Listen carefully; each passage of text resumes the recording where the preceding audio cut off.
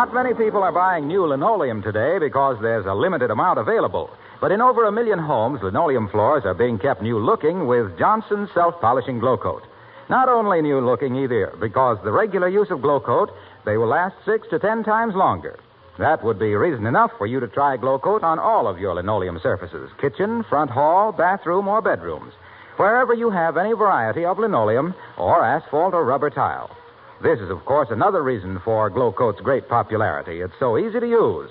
The story is simply this: apply and let dry. There's no rubbing or buffing because Glow Coat is self-polishing.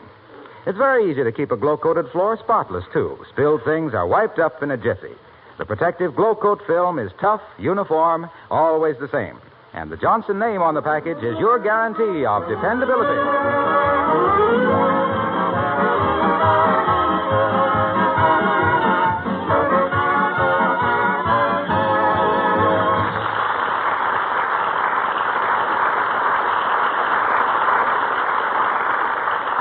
Fortunately for his wife and his close neighbors, the Squire of 79 Wistful Vista is not a profane man because he's just got his monthly bank statement. And you know what that does to Mr. McGee of Fibber, McGee and Valley.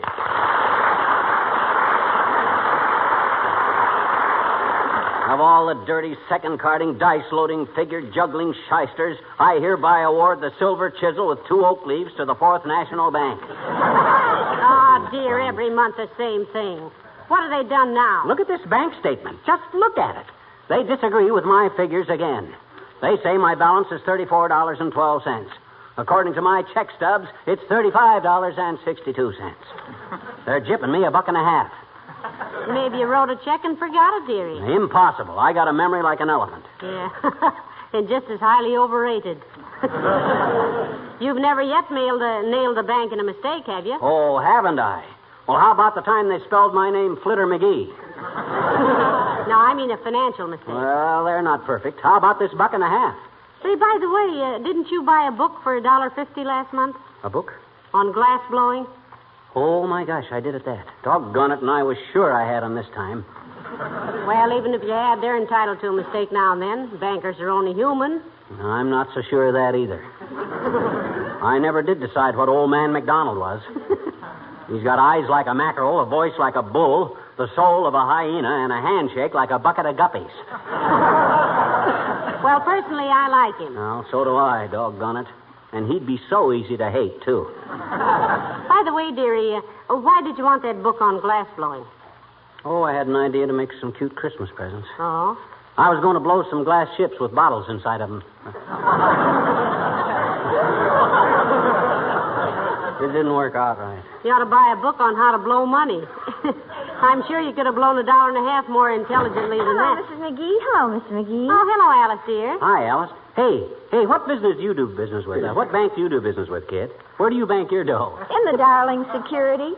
The what, Alice? The Darling Security. My left stocking. Why? Oh. Well, by George, I think I better try that. Then I wouldn't be getting into these rat races with the Fourth National every month. There's never been a run on the Fourth National, McGee.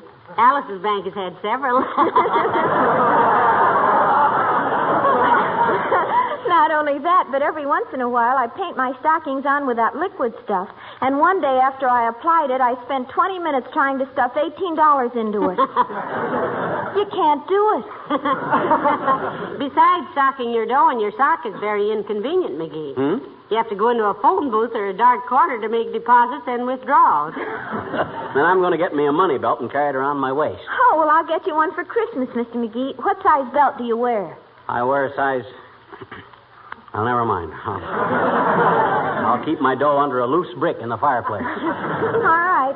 Were there any phone calls for me today? Oh, yes, Alice. Corporal McCluskey called. He didn't leave any number, though. Oh, I've got his number, believe me. I gave him the gate. When I was a girl, Alice, I made it a point never to break up with a boy till after Christmas. And you're not whistling Dixie, baby.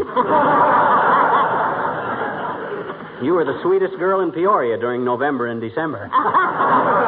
But what a whim of iron in January. Well, it won't do any good with McCluskey.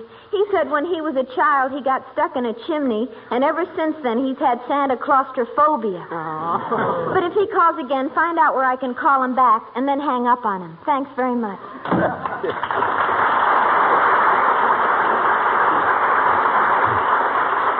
You know, it's a good thing I didn't know as many boys when I was young, McGee. Why, Molly? Well, if I'd have had any basis for comparison, I probably wouldn't have married you, and think what I'd have missed. Oh, I don't know, Tootsie. You might have married $1 million and had a string of yachts and a summer home at Snob Harbor. I did better. I married 1 million laughs, one of them being a hearty snicker at Morgenthau. Well, you know me, kid. I'd rather be a riot than be president. You get it? I didn't say right. I says riot, which I consider a rather clever use. Ain't funny, McGee. Oh. Oh, well, I haven't tried one of those for a long time. Can't always have luck with the yuck. There are days when even the best of us can... Come in. Oh, hi, painkiller. Hello, Dr. Gamble. Hello, Molly. And good day to you, liverwurst. What do you mean, liverwurst? I mean, if you don't get out and get some exercise, you'll have the worst liver on my entire roll call. Oh, now, Doctor, he does setting up exercises every morning. Betcha. He sets up, shuts off the alarm clock, and falls back unconscious. Well, anyway, you're not exactly a model of physical perfection yourself, Doc. You got the profile of a basketball smuggler. Well, look who's talking. With that pot of yours, you ought to spend your life standing under a rainbow. Oh, yeah? Well, come on outside, and I will, Si. A rainbow is just the sun shining through a big drip. McGee, now stop it. The doctor didn't come in here to be insulted, did you, Doctor? No, I didn't. Came in here to insult him. And by the way, short snort, here's your monthly bill. A bill for your Well, can you equal that? Too doggone cheap to buy a 3-cent stamp. Doc, you're so tight-fisted you're a menace to doorknobs. Why, you're cheaper than my cousin Gurney, who was a counterfeiter and still got the first dollar he ever made. Why, if you... Now, McGee, please. We'll send you a check in a day or so, Doctor. Thanks. Got a cigarette, McGee? Cigarette? No, I haven't, Doc. I have a cigar? No, thanks. Just want to smoke, not fumigate. Those cigars of McGee's are pretty strong, Doctor. He inhaled one once, and I had to give him artificial respiration for 40 minutes. Ah, strong my clavicle. Pure Havana wrapper. That isn't a wrapper, sonny boy. That's a shroud. You sure you haven't got a cigarette lying around? Haven't been able to buy any all day. Sorry, Doc. Nary a gasper. Oh, well, maybe one of my patients will be a cigarette smoker. I can order him to lay off for a few days and smoke his myself. Well, I better be running along. Don't be in a hurry, Doctor. Well, I got to get to the hospital, Molly. Have a few ejections to perform. You mean injections, Ignatz? I mean ejections. We're short of beds, and I have to throw out a few gold-bricking patients who just check in to get their backs rubbed and steal some Kleenex. See you later.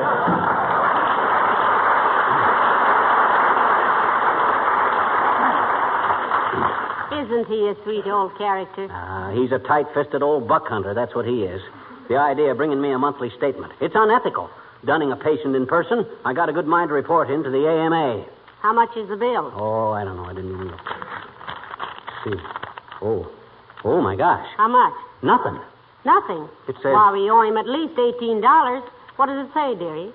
Charges canceled in lieu of Christmas present. Ah. And a Happy New Year. Signed, Kris Kringle Gamble. Isn't he a sweet old character? Dear. And we couldn't even give the poor lad a cigarette. Dad, drat it, you know what I'm going to do? I'm going to find old Doc some cigarettes if I have to climb George Washington Hill on my hands and knees. Hand me the phone. Billy Mills in the orchestra, and there goes that song again.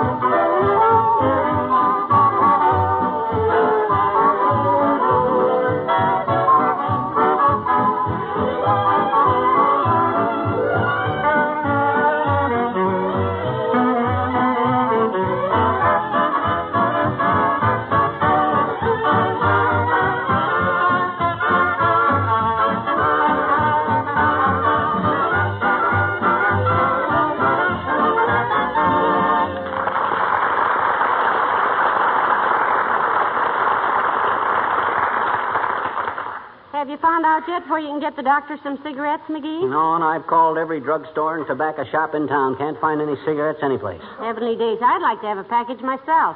You? Why, you never smoked a cigarette in your life. I know, but that's how these shortages affect people. Huh? If somebody started a rumor that there was going to be a shortage of war bonds, why, every town in the country would buy over its quota. Unquota.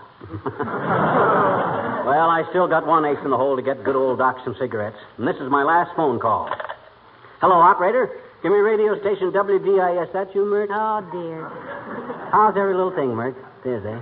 What's that, Mert? Your kid sister.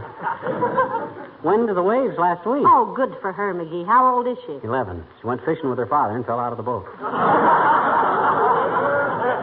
What's that, Mert? Okay, connect me. What's the radio station got to do with getting cigarettes for... Hello, WVIS? Let me speak to Mr. McClure, please. Yeah. Hello, Paul. Fibber McGee speaking. Remember? Oh, sure you do, Paul. Went to school with you in Peoria. Huh? You didn't? He didn't what? Says he never went to school in Peoria. Well, where did you go to school, Paul? Libertyville, Illinois.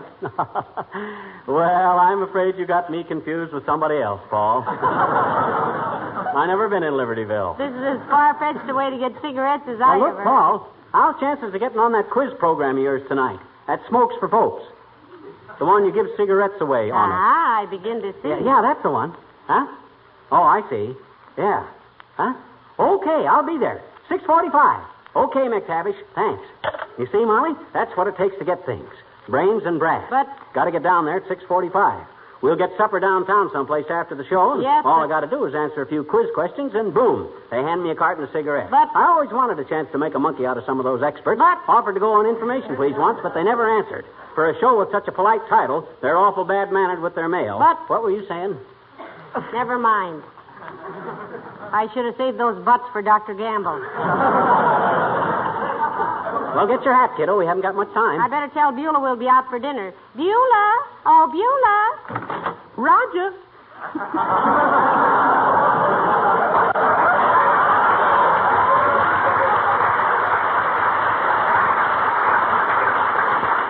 Look, Beulah, I and Mrs. McGee will be out tonight for dinner. Take the evening off if you want to. Well, thank you very much, sir. But you remember you asked me for chicken and dumplings tonight, and they're highly unappetizing in a state of frigidity. Well, it's too bad, Beulah, but an emergency has arisen. Okay, ma'am, but it sure is a shame to check that chicken and dump them dumplings. Well, put them in that thermos jug and take it home with you, Beulah. And when you get to the neck, think of Mr. McGee. He's sticking his out tonight. In what, if I may inquire, way, ma'am? It's going to go on the air tonight, Beulah, at WVIS.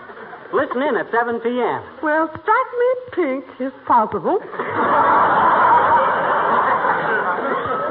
do you know about acting on the radio, sir? If you get yourself out on a leaf? You mean out on a limb, Beulah? No, ma'am. Sound like his father out in there. Oh, I don't know. Well, to tell the truth, Beulah, he's going to appear on that quiz program, Smokes for Folks. You ever been on one of them whodunits before, sir? No, well, this is a quiz show, Beulah. A whodunit is a mystery. Yes, ma'am. And begging your pardon, this one ain't going to be solved to my satisfaction until around 7:30. Well, don't worry, Beulah. I can handle it. Oh, he's just panting to get at it, Beulah. Well, I hope I can control my breathing when I go up against that microphone. One thing I hate to have is pants in my answers.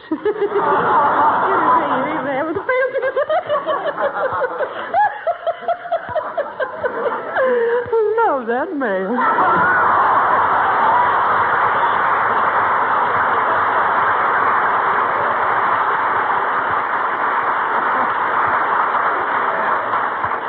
Upstairs and put my face on, McGee. You be sure the heat's turned down. Your cigars are out. Okay. Ah, there goes a good kid. Yes, sir. And here she comes back. I just happened to think, McGee, if you can't get 2 tickets for the studio, I'd just soon stay home and listen. No.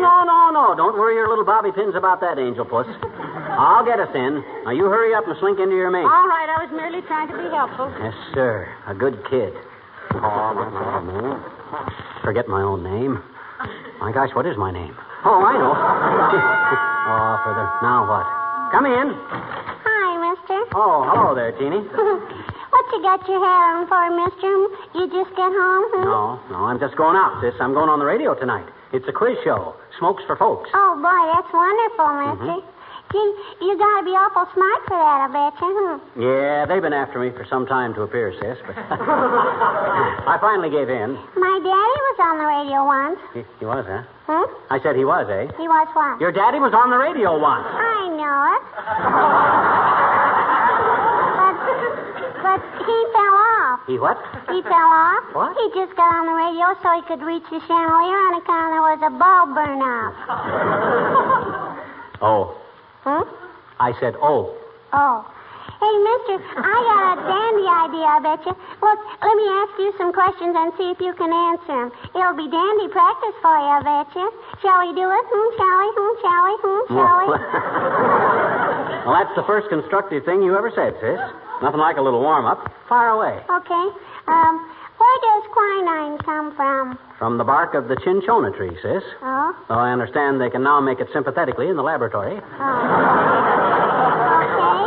Now, wait till I write that down, mister. Okay. Second question. Shoot. If you had 6 apples and you had to divide with your brother, so he'd have 2 apples less than you, how many apples would you give him? Why, that's easy. I'd give him 2. Gee, you're awful fast, mister. Sure. My uncle was a lightning calculator, sis. But he miscalculated one day and got struck. Next question. You're funny. Okay. If Farmer Jones had 12 head of mules, and he divided them up among his 3 sons so that one son had twice as many as the other 2 put together, how did he divide them? I got you there, sis. I remember that one from grammar school. One son gets 1 mule, one son gets 3 mules, and the other gets 8. 1, 3, and 8. Yep. Okay, mister. Thanks ever so much. Thanks? For what? Doing my homework for me.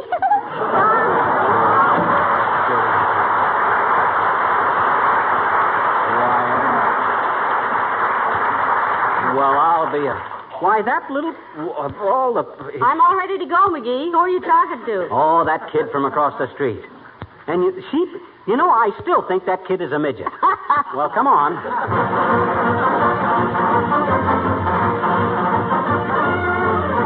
Well, this way, Molly, down the hall here. It's in Studio C. My goodness, aren't you nervous, McGee? No, not a bit.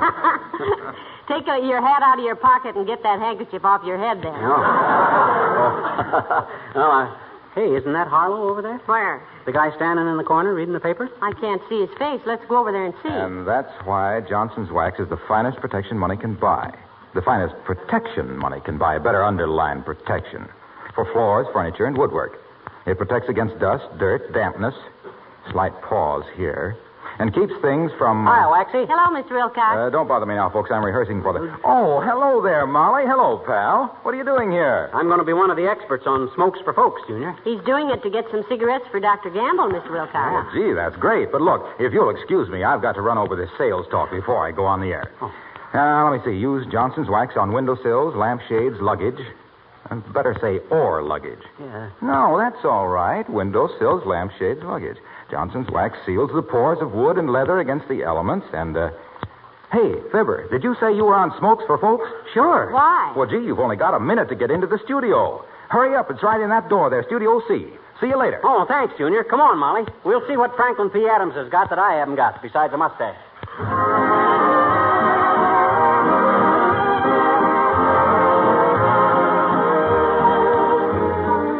Here are the King's Men singing Tooraloo-la-loo-row. Over in Killarney, many years ago, me mother sang a song to me in tones so sweet and low. Just a simple little ditty in her good old Irish way, and I'd give the world if she could sing that song to me today. Tooraloo-ra-loo-ra, tooraloo-ra-loo-ra, hush, now don't you cry. Tooraloo-ra-loo-ra,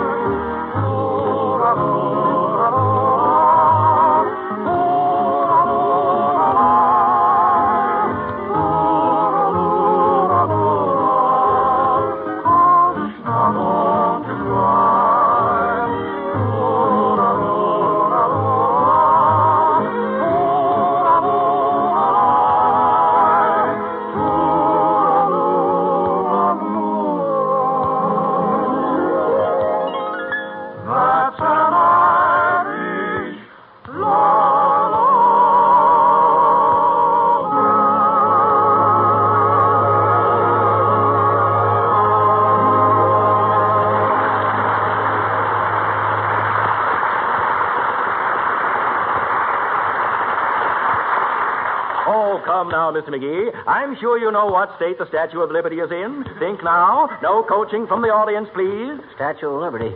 Well, that's on Ellis Island. And Ellis Island is... Think hard, Mr. McGee. And by the way, how do you like this new jersey I'm wearing? Oh, that's very good looking. But don't waste my time now. I'm trying to think. You have 25 seconds left, Mr. McGee. In what state is the Statue of Liberty? McGee, it's in New... Please, no coaching. New York. Oh, I'm sorry, Mr. McGee. I think you'll find that the Statue of Liberty is on Bedloe's Island, which belongs in New Jersey. And that gives you a score of 17 against 19 for the other surviving contestant, Mr. Egbert Crabtree. You may sit down for a minute, Mr. McGee. Oh, thanks, Bud. All right, Mr. Crabtree. If you'll select your questions from the old... McGee, you're doing wonderful. Oh, gee, I don't know, Molly. He got me with that fourth question. You mean who wrote the autobiography of Benjamin Franklin? Yeah.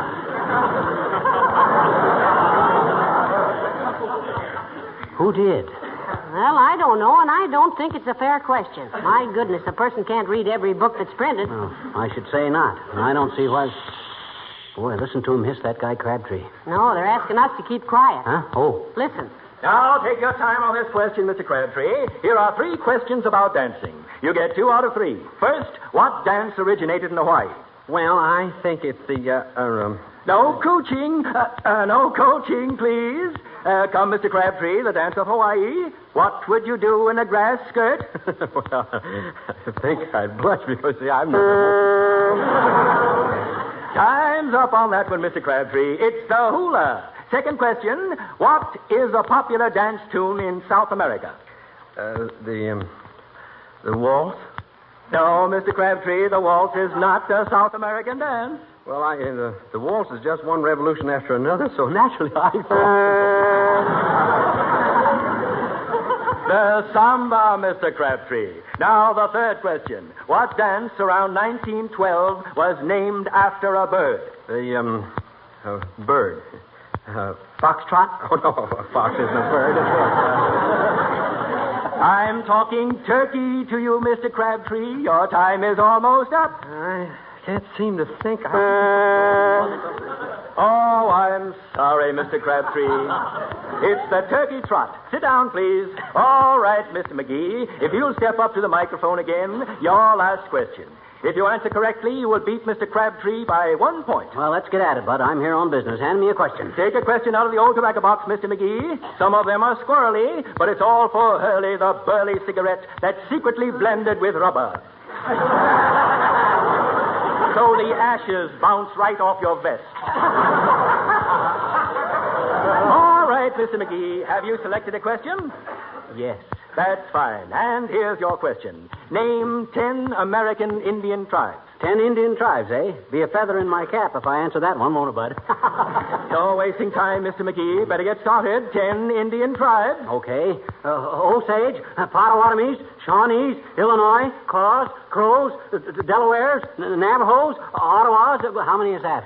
That's 9. 1 more to go, and you'll be the winner. Come now, 1 more Indian tribe. Oh, my gosh, I certainly ought to be... Of course, if you lose, nobody can sue you. Sue you. Oh, why should anybody sue me? You're trying to confuse me. 30 seconds to go, Mr. McGee. 1 more Indian tribe. Apache! No coaching, please. Apache!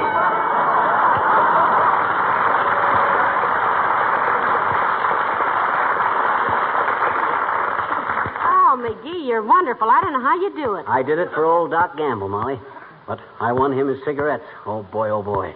By George, when I start out to do something... Ladies and gentlemen and contestants, the Hurly-Burly Tobacco Company, makers of that fine Hurly-Burly cigarette, the cigarette that's quick on the draw, so round, so firm, so hard to get.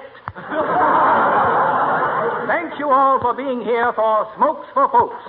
For the loser tonight, Mr. Egbert Crabtree, a carton of Hurly-Burly cigarettes. And for the winner, Mr. Fibber McGee, this beautiful gold-mounted cigarette holder. Well, I'll be a cigarette holder. Oh, sure.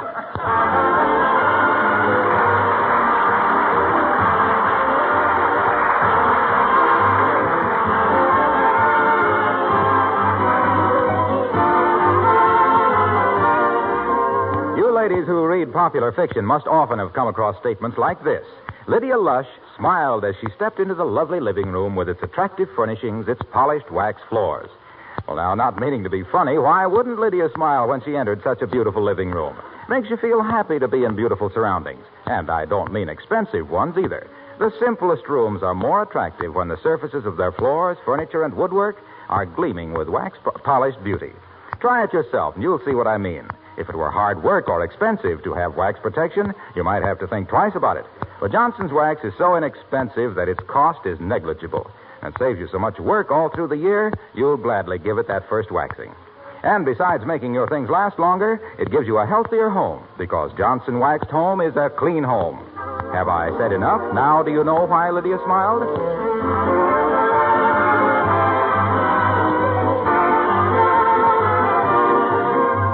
Hey, Molly, I'm writing a new song. You want to hear it? What's it about? I'm going to release it to the public when cigarettes come back. What's the name of it? Inhale Columbia. Oh. Speaking of songs, ladies and gentlemen, we've had so many requests for Ken Darby's musical setting of The Night Before Christmas, we're going to do it next week. Good night. Good night, all.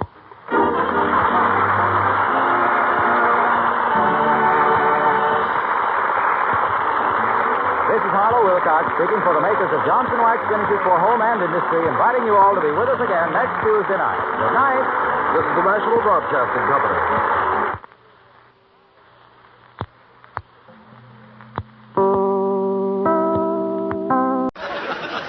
The Johnson Wax Program with Fibber, McGee, and Molly.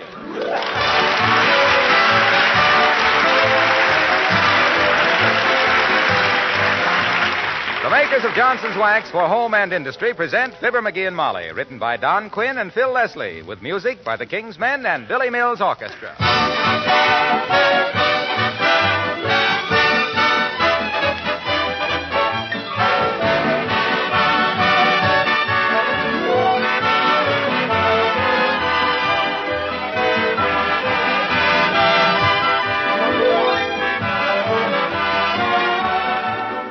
During this coming week, your kitchen will probably get a little extra use.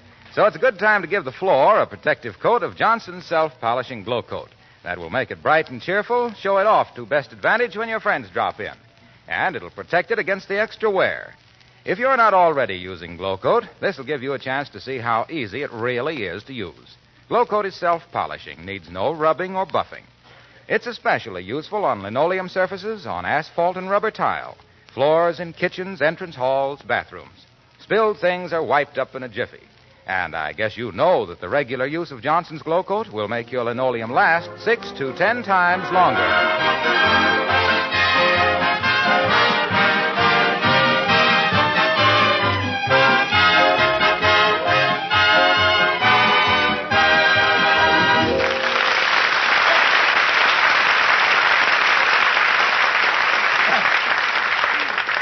When an ordinarily good-natured husband starts stalking up and down the living room and throwing his weight around like so much confetti, it's a good time for the little woman to get out of the way. Unless, of course, the little woman knows how to cope with it, like Mrs. McGee of Fibber, McGee, and Molly.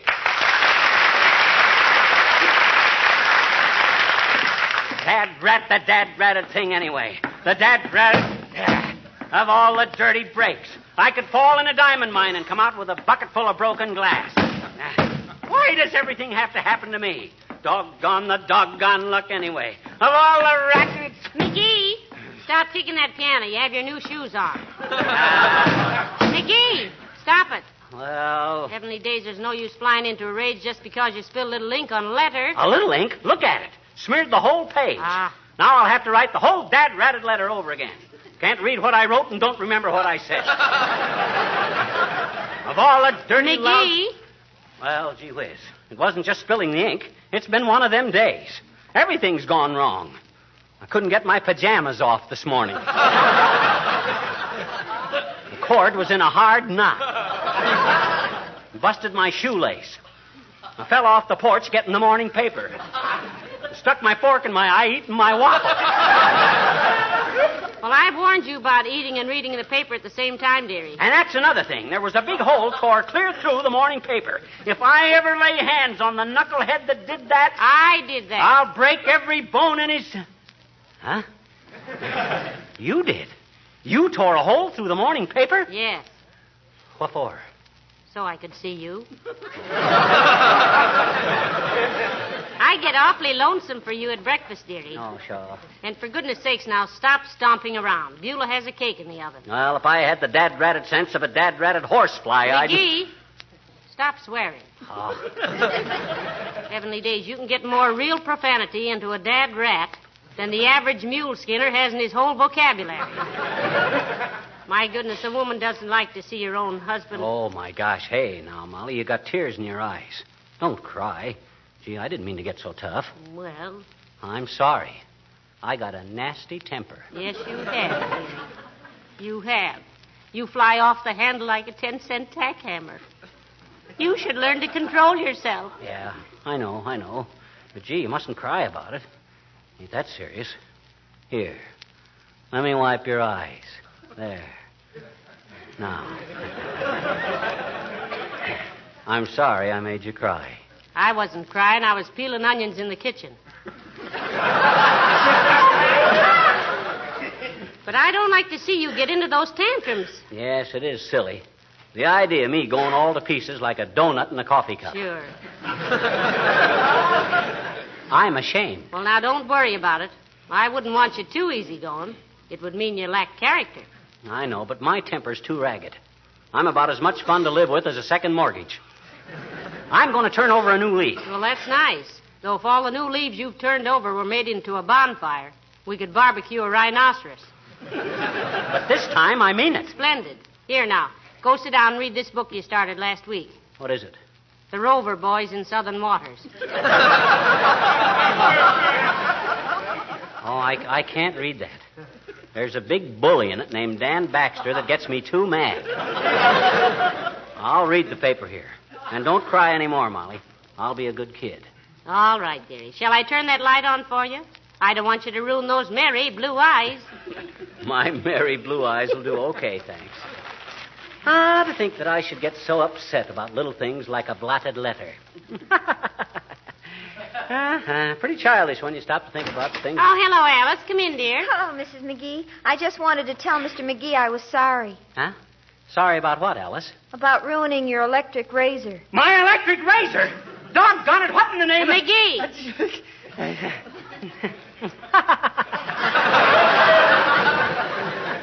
Ah, forget it, Alice. Gee whiz, why get excited over a little electric razor? What's the fun of shaving if a guy can't bleed a little bit? Well, I'm terribly sorry, Mr. McGee. I'd have it fixed for you, only some of the pieces flew out the window into the snow. And when I find them in the spring, they might be a little rusty. Yes, I flew all to pieces, eh? Must have been quite a sight. Like to have been there when it happened. Like to have been there before it happened. Say, Alice, what were you doing with the electric razor? Shaving a coconut. Shaving a coconut? Well, I'll be a...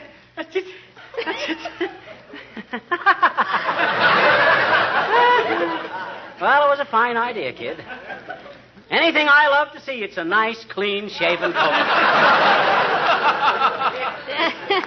Is shaving coconuts a hobby with you, Alice, dear? Well, no, but it looked so uncouth, Mrs. McGee. You see, it was sent to me by a boy in the South Pacific, and I wanted it to look nice. And a very good reason, Alice. What's a little thing like an $18 razor compared to a great romance like yours?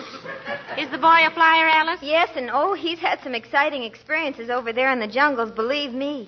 One time he was lost for 3 weeks in a swamp with nothing to eat. Nothing? No. All he had with him was a roll of maps, but they saved his life. You mean he studied the maps and found his way home? No, he ate them.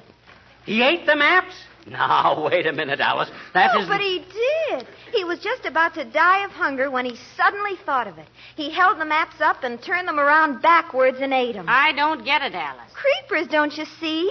Maps backwards is spam. Well, I'm sorry about your razor, Mr. McGee.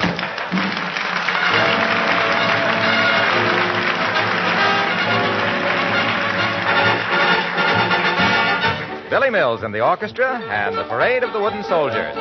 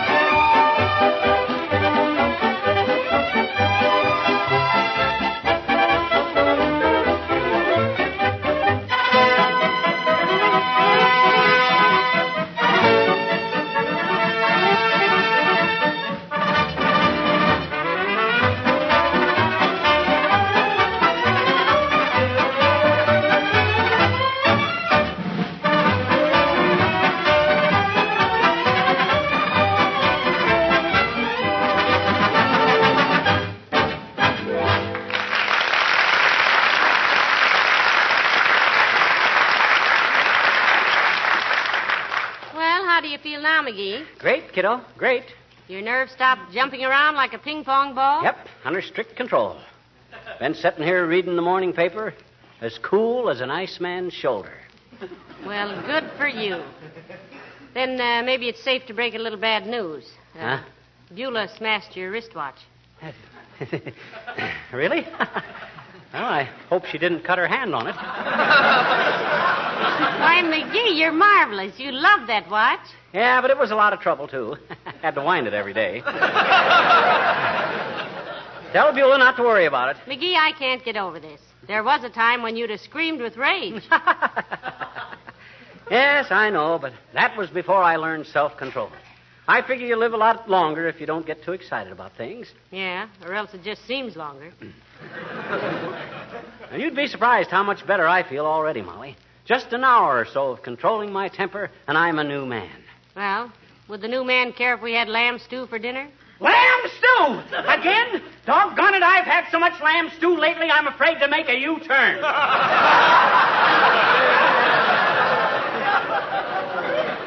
I'm getting so darn sick of lamb stew.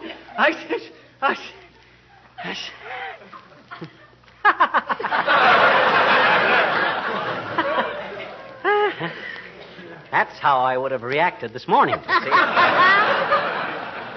But I'm different now. Sure. Let's have lamb stew. Probably very nourishing. You give a very convincing imitation of yourself in a bad temper, dearie. And to think of all the years I've been through making a chump of myself flying off the handle. Sure.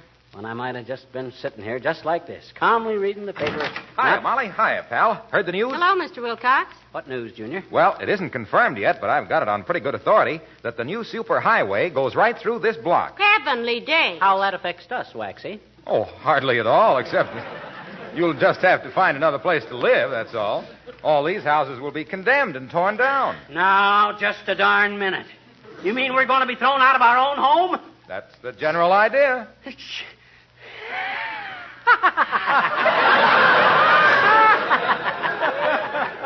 You hear that, Molly? We're being tossed out on our clavicles. Boy, is that rich. Just get the house almost paid for, and boom, out we go. Funniest thing I ever heard. Well, I'm glad you're so happy about it, McGee. Personally, I think it's an outrage of all the... Temper. No use flying off the handle over a little thing like that. It's time we moved anyway. Imagine moving into a new house with an empty hall closet. Well, I must say, pal, you're taking this like a sportsman. Personally, I'd be so darn mad I'd blow up the courthouse. Not a bad idea. Where's my hat? I'll go down... Now, Molly. Why, shucks, Junior. No use getting your blood pressure up on account of something you can't do anything about.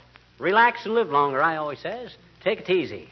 Take it easy, he says. And us about to be thrown out in the street lugging luggage. Oh, well. What a day, what a day. Stick a fork in my eye, wristwatch busted, electric razor ruined, thrown out of our own home. Ain't that a panic? Fibber, permit me to shake your hand. Huh? No, don't get up. Thank you. And look, will you accept my congratulations on rising to a difficult occasion with such savoir-faire, such aplomb, such sang-froid? Is that good? Oh, it's marvelous. I never knew you could restrain yourself like that, pal. And to think it's all a matter of internal control. How else would he do it? Well, external circumstances sometimes help. Like a woman I know who was always in a foul temper. Nerves were ragged. Her name was Mimi Perkins, and everybody called her Screaming Mimi. And you know what cured her? What did cure her? Asked little Fibber innocently, as if he hadn't heard the answer every week for 10 years. Why, Johnson's wax. When she found out how easy Johnson's wax made her housework, she was a different woman. Oh. The very fact that every piece of furniture, all the lampshades, windowsills, woodwork, and leather things gleamed and sparkled with a new beauty and cleanliness. Why, it just did things for Mimi. And Screaming Mimi is now known as Peaceful Perkins, I suppose. Well, it changed her whole life. Moved her family from Hell Gate, New York to Lake Placid. Oh. And all because Johnson's wax had smoothed the way. Well, that ain't how I do it, Waxy. With me, it's just willpower. I look myself right in the eye, which is quite a trick in itself. And I say, now look, McGee, old man, I say, there's an old Chinese saying you ought to keep in mind. Fong gui singa, sing ho, ling hu. What does that mean? I don't know. I don't understand Chinese. Well, thanks for the information anyway, Junior. Oh, don't mention it, pal. As I say, it may be just a rumor, but I thought you ought to know. Hey, Fibber, it's getting pretty dark in here to read a newspaper. Don't you want me to turn on that light for you? No, I don't. Doggone it if I wanted that light turned on. No, thanks, Junior. I'm okay. Perfectly all right. Won't you sit down a while, Mr. Wilcox, and enjoy this new era of peace and happiness that has come to our little nest? No, thanks, Molly. And congratulations on your new outlook, pal. I guess people were right about you after all. What have they been saying? Well, they've been saying a guy like you ought to go a long way. Isn't that nice? Yep. They say they can hardly wait for him to get started. Well, so long now.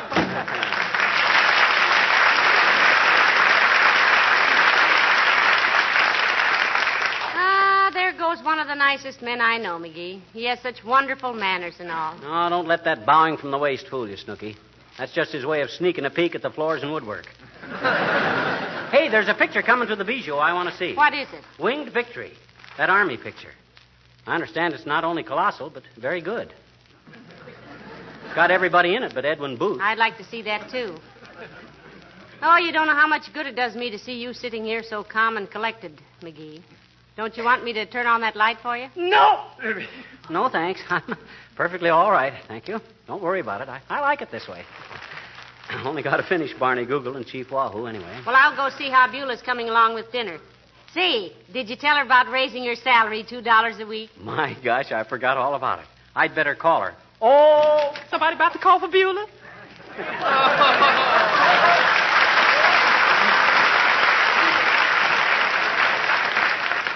Yes, Beulah, I wanted to tell you that I've took the matter up with the War Labor Board and got a confirmation to raise your salary $2 a week. Well, for goodness sake. Thank you ever so much, sir. Who's going to be here?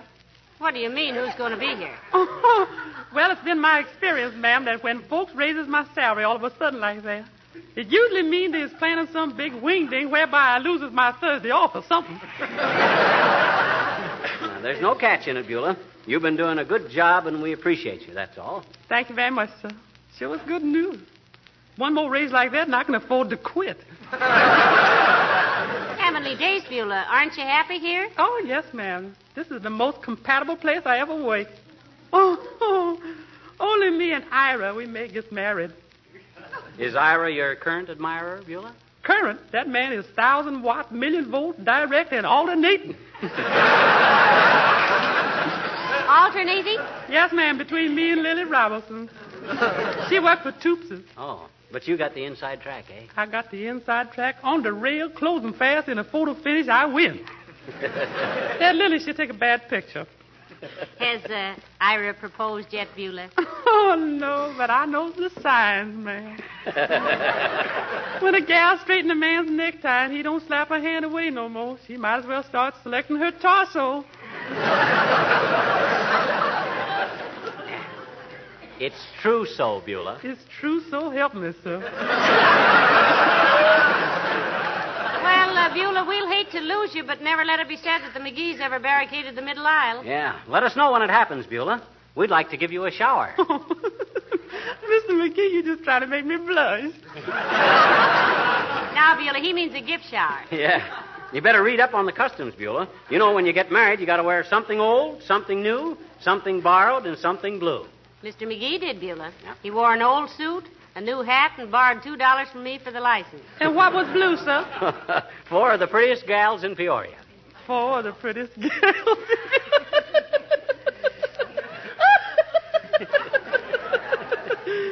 Mad about that little character.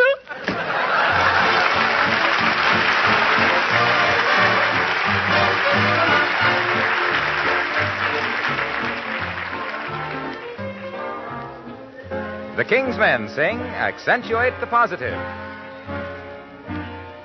Gather round me, everybody. Gather round me while I preach some. Feel a sermon coming on. I must deliver this message before the old year's gone. You gotta accentuate the positive, eliminate the negative. latch on to the affirmative. Don't mess with Mr. In Between. You gotta spread joy up to the maximum. Bring gloom down to the minimum. Have faith or pandemonium, liable to walk upon the scene. To illustrate my last remark, Jonah in the whale, Noah in the ark. What did they do just when everything looked so dark? They said they better accentuate the positive, eliminate the negative, latch on to the affirmative. Don't mess with this stuff in between. You gotta spread joy up to the maximum, bring gloom down to the minimum, have faith, the pandemonium, liable to walk upon the scene. To make it clear, let me show Moses in the big Red Sea and Joshua at Jericho. What did they do when the spirits were sagging low? Man, they started into accentuate the positive, eliminate the negative, latch on to the affirmative. Don't mess with Mr. In Between. Just accentuate the positive, eliminate the negative. Don't mess with Mr. In Between.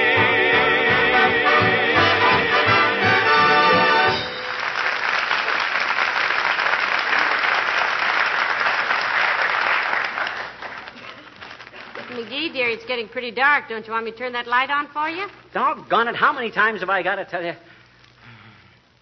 No, thank you. I'm fine. Perfectly all right. Just reading the want ads, anyway. Sorry I disturbed you again. You've been so wonderful about not letting things annoy you, I ought to leave you alone, I guess. Oh, forget it. Nothing bothers me. Hey, how do you like this want ad I just come across? Wanted. Man to work around small farm with 6 cows and 1 horse who can drive half-ton truck and help with housework. Well, if they close all the racetracks in the country, there'll be a lot of horses looking for housework. Yeah, I guess what they really want is a longer morning line at the ammunition factories.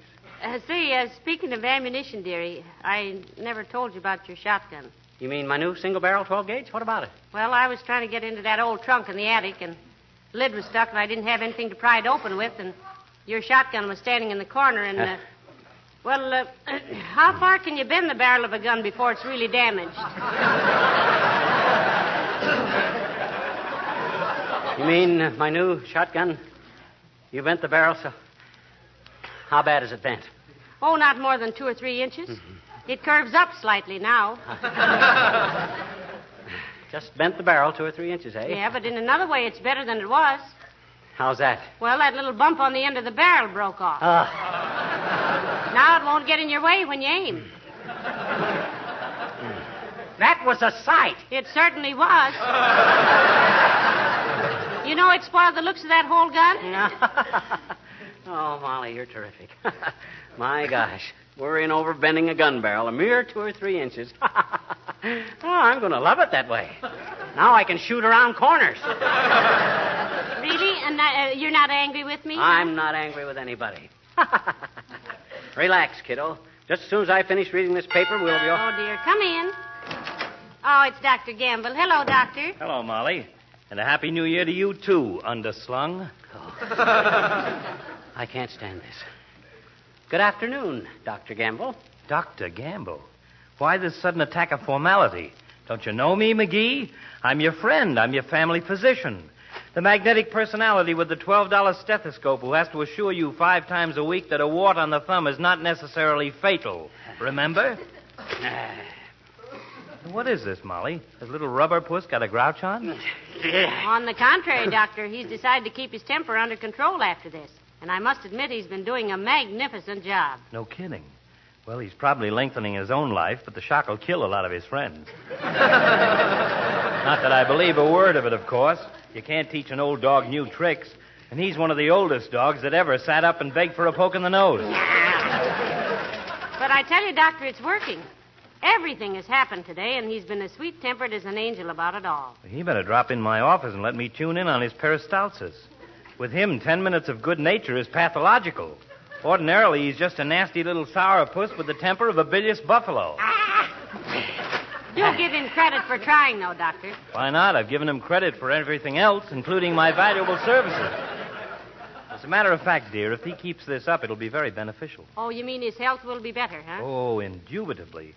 Anger, you know, releases adrenaline into the system. Oh? Adrenaline is highly toxic. That's why he's always been such a poisonous little character. Oh, now, Doctor, please. He's been such a good boy. Don't spoil it. All right. You win. Well, I better run along before I say something I might regret, as if I could. Well, maybe it would be better if nothing happened to bother him. Yeah, I see what you mean. Well, Happy New Year to you, Molly. If you can manage it, living with stupid little beetle brain over there.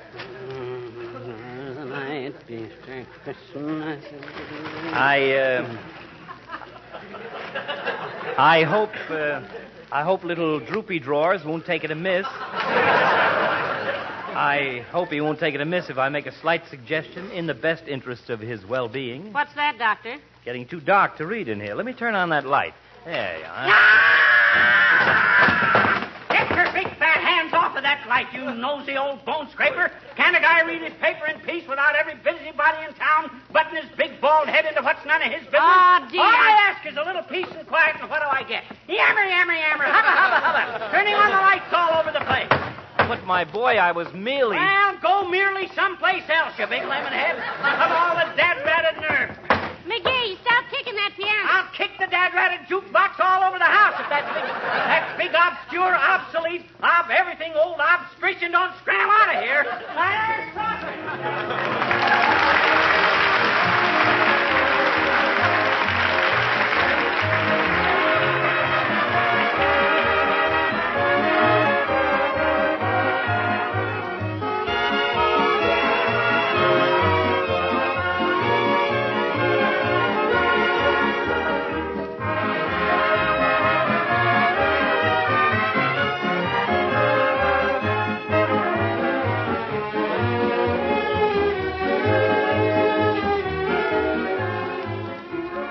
Most men, like myself, take a lot of things around the house for granted.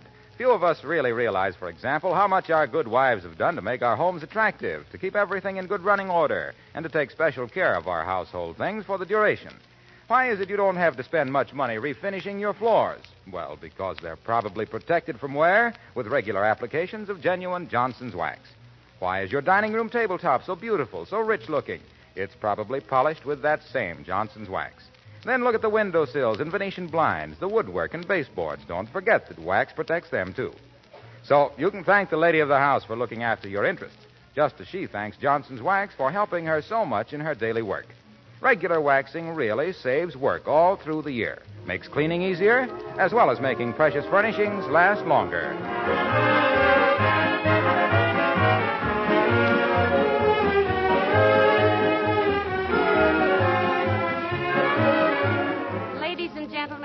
From the Johnson Wax people, Billy Mills and his orchestra, the King's Men, Alice, Dr. Gamble, Harlow Wilcox, Beulah, us, and the man who slams the door, a very happy New Year.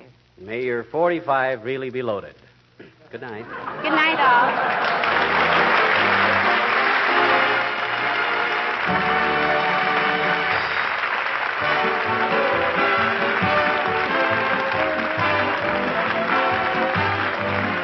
This is Harlow Wilcox speaking for the makers of Johnson Wax Finishes for Home and Industry, inviting you all to be with us again next Tuesday night. Good night. This is the National Broadcasting Company.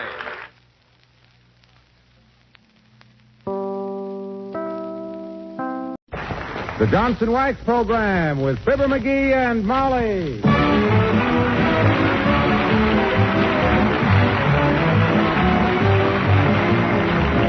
The Johnson's Wax Products for Home and Industry present Fibber, McGee, and Molly with Bill Thompson, Gail Gordon, Arthur Q. Bryan, Gene Carroll, and me, Harlow Wilcox. The script is by Don Quinn and Phil Leslie. Music by the King's Men and Billy Mills Orchestra.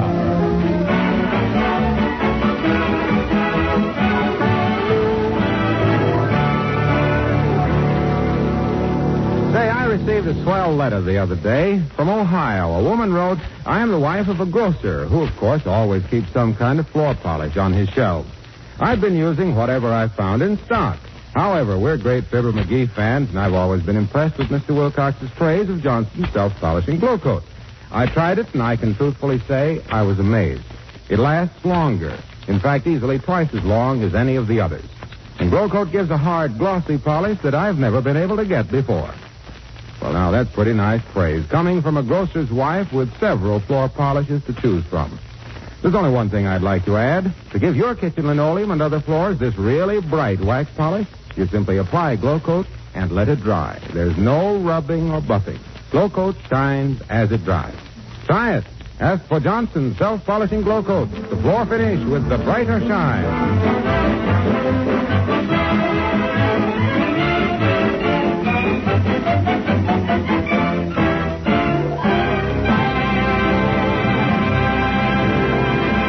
Mrs. McGee of 79 Wistful Vista is a difficult person to baffle, but she is now up against a phenomenon which is new in her experience. Her husband is being energetic. He's being ambitious. He's being vital, dynamic, and a trifle obnoxious. For further details, listen to Fibber, McGee, and Molly.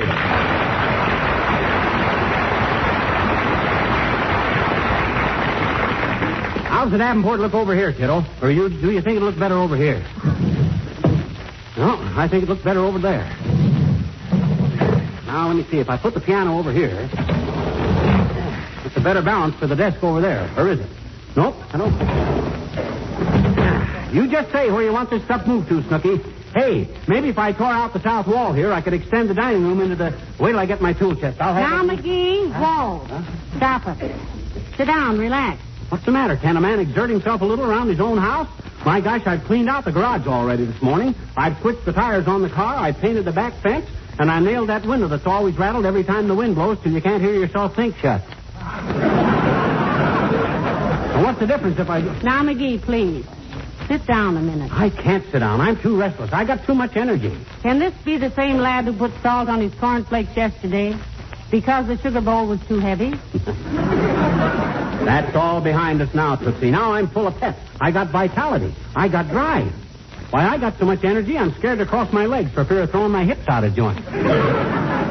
McGee, what is this all about? What's happened? I read a book, that's all. I read a book that's changed the whole course of my life. I've discovered the secret of physical energy. Well, for goodness sakes, keep it a secret. Huh? If everybody in this world starts jumping around like you've been, I'm going somewhere else. What is this book? Look, right here. I bought it for $1 from a guy in a doorway next to the Elks Club. The name of it is Man's Untapped Energy. Why? If I'd read this thing 30 years ago, who knows what I might have been today? Who knows what yours is his? What's the secret? 4 hours sleep a night, that's all. 4 hours? Yep, 4 hours. 4 hours sleep is plenty to recharge the human dynamo. Too much sleep and you're overcharged. $1 for that book and you were overcharged. Yeah, but look at me. I slept just 4 hours last night, and I got so much pep today I can't hold myself down. I'm leaping. Whoop. Hey, get your hat and I'll race you down to the drugstore. I got a better idea. Let's turn somersaults out to Dugan's Lake and back. Great. I'll give you 3 blocks head start because you're a woman, and the first one that passes the post office can stop in... Oh, heavenly days, please. Huh? Look, McGee, in the first place, your little... Come in. Hello, Dr. Gamble. Nice to see you. Hello, my dear. And what are you waving your arms around for, muscle-bound? Breaking in some new sleeve garters? Just working off a little excess energy, Docky. If all your patients had as much pep as I got, you'd have to tear up your license and start making an honest living. He's been like this all day, Doctor, moving furniture, dashing in and out of doors, running up and down stairs. Better calm down a little, goon boy, or you'll have a stable full of Charlie horses.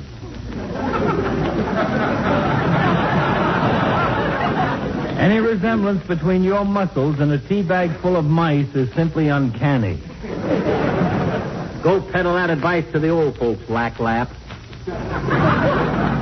If everybody knew what I know, all you iodine artists would be sleeping in the park. And too long, too. What do you mean, too long? Tell the doctor your great discovery, dearie. He's entitled to know what's going to put him out of business. Certainly. How much sleep you get per night, Fatso? Well, that depends.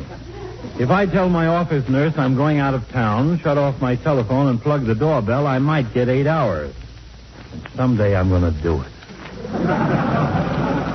8 hours, and you pretend to be a doctor. Ha! Don't you realize that the human body only requires 4 hours sleep a night?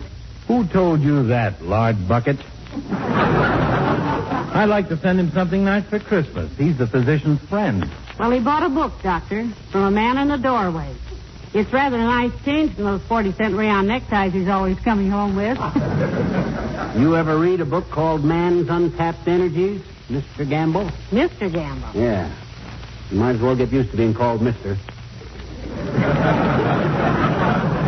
When people discover this book, the medical profession is a dead geese. My boy, I think you've got something. Oh, I don't think... You do? Yes. You have a chronic case of fantasticus stupidaria. Is it serious, Doctor? Oh, no. Lots of people go through life with it. Look, Dr. McGee. Yes, my boy. This is a very interesting theory of yours. 4 hours sleep a night. Yep. I want to read that book very carefully. Bring it with you to the hospital. I'm not going to the hospital. That's what you think. Huh? Well, call me when he falls on his face, Molly. Good day, both of you. No, Doctor, not through that door. That's the hall closet. Oh, I forgot to tell you, Molly. I straightened out the hall closet this morning, too.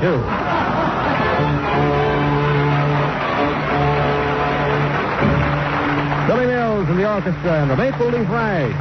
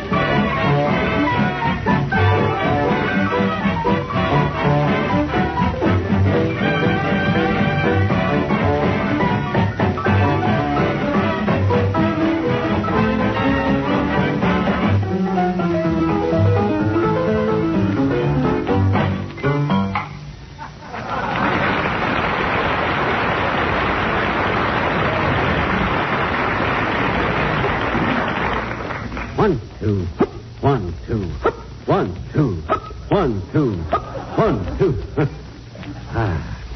50 times exactly, and I ain't even breathing hard. What'd you do? I touched my knees 50 times without bending my elbow. My gosh, I never had so much energy. I can just feel the red Corsicans dancing in my blood. You don't mean Corsicans, dear. You mean corpuscles. Oh, no, I don't. A corpuscle is a non-commissioned officer. They never got in my blood. They got in my hair. Those were corporals, McGee. They were? I thought corporals were cigarettes. I remember behind the barn back in Peoria back in 1911. Some of the fellas had some sweet corporals. No, those were caporals. Caporals? You mean like the capital of the United States is Washington, D.C.? No, that's capital. Then what did I say wrong in the first place? Well, you said you could feel the red Corsicans dancing in your blood. Yeah? A Corsican is a native of Italy. Napoleon was a Corsican. Well, what do you know? Imagine me, a descendant of Napoleon. No wonder I got so much energy. Napoleon, the little corpuscle. Corporal. I thought a corporal was a... Oh, we did that, didn't we? Yeah. Yes, we did. You know something, Molly? I'd feel pretty selfish keeping this secret all to myself. I'm going to go down to the Elks Club tonight and pass the good word to all the boys. I'll organize a discussion group, and incidentally, when I tell them businessmen how we need a new airport for Wistful District... Airport? What brought that up? Oh, I didn't I tell you? No. I put on my tracksuit and my sliding pads and trotted out there this morning. Before you were up.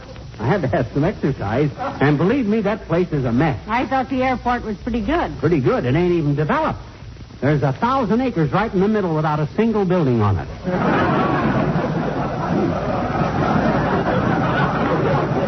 Maybe you better talk to Lena. You know, she used to be a radio operator out there during the war. Lena? A radio operator? Yeah. Oh, great.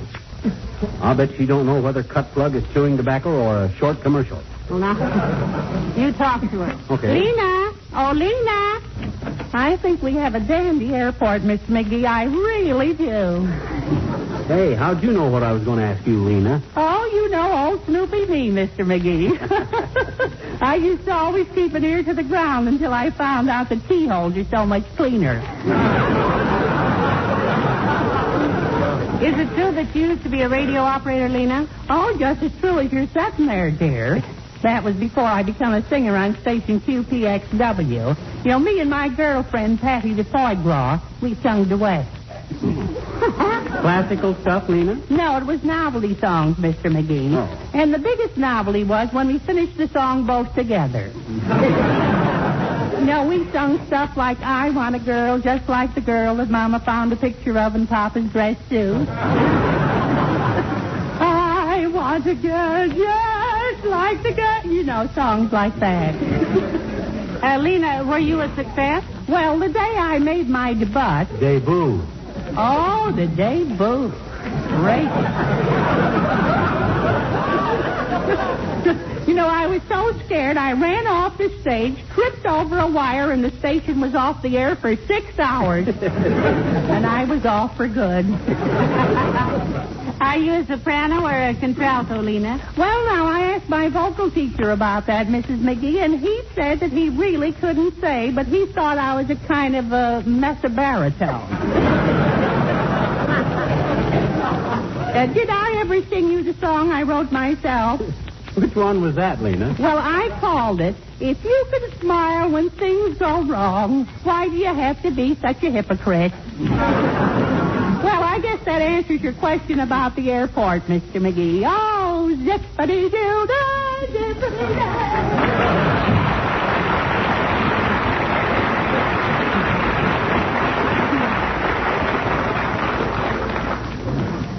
Kid's got a great voice for cooling coffee. That's serious. You know, she's very sensitive about her voice. Sensitive my clavicle. She's as thick-skinned as a $90 suitcase.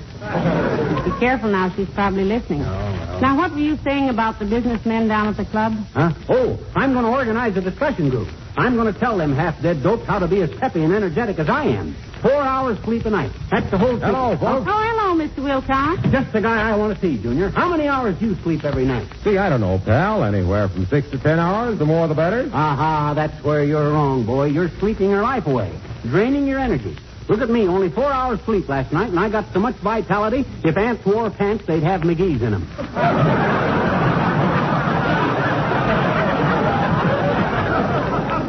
Cut down on your sleep, son. Keep that dynamo working. What goes on here? Well, he read a book, Mr. Wilcox. It's all about... McGee, stop pacing up and down. You make me nervous. I can't help it, kiddo. I got to keep doing something. Got to burn up this energy. See how I am, Junior? Just bubbling over with life and pep. You, too, can be the same. Here, read this book when you get time. Man's Untapped Energy. Yep. Where'd you get this, pal? He bought it from a man in a doorway, Mr. Wilcox. I remember once he bought a combination potato peeler and pencil sharpener from one of those street peddlers. It peeled pencils and sharpened potatoes. Another time This was different. The best dollar I ever spent, except for my marriage license. Well, thank you. Not at all.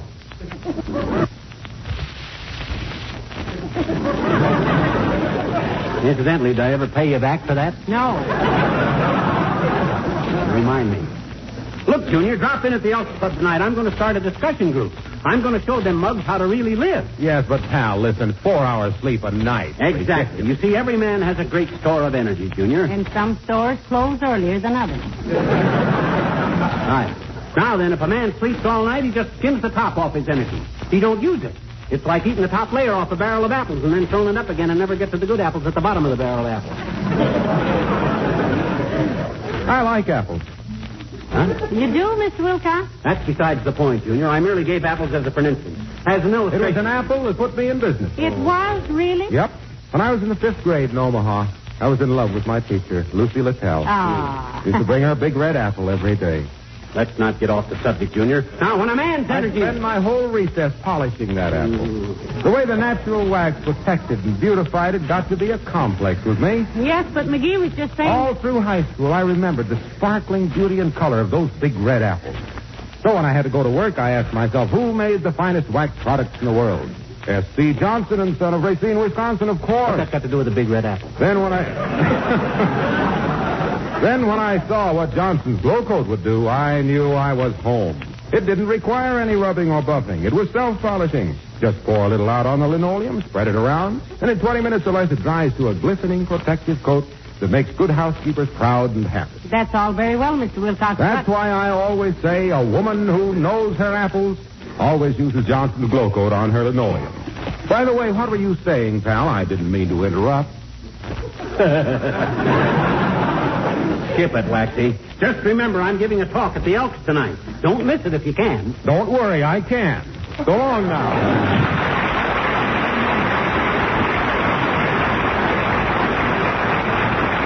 Yeah, I knew I could count on him. Hey, have you got any extra pieces of clothesline, kiddo? I feel like I'd like to skip rope for a couple of hours. Work off a little energy. I'm so full of steam, my ears are starting to whistle. Dearie, I don't know how you do it. Up at the crack of dawn and still charging around like a hopped-up flivver. I just can't stand to be idle, that's all. My gosh, I can just feel the energy flowing through me. Sort of warm waves going right up my back. Stand away from the radiator and see how it feels. Huh? Oh. Well, just the same, with the vitality I got. Come in. Oh, it's Mr. Wimple. Hello, Mr. Wimple. Hi, Wimp, old man. Hello, folks. I was just riding by and... What's the matter, Mr. McGee? Underwear too tight?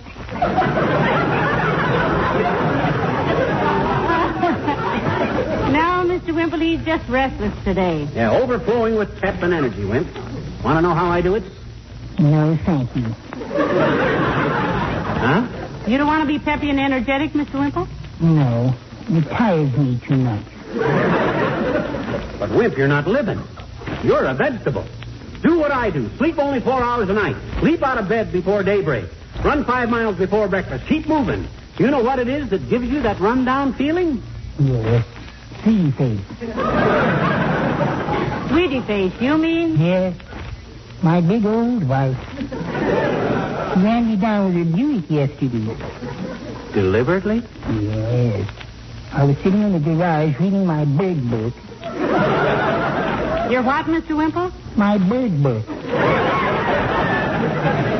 I was reading all about how the big bill bullfinch of Borneo brings bits of birdseed to her babies, and all of a sudden, Sweetie Face drove into the garage and pinned me to the wall. My gosh, that must have been humiliating. I was simply crushed, Mr. McGee. Sweetie Face is rather impulsive, you know. But I am, too. She's forgotten that, I guess. Why, what'd you do, Wimp? You won't tell? Not a soul, Mr. Wimple. Mum's the word, Wimp. What'd you do? Well, I put some extra pieces in her jigsaw puzzle.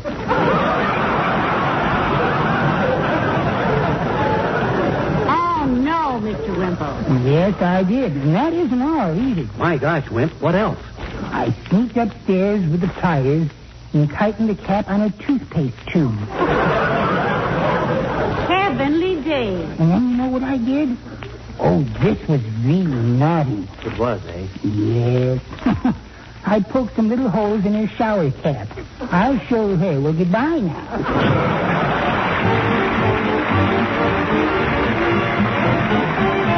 King's Men sing Uncle Remus Said. Uncle Remus, come and tell a story, Uncle Remus. Once upon a time, the leopard Pappy got the gout, eaten too much but speckled trout. Mammy dreamed of polka dots. That's how the leopard got his spots. That's what Uncle Remus said. That's what Uncle Remus said.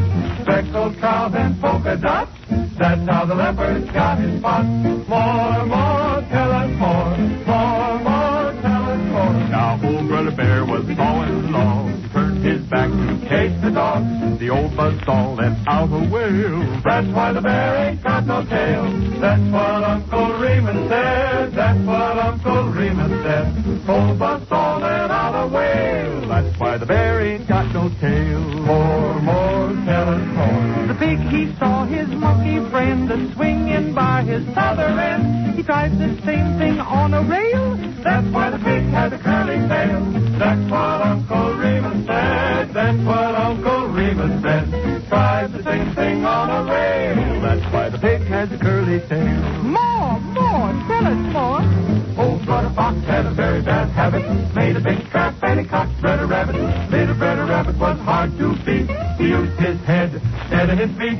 Old Brother Bear come stumbling along. Little Brother Rabbit made friends before long. Then when old Brother Fox got tough, old Brother Bear knocked old Brother Fox's head clean off. Oh, that's what Uncle Remus said. That's what Uncle Remus said. Now, my children, time for bed. That's what Uncle Remus said. He said it.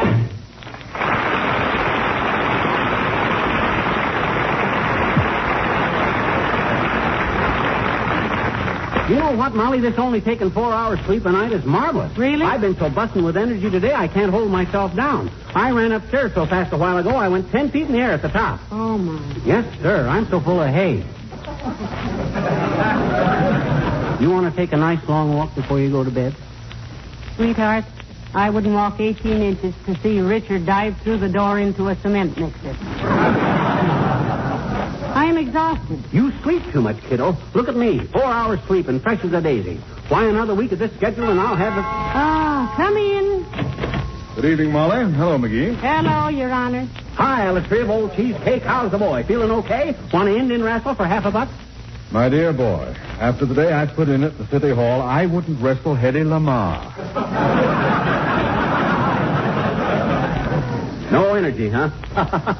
You just haven't discovered the secret, fella. There's a trick to keeping up your vitality. You ever read this little book? Well, let me see it. Man's Untapped Energy. Yep. Let's pick this up, McGee. He bought it from a man in a doorway, Mr. Mayor. You know the type. They also sell you imported French perfume made out of vanilla extract. What's this book about, McGee? How to utilize your physical resources, Latriv. Store up energy by staying awake. Most people sleep too much. Drains away all their vitality. 4 hours sleep a night is all the human body needs. Whose human body? If I tried to live on 4 Well, tried it last night, Your Honor, and believe it or not, he's been streaking around like Joe Lewis's left glove. It's a fact, son. I'm going down to the Elks in a little while and organize a discussion group. Tell them tired businessmen the facts of life.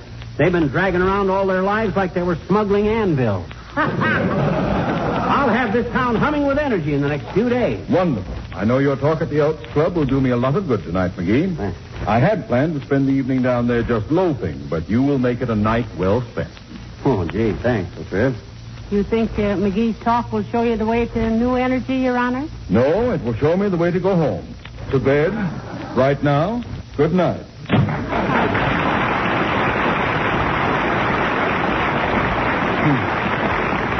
Why, that lazy lout.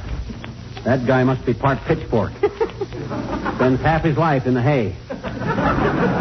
Hey, what time is it? Well, it's almost 1:30. And I'm going to bed too, Daddy. Not me, Snooky. I'm still full of vinegar. I'm going down to the Elks and organize a discussion group. Tell all them guys how to build up their vitality. Well, sweet dreams, kiddo. I'm off in a cloud of energy. Don't wait up for me. I'm good for all night. Have you got your house key? Don't need a key, beautiful. I'll climb up onto the roof and slide down the chimney. Oh, pip, pip, old tulip. Good night, dearie. Ah, there goes a good kid. I wish I had some witty comment to make about him, but I'm just too exhausted. I think I'll walk upstairs backwards and fool my muscles. Come on, Molly. Get going.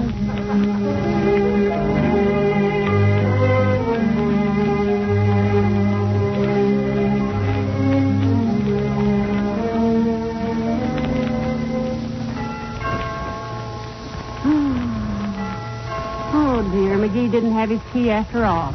Now, where's that other mule? I mean, the one I'm not married to. Oh, here it is. In my robe. Yes, I'm coming, dearie.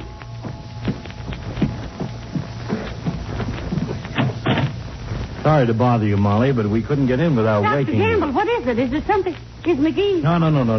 Don't worry, my dear. He's fine. Oh. All right, boys, bring him in. It's McGee. Doctor, what is it? What happened? He's all right, Molly. He walked into the Elks Club, told the boys he was going to give a talk, sat down in this chair, and went dead asleep. What? Yeah, we couldn't wake him up without slugging him with a pool cue, so we just left him in the chair and brought him home. Stopped him 3 times on the way, but it didn't seem to bother him. Okay, boys, thanks very much. Okay, Doctor. Good night, fellas. Well, shall we get him up to bed, Doctor? Certainly not. Let him sleep in the chair all night. Teach him a lesson. In the morning, he'll be so stiff you can carry him upstairs in a bass drum. Good night, Molly. Good night, Doctor. And thanks. For goodness sake. McGee. McGee, wake up. Man's untapped energy. Mm-hmm.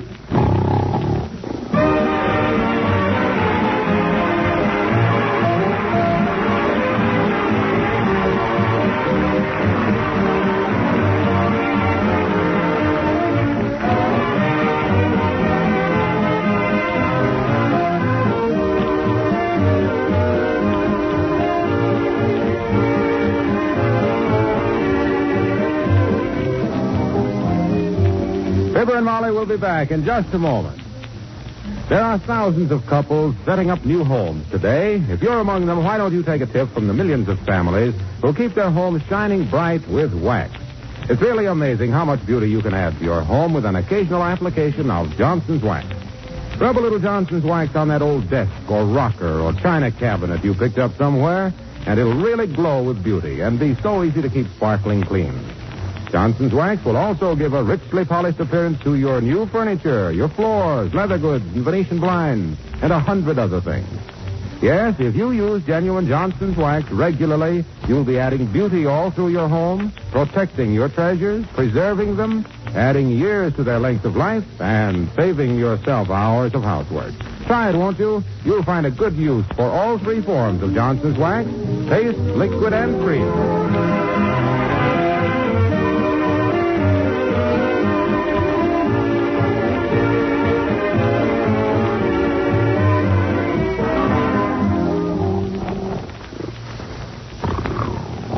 McGee, wake up.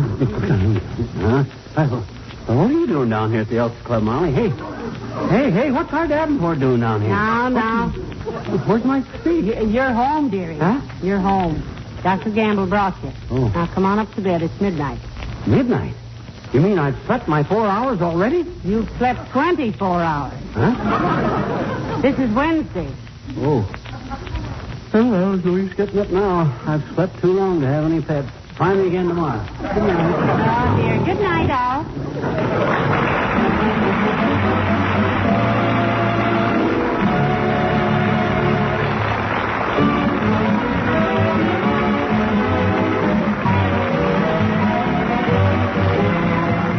This is Harlow Wilcox, speaking for the makers of Johnson's Wax products for home and industry, inviting you all to be with us again next Tuesday night. Good night. This is NBC, the National Broadcasting Company. The Johnson Wax Program with Fibber, McGee, and Molly.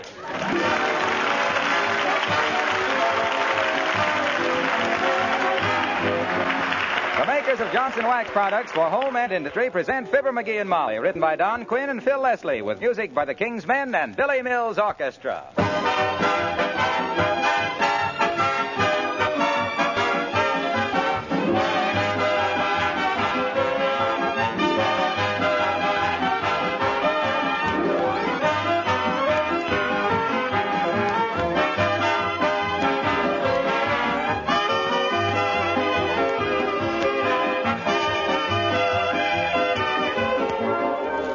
lady said to me the other day, I couldn't keep house without your Johnson's wax. It has so many uses that it seems like an old friend helping me with my work. Well, that's something I like to hear because I've taken up a lot of your time in the last 10 years talking about the many extra uses for Johnson's wax in the home. What this lady has learned is that Johnson's wax is more than just a polish. It's a method of protective housekeeping. With every application of this famous wax to floors, furniture, and woodwork, you accomplish three things. You protect these surfaces against dirt, moisture, and wear. You make house cleaning easier all year round, save yourself hours of work, make your home cleaner, and therefore healthier. And you add beauty to every room in your house. Now add to these advantages the many extra uses for wax, and I'm sure you'll know what I mean by protective housekeeping with wax. With genuine Johnson's wax, paste, liquid, or cream.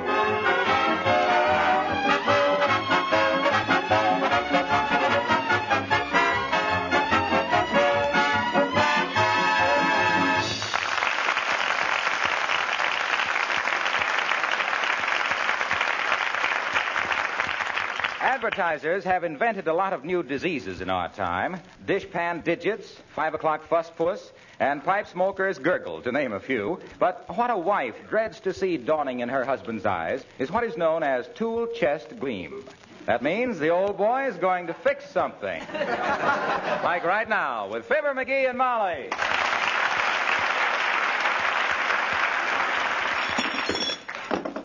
Now, let me see. I got my wrench, my hacksaw, my hammer, my friction tape. What else do I need? Maybe a pair of pliers. Sweetheart. No, I got pliers. Folding ruler. Darling. Shucks, there's something missing. What is it? My crowbar? No. McGee. Huh? Look, lover. Look. We've been very happy all these years. Yes? I've tried to be a good wife to you. You've been a good husband to me. Oh, sure. We love our little home. At the risk of destroying all we've built up together, I'd like to ask you a question. Yes? One little question. What are you going to fix? I'm going to tune the piano. Tune the piano? McGee, no, please, not that. Now, keep your eyebrows down, baby. Everything's under control. I'll soon have that three-legged harpsichord tuned up so sweet, you can play the Moonlight Sonata with your mittens on. Yeah. But, McGee, you don't know anything about tuning a piano. Oh, no? I've told you 100 times. If it needs tuning, get Mr. Heimel, the piano tuner. What do you mean, if it needs tuning? Why, that jangle box has got enough flats in it to solve the housing shortage. Well, then call Mr. Heimiller. That's not necessary. I've watched old Heimiller tune this thing a dozen times. There's nothing to it. You just turn the knob till it sounds okay, and with this pitch pipe, I can't miss. Well, you win. Go ahead and tune the piano. We can always fill it full of dirt and plant nasturtiums in it.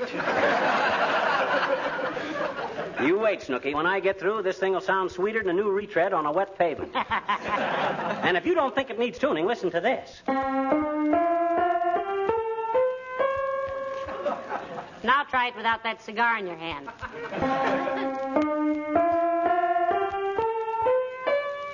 I was wrong. Sounds better with the cigar. I think it's full of sand, for one thing. I heard Beulah playing the desert song on it all morning. Well, I'll soon have her in shape. Wait till I take the lid off and get a gander at the inside. Oh, my gosh. No wonder. What's the matter? Look, here's that briefcase I lost last summer.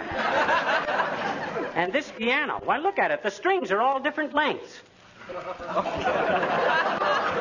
Boy, did we get gypped when we bought this thing. We didn't buy it. Didn't buy it? Where'd we get it? You won it. Huh? Sure. You found out the most faces in the leaves of the tree in the advertisement. And you won the piano's first prize. I wish now I'd taken the Shetland pony. Well, I did at the time. We had to pay $312 express on the piano when they sent it. Well, I'll fool them. They didn't realize they were sending this thing to a born little piano tuner. Now, let me see. Where's my pitch pipe? Ah, here. That's a perfect 440G, you see. That's A, dearie. What did I say, G? Yeah. I meant A. Now all I got to do is sound A on the piano and see if it's the same. Wow.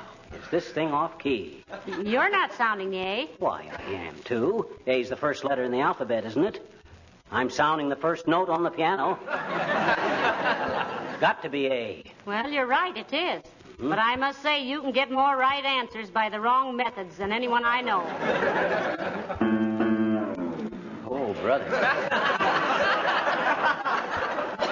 There's sure a lot of work to be done on this. Look, McGee, are you familiar with the musical scale? Well, Natch. Every school kid knows that. Do, re, mi, fa, sol, la, ti, do. Ah, what a musician was lost in you. Betcha. And I hope they never find him. What are you looking for? Something to hold the strings apart while I tune the others. That's the way Heimiller does it. Something I can wedge it. Oh, I know. That trick can opener we got. Well, that'll do it. Where's that can? Oh, hey, Beulah. Oh, Beulah. Somebody ball for Beulah?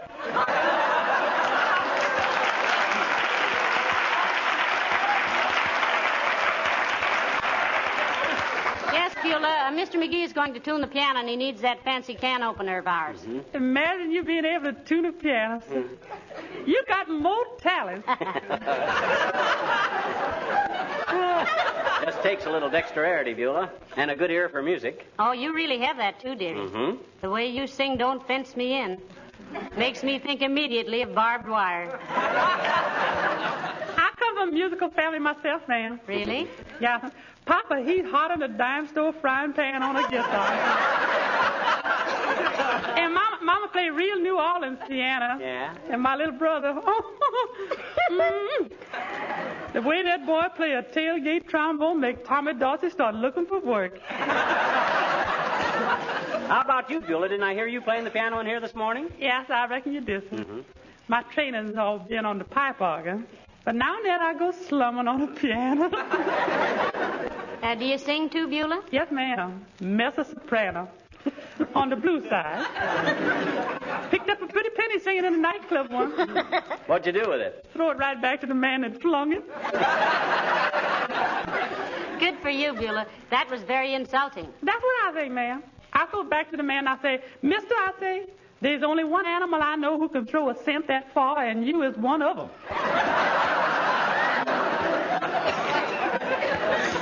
And your mother still plays a hot piano, eh, Beulah? Yeah, so she's 82 and stomping around like she's only 40. Ah, that's wonderful. How does she do it, Beulah? Well, ma'am, Mama got a philosophy.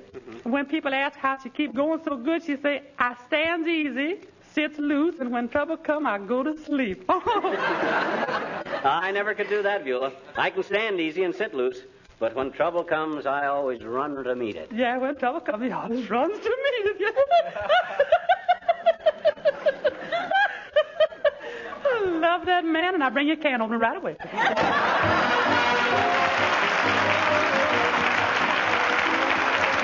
Billy Mills playing I Won't Dance.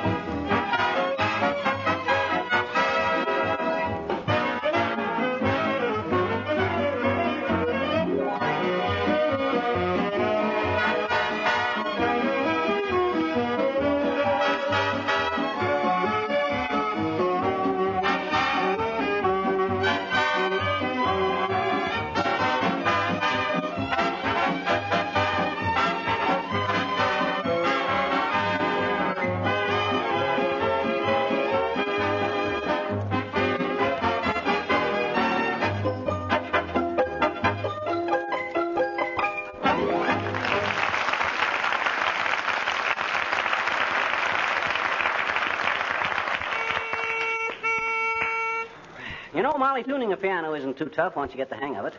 Neither's lion taming, dearie. Show me how you tune a piano.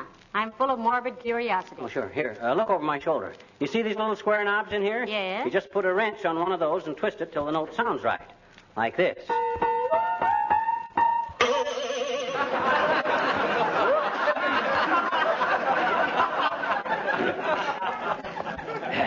Too tight. Keep that up, McGee, and all we'll be able to play on this is Silent Night. How many strings you broken so far? 6, I think. No, 7. Old Highmiller never could have done any better than that. He never did as well. He never broke any. Well, he ain't as strong as I am. Oh, say, you play the piano. Maybe you can tell me something. I could tell you any number of things, dearie, but the reason we've stayed married is because I didn't. What do you want to know? About these 3 foot pedals on the piano down below there by the floor. I know the left one is the clutch, and the right one is the brake. Well, what's the middle one for? Well, McGee, you got me. Uh-huh. I've been playing the piano for 20 years, ever since I was 7 years old. And I don't know what that middle pedal is for. Oh, well, don't matter. Now, let me see. This middle G is too sharp, I remember. I gotta get that. Hello, Mr. McGee. Hello, Mrs. McGee. Is Mr. Highmiller here? I thought I heard the piano tuner. Himself here's the piano tuner, Alice. Oh. You play the piano, Alice? Well, I took some lessons for a while, but I had a lot of trouble with the treble, and when it came to the bass, I never got to first. Can just anybody tune a piano, Mr. McGee? No, I wouldn't say that, Alice. It takes a certain amount of musical knowledge. Sure. He has quite a musical background behind him, Alice. Mm-hmm. He carried the front of the bass drum in the Peoria High School band. Oh, I think it's so wonderful to know music. My uncle used to play in a symphony orchestra, the oboe. How come they let a hobo play in a symphony orchestra? She didn't say hobo, she said oboe. Oh, an English hobo. Well, I still think... No, Mr. McGee, an oboe is a musical instrument. Mm-hmm. My uncle used to say it was an ill woodwind that nobody blows good. What was your uncle's name, Joe Miller? You want to sit down with me here a while and watch him tune up, Alice? You and I and the piano might as well all get unstrung together. No, thank you, Mrs. McGee. I've got to go downtown and make a donation. Well, if it's a good cause, Alice, you might take my donation along, too. Well, it would be a little difficult, Mr. McGee. Why, Alice? Where are you going? To the blood bank. Goodbye now. Well. I must sound pretty professional at this, Molly, if Alice thought I was old Highmiller. Now, let me see. Where was I? Oh, yes, up here. Ow! Hey! Take that lid off my head! Oh, dear. Thanks. There. That's the 4th time that dead red thing has fallen on me. You're really knocking yourself out on this job, aren't you? Maybe when you... Hello, folks. Hello, Mr. Wilcox. Hi, Junior. What are you doing, pal? You going to tune the piano? Sweet Genevieve, he is going to tune the piano. Look, pal, tuning a piano is no job for amateurs. Why don't you get Highmiller to come over and do it? Oh, Highmiller. My gosh, is he the only guy in the world that can tune a piano? There's no use arguing with him, Mr. Wilcox. Compared to him, a Missouri mule is a very weak character. Yeah, but gee whiz, chum, tuning a piano is a pretty tricky job. This piano is a delicate instrument. Correction, was a delicate instrument. Okay, scoff if you want to deride. But by George, when I get through here, this thing is going to play the sweetest music this side of Lombardo. I'll have this piano tuned so sharp. Hey, Harlow, what's the matter? Good heavens, the man is ill. Here, Mr. Wilcox, sit down a minute. Can I get you a glass of water or something? No, thanks. I'll be all right in a minute. Something yet, kid? No. It's just that, well, things like this sort of get me. Things like what? Oh, seeing a fine piece of furniture like this piano being abused. Or seeing a handsome piece of linoleum allowed to get worn and dull and shabby. Oh, well, that's a relief. I thought for a minute. It's also unnecessary. That's what gets me. It's the inefficiency and the waste. I can't stand it. Oh, now calm yourself, Junior. You're never guilty of things like this, Molly. Your kitchen linoleum is always shining and beautiful. And why? Because you use Johnson's self-polishing glow coat regularly. That's why. Yes, but a piano's a different sort It's taking care of things in your home. That's what I'm talking about. Protecting them. Your linoleum lasts year after year, colorful and brilliant as the day you got it, because you keep it protected with Johnson's glow coat. And why you, as a good housekeeper, let a ham-handed amateur ruin a perfectly good piano with his... Now, just a darn minute, Waxy. Quit shouting at my wife. And are you inferring that I'm not capable of tuning this piano? Did you ever tune a piano? No. That's all, brother. Goodbye.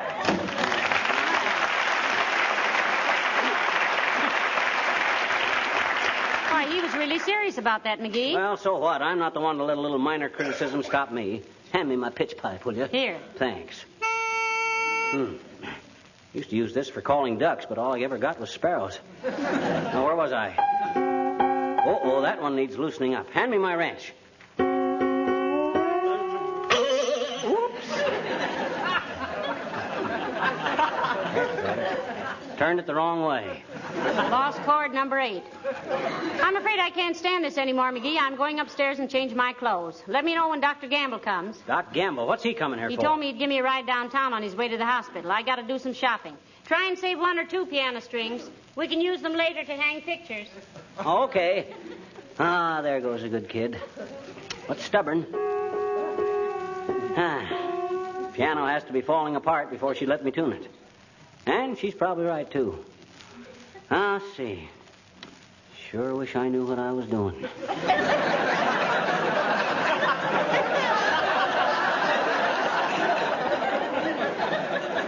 I can work myself into more corners than a chain drugstore. Oh, well, might as well. Come in. Hi, mister. What you doing? Watcha. I'm tuning this piano, Teeny. There ain't a note on it that don't need 4 cosigners. Oh?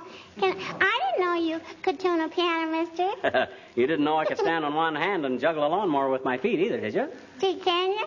I don't know. I never tried that either. Now, sit down and keep quiet, sis. This is a delicate job, and I can't have any distraction. Okay, but I just came over to ask a favor, mister. Can I? May I? May I what? May you ask me a favor? I guess I may if I can I? Well, what is it? I want to practice my piano lesson on your piano. My teacher says I simply got to practice more. You have, huh? Hmm? I says you have, eh? Have what? You got to practice more. That's just what my teacher said. Mm-hmm. Well, you can't use this piano, sis. I'm working on it. Let me try it, mister. Go. Oh. Look, sis, I hate to break up a fascinating concert like this, but I got to finish tuning Please, this. mister, if you do not appreciate good music, kindly refrain from talking so that others may enjoy it. What others? Me?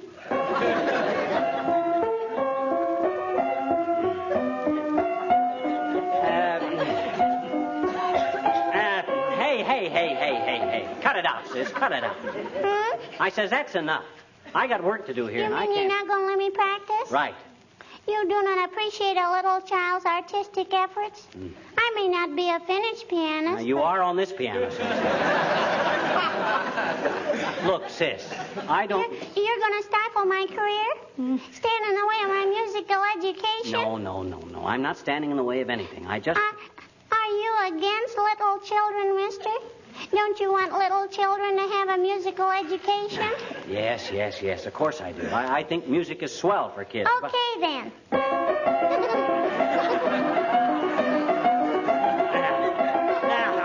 Now, look, sis. I'll tell you what I'll do.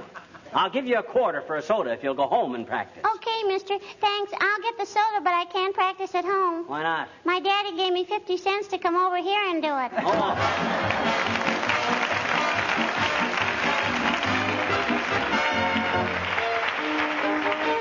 The King's Men sing Skip to Maloo. Don't you know, and away we go. I lost my partner. Skip to Maloo. I lost my partner. Skip to Maloo. I lost my partner. Skip to Maloo. Skip to Maloo, my darling. I'll get another one. Prettier than you. I'll get another one. Prettier than you. I'll get another one. Prettier than you. Skip to Maloo, my darling. Ho, ho, skip to Maloo. Ha, ha, skip to Maloo. Hey, hey, skip to Maloo. Skip to Maloo, my darling. Oh, gray mare has lost her shoe. Oh, gray mare has lost her shoe. Oh, gray mare has lost her shoe. Skip to Maloo, my darling. Fly in the sugar bowl. Shoe, fly, shoe. Fly in the sugar bowl. Shoe, fly, shoe. Fly in the sugar bowl. Shoe, fly, shoe. Skip to Maloo, my darling. Cows in the corn. Hear them moo. Rats in the barn. Hear them chew. Don't give a darn. How about you? Skip to Maloo, my darling. Ho, ho, skip to Maloo. Ha, ha, skip to Maloo. Hey, hey, skip to Maloo. Skip to Maloo, skip to Maloo, skip to Maloo.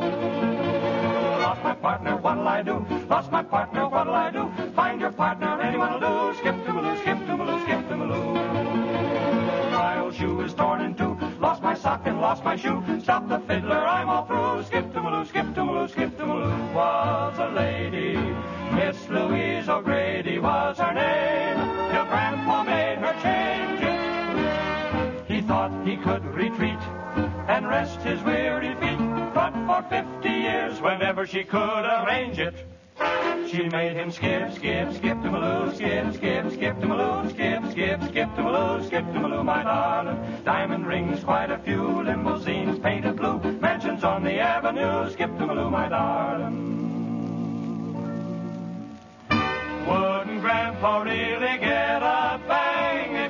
do-si-do with a good old gang again.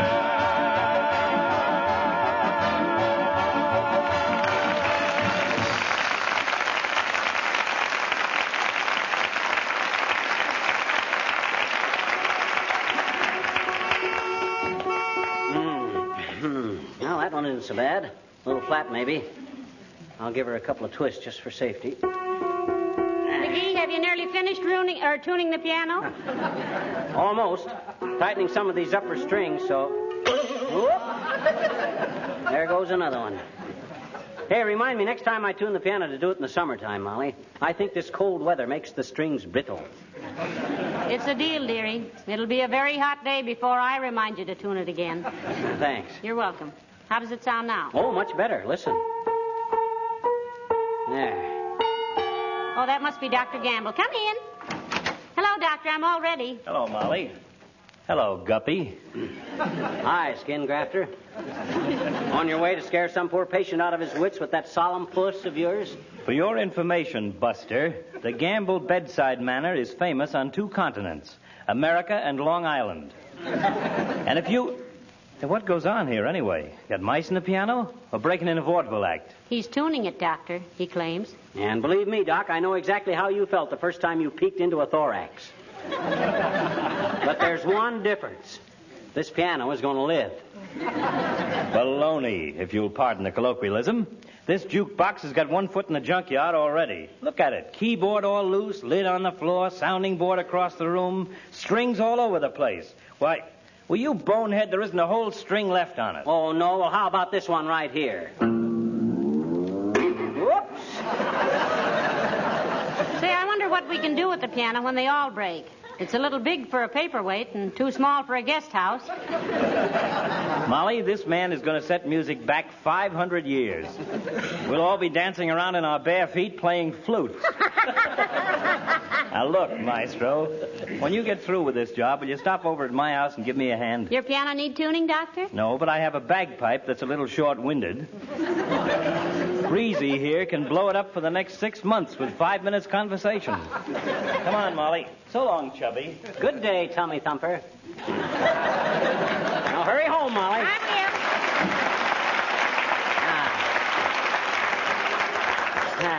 Now I can work in peace. I'll see, where was I?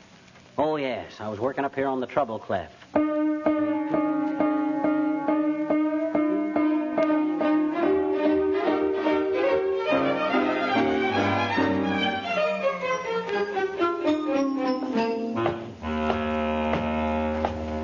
Thanks very much for bringing me home, Doctor. Sorry you can't come in for dinner. Okay, Molly. I'm sorry, too. I'll see you both later. Oh, dear, I'm almost afraid to look in there. Molly, is that you? Yes, dearie. Is everything all right? Don't come in yet. I didn't expect you so soon. I got a little surprise for... Okay, come on in. What is it, dearie? Oh, nothing, really. I just wanted to get the top back on the piano and get it dusted off. All set, that's all. The piano? Yep. McGee, did you, is it... Like I said, all tuned. As soon as you hang up your coat and hat, you might come on back downstairs and try it out. As soon as I hang up I'll try it now. This very minute. And do I dread it? Why, McGee, that's wonderful. Oh, shucks, it's... well, people do it every day. Takes a little time, but... Oh, it's wonderful, dearie. Sounds like a baby grand. Oh, it is a baby grand, isn't it? Oh, but it's going to be a pleasure to play this now. I can hardly wait to get at it. Wait till I run upstairs and hang up my coat. I certainly apologize, dearie, for everything I said. You're the most wonderful man. Phew. Boy, that was a close call. Hey, hi, Miller. Hi, Miller. You can come out now. Hurry up. I ought to charge you an extra $5 for sitting behind that Davenport, McGee. I got a crick in my neck. Did you catch? Pipe down, High Miller, will you? And get out of here. You better go out the back way, so... No, not that door. No, that's the hall front.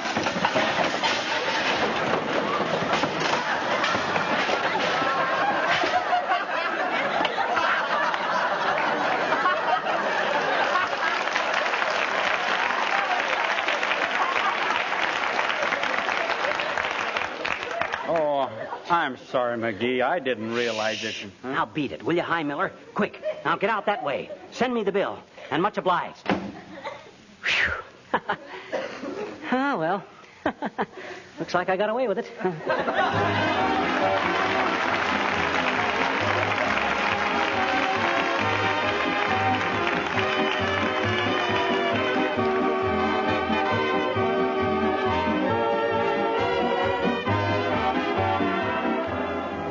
If you've just bought or intend to buy soon some new linoleum floor covering, let me give you some good advice. From the very first day you put it down, protect it with Johnson's Glow Coat, and it will last you practically forever. Regular care with Glow Coat will make it last 6 to 10 times longer and will preserve its original freshness and beauty intact. That's why linoleum manufacturers themselves recommend Glow Coat. You yourself will be saved many hours of work because Glow Coat is so easy to use. You simply put it on and it dries to a wonderful polish in 20 minutes without any rubbing or buffing. That's why Glow Coat is called self-polishing. The time it saves, you can add to your war work.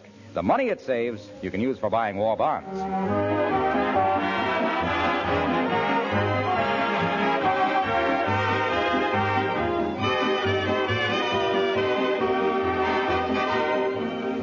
Ladies and gentlemen, at a time when courage and loyalty and devotion to duty mean so much, we'd like to offer our congratulations to the Boy Scouts on their 35th anniversary. The Boy Scouts of yesterday are the men who will bring us victory tomorrow and a decent world for the Scouts of today. It is significant that the highest praise one man can give another is he's a good scout. Incidentally, McGee, weren't you a Boy Scout? Oh, sure. Beaver Patrol. Didn't you see me working like one on that piano? I sure did. Now you can straighten out the closet. Yeah. There's a job you can really get your teeth into. Yeah. Good night. Good night, all.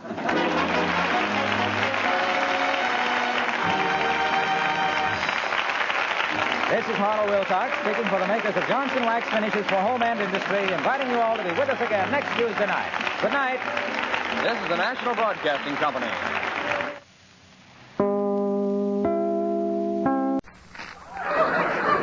The Johnson Wax program with Fibber, McGee, and Molly.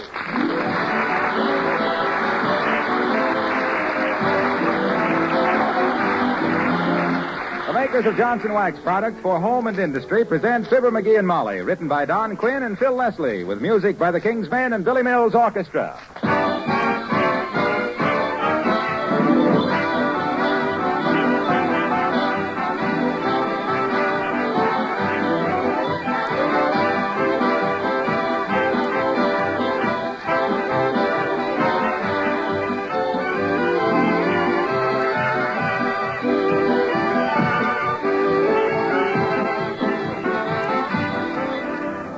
You know, it's not so long ago that Saturday was best known as bath day for the kids and baking day and floor scrubbing day for their mothers. But now you mothers are more fortunate on that floor business. Johnson's Glow Coat has moved that unpleasant chore back with the antiques. You'd never think of doing all that hard work again, when with Glow Coat it's a cinch to have linoleum floors clean and sparkling all the time. Glow Coat saves work, first because it needs no rubbing or buffing. You simply apply and let dry. It saves work also because it's so easy to keep a glow-coated floor clean and beautiful. Spilled things are wiped up with a damp cloth in a jiffy. Besides saving you work, self-polishing Glow Coat saves your linoleum, makes it last ever so much longer because it protects against dirt, wear, and moisture. And, of course, a beautiful floor protected with Glow Coat makes your kitchen a more cheerful room to work in.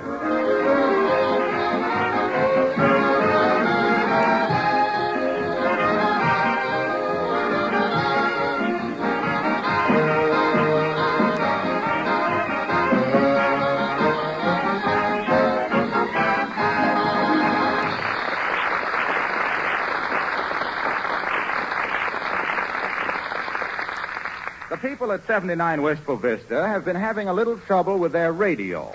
All week it's been going...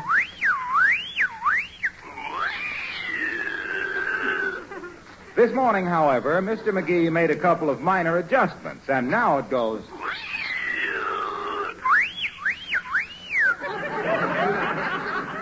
But never one to give up until something is either fixed or ruined. He's still in there fighting as we meet Fibber, McGee, and Molly.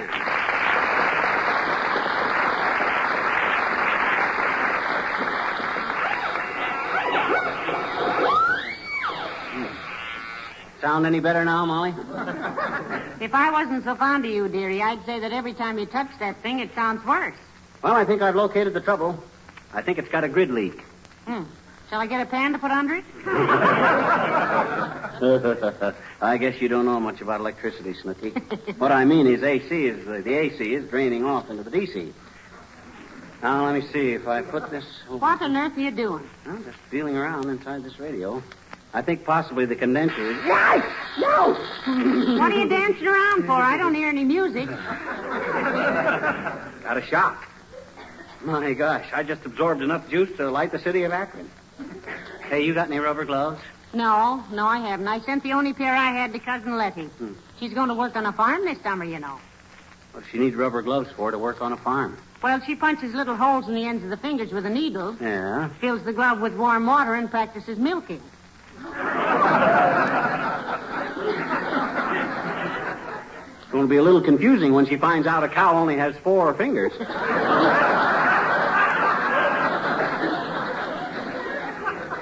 Oh, well, I guess I don't need it anyway. Now, let's see. Where's my pliers? In your left hand. Well, what did I do with my left hand? Oh, okay.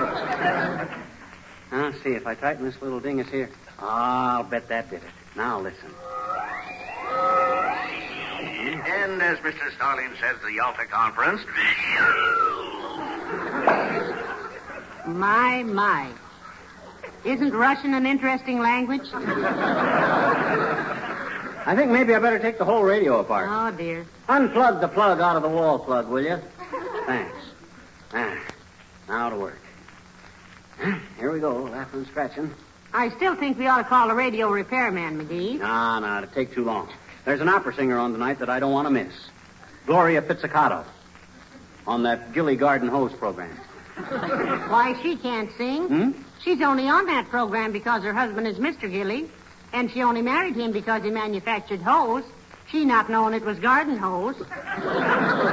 She's positively the worst. Oh, hello, Alice. Hello, Mrs. McGee. Hello, Mr. McGee. Something wrong with the radio? Yeah, a tube's burned out or something, Alice. Oh. Tuned in the Andrews sisters last night and could only get 2 of them. Plug it in and let me hear it, Mr. McGee. Okay. I'll see if we can get that program Molly likes. Joyce Jensen, Girl Gopher Hunter. Oh, yeah. That's the one she... And as we leave Joyce Jensen, Girl Gopher Hunter... That's it. Trapped in the blazing reptile house at the zoo, where she has been lured by Ben Baxter, who is secretly trying to break the will of the dying Mortimer Bixby. Because he is secretly infatuated with Tracy Lammermoor, whose father has been missing since the blueprints of the new battleship was stolen by Siegfried Schoenfeld, the Nazi spy. Who is secretly in love with Alice Grigfeather, who has been Baxter's secret mother. We wonder how it will all come out. Tune in all day tomorrow and let your housework go straight to...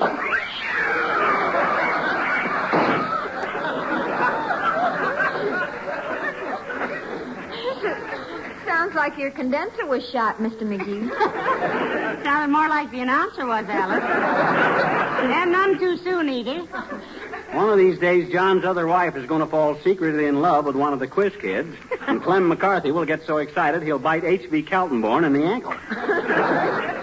Well, I'll just check this radio all over, I guess. If I can help you any, Mr. McGee, I have my toolkit upstairs, and I'll be glad to run up...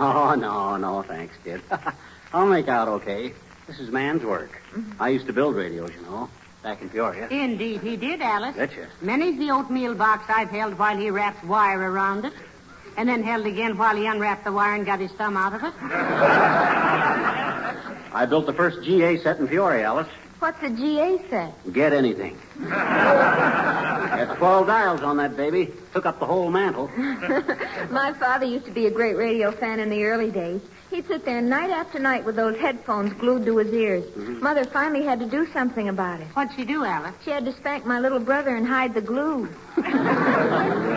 Well, this isn't getting the radio fixed, girls. One side, please, while I make a mug out of Marconi. I'll be glad to help you, Mr. McGee, if you want me to. I'm very handy. No. Thanks anyway. This is no job for a bent hairpin, kid. Well, all right. Just call me if there's anything I can do. Call her if there's anything she can do. I never saw a woman yet that didn't think a shingle nail was something to scratch yourself with when you had the shingles. Now, let me see. Where's my tire tape? Well, I think I saw it. Oh, I know. It's right here in the hall closet.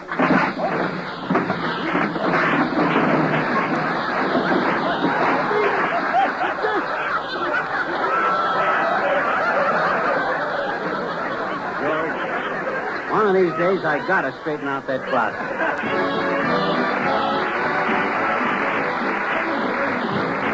Billy Mills and the orchestra and Sleigh Ride in July.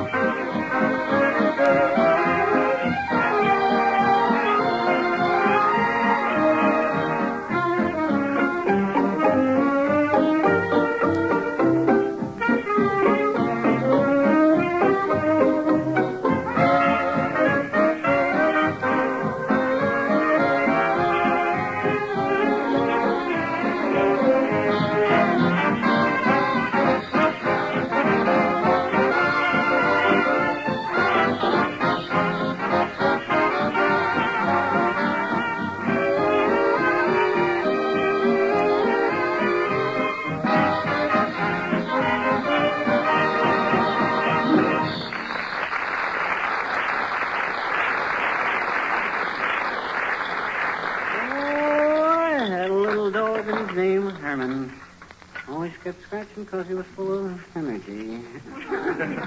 Now, let me see. Where's my tack hammer? Oh, here. That's it. Oh, I bought some little rabbits from a guy named Myers. They couldn't do long division, but were great multipliers, please, Molly. There you are. Thanks. Are you getting any place, dearie? Well, I think I know where the trouble is. You see this tube? Hold it up to the light. That's it. What do you see? A lot of little fine wires. Exactly. And naked as a boiled potato. No insulation on them. Pretty shoddy workmanship, if you ask me.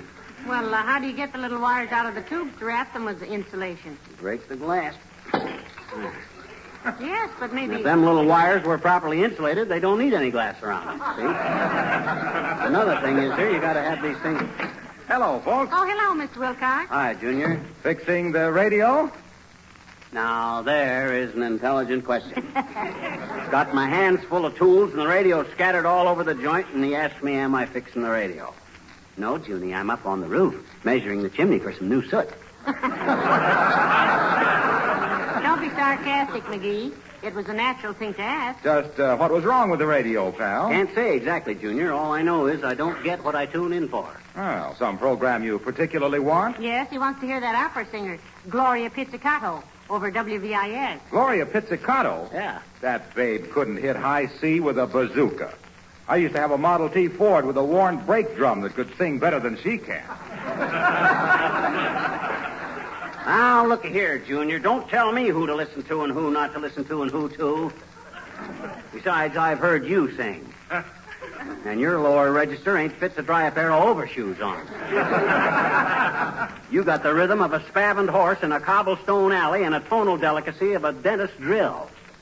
You must have trained with a busted windshield wiper for a metronome, accompanied by a sweet potato that was left too long in a damp basement. Oh, I could say more, but I don't want to hurt your feelings. Thanks. I guess McGee didn't know you used to sing in Chautauqua, Mr. Wilcox. Didn't you, pal? Sure. Fink's Mules used to be in vaudeville, too. But they took their last bow in a glue factory. So if I want to listen to Gloria Pizzicato tonight, I'm going to listen to Gloria Pizzicato tonight. Catch on? Well, they're your eardrums, chum. Suit yourself. Say, I know where you can get that fixed in no time. Where, Mr. Wilcox? My cousin's a radio repairman, Big Freddie Wilcox, at 14th and Oak. Oh, my God. Say, incidentally, you know what Freddie told me about a radio? What'd he tell you, son? A very interesting thing. Parlor trick, sort of. Uh-huh. He says if you turn your radio on, and while it warms up, you talk into the speaker and turn it off, it will play your own voice back to you when you turn it on again. Well, heavenly days, I never heard that before. Here, let's try it. Turn it on. Okay. Now, I'll talk into it fast, shut it off, and turn it back on again and hear my own voice repeat what I said. Isn't this fun? Now, go ahead, Junior. Talk to it. Okay. This is Harlow Wilcox speaking. Big Harlow Wilcox. Oh, yes. This is Big Harlow Wilcox speaking for the makers of Johnson's Wax. Closer into the speaker, Harlow. All right. I am just reminding you again that Johnson's Wax is the finest protection money can buy for your floors, furniture, woodwork, picture frames, leather goods, and 100 other things you want to guard from dust and dampness, scratching and smudging. Better cut it short, Mr. Wilcox. This is a very dumb radio and won't remember very much of what you said. Remember Johnson's Wax when you want to protect your fine possessions against dryness and dampness, wear and tear, use and abuse. Now, shut it off. Quick, pal. Now, on again. Huh? I don't hear a thing. Well, I'll be darned. What do you know about that? I don't know anything, Waxy. But I suspect aplenty. I got a sneaking suspicion that you just... told Freddie I didn't think it would work, but he kept insisting and insisting. I'm going down and tell him right now. See you later, folks.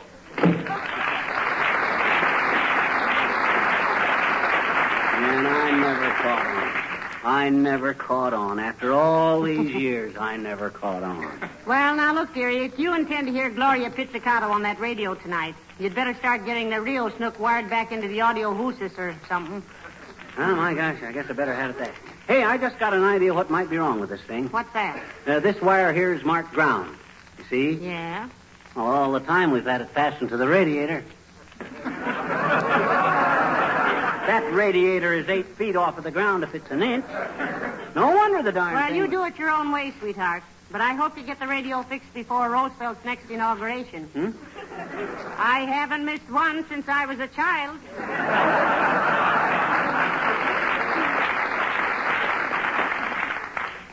Well, I've got to go out in the kitchen and see how Beulah's coming along with the dinner. Okay. Ah, there goes a good kid. She knows when it comes to repairing a radio, I don't know an aerial from a rheostat. But does she say anything? No, sir. But does she think things? Brother, you got no one? Come in. Hi, mister. Oh, hello there, Teeny. Rest your rompers on the rug there and watch Uncle Fibber set the radio industry back 15 or 20 years. What you doing, mister? What you doing? What you? To the world at large, sis, I'm fixing the radio. But strictly between us kids, I wish I knew. I love to listen to the radio, I bet you. I like Bing Crosby. He sends me. Well, I wish he was here now. I'd ask him to do it. See, if I move the octostat near the flanellium here, it ought to make the variations more sanitrite. Seems to me. See, I wish I was smart enough to take a radio all apart. You, eh? Hmm? I says you do, eh? Do what? You wish you were smart enough to take a radio apart. I know it. And if I was that smart, I'd be too smart to do it, I bet you. Oh, yeah? Well, if you're so smart... What makes the radio work, mister? What does? Will you explain it to me, mister? Will you, please? Why, Teeny, do you mean to sit there with your little pigtails on the wrong end of the little pig? And tell me you don't comprehend the nature of the wireless? No. Close your mouth and open your eyes, and I'll tell you something to make you wise. Now then, what happens when you turn on your radio? It makes a kind of a little click, and then the little light turns on. Exactly. And way out in the ether, Mother Nature hears that little click. Oh? And quick's a flash, she calls in all her little kills and megs and says, radio turned on a 14th and Oak, whistle this way. And all the little kills hop onto their kilocycle. And all the little megs hop onto their megacycles. And they race away as fast as their little fat wavelengths will carry them. You know what a wavelength is, sis? Sure I do, I bet you. 5 feet 2. How you figure that? My sister is a wave, and that's her length. Well, sir, all them little kills and megs ride along on their kilocycles and megacycles till they see that little light that shines in your radio. Oh. Yes, sir, and then they hop off and into the back of the radio. That's why they always leave the back part of a radio open. And quick to wink, they decide who's going to be music, who's going to be dialogue, and who's going to be announcers. And if any little meg or little kill has got a bad cold, they let him be the static. Well, sir, then you hear the music and the dialogue and the commercial, which is when everybody turns the radio down and rushes out into the kitchen for a bottle of root beer before the music comes on again. Boy, that was a wonderful story, mister. I thought so. Gee, poor Mr. Marconi. What do you mean, poor Mr. Marconi? To think he spent his whole life laboring under the delusion that radio was based upon the utilization of electromagnetic waves, converted into electrical impulses known as audio frequency currents and amplified by means of the vacuum tube through a diaphragm or loudspeaker. Gee, if he had only known. Ha, ha, poor Mr. Marconi. The King's Men singing Leave the Dishes in the Sink, Ma. Paul started running when he heard the whistle blow. The postman brought a letter, an airmail from our Joe. It says he'll soon be home again from far across the blue. And Pa took off his apron and hollered out, "Yoo-hoo! Leave the dishes in the sink, Ma, leave the dishes in the sink. Every place will have to wait. Tonight we're gonna celebrate. Leave the dishes in the sink." Pa started jigging and he cried, "Ma, shake a leg. I'm going to the cellar. There's cider in the keg. Bologna's in the icebox and there's cheese and pickles too. We'll call in all the neighbors. Tonight's our night. Yoo-hoo! Leave the dishes in the sink, Ma, leave the dishes in the sink. Every place will have to wait. Tonight we're gonna celebrate. Leave the dishes in the sink."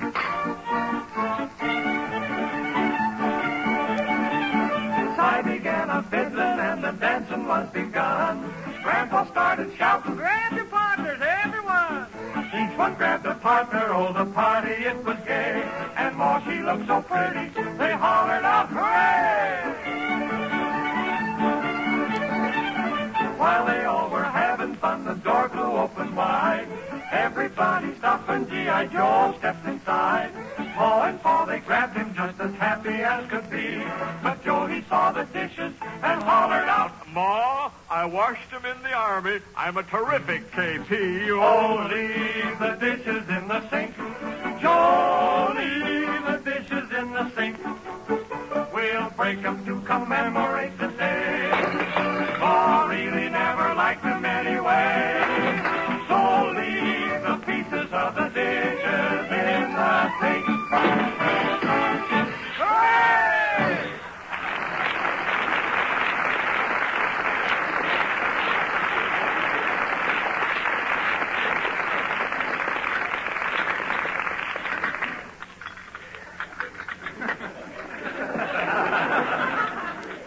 Oh, I had a little goat and his name was Slim. It was worth your life to turn your back on him.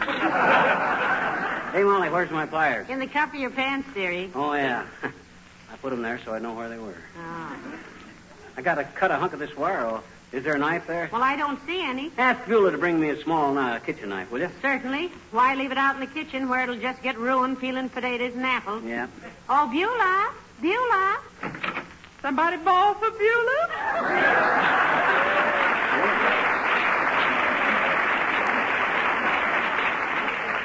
Hey, Beulah, bring me a small knife, will you? I got to slice some wire. Is there something go bluey with the radio focus? Yes, Beulah, and Mr. McGee wants to get it fixed in time to hear Gloria Pizzicato tonight. Gloria Pizzicato? Oh, man, that gal got a voice like making a bed with broken fingernails. When she's singing, makes her hair stand up on a scrub brush. We won't discuss my musical taste, Beulah. No, sir. Excuse me, sir. Well, it's a good thing we won't, dearie. I happen to know that your idea of fine music is hearing the curse of an aching heart played on a musical saw. Oh, yeah? Well, I like imitations of a locomotive played on a banjo, too. And believe me, that ain't easy. You mean it ain't easy to like, sir? I mean it ain't easy to play it. Oh. You said you played the piano, didn't you, Beulah? Yes, ma'am, but not so much anymore. Housework and hot chow ain't strictly compatible. Music is like chicken pockets. Oh, you gotta keep your hand in or you don't get no place. You can say that again. Yes, and music is like chicken pockets. Gotta keep No, your hand... no, Beulah. He means you're right. Oh, thank you, sir. And you wishes me to bring you out a little paring knife? Yes, if you'll be so good as to. When I get through with this radio, Beulah, it'll tune so fine you can hear Mr. District Attorney filing a brief. Yeah, Mr. District Attorney, what is the mail thing?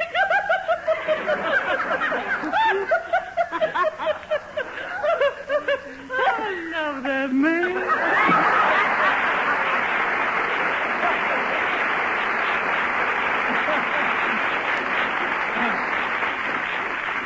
Look, dearie, I won't mention it again after this, but why don't you just toss all those parts into a pillowcase and haul them down to a radio repairman? No, sir, I can handle this with... Just some knives, sir. Thank you, Beulah.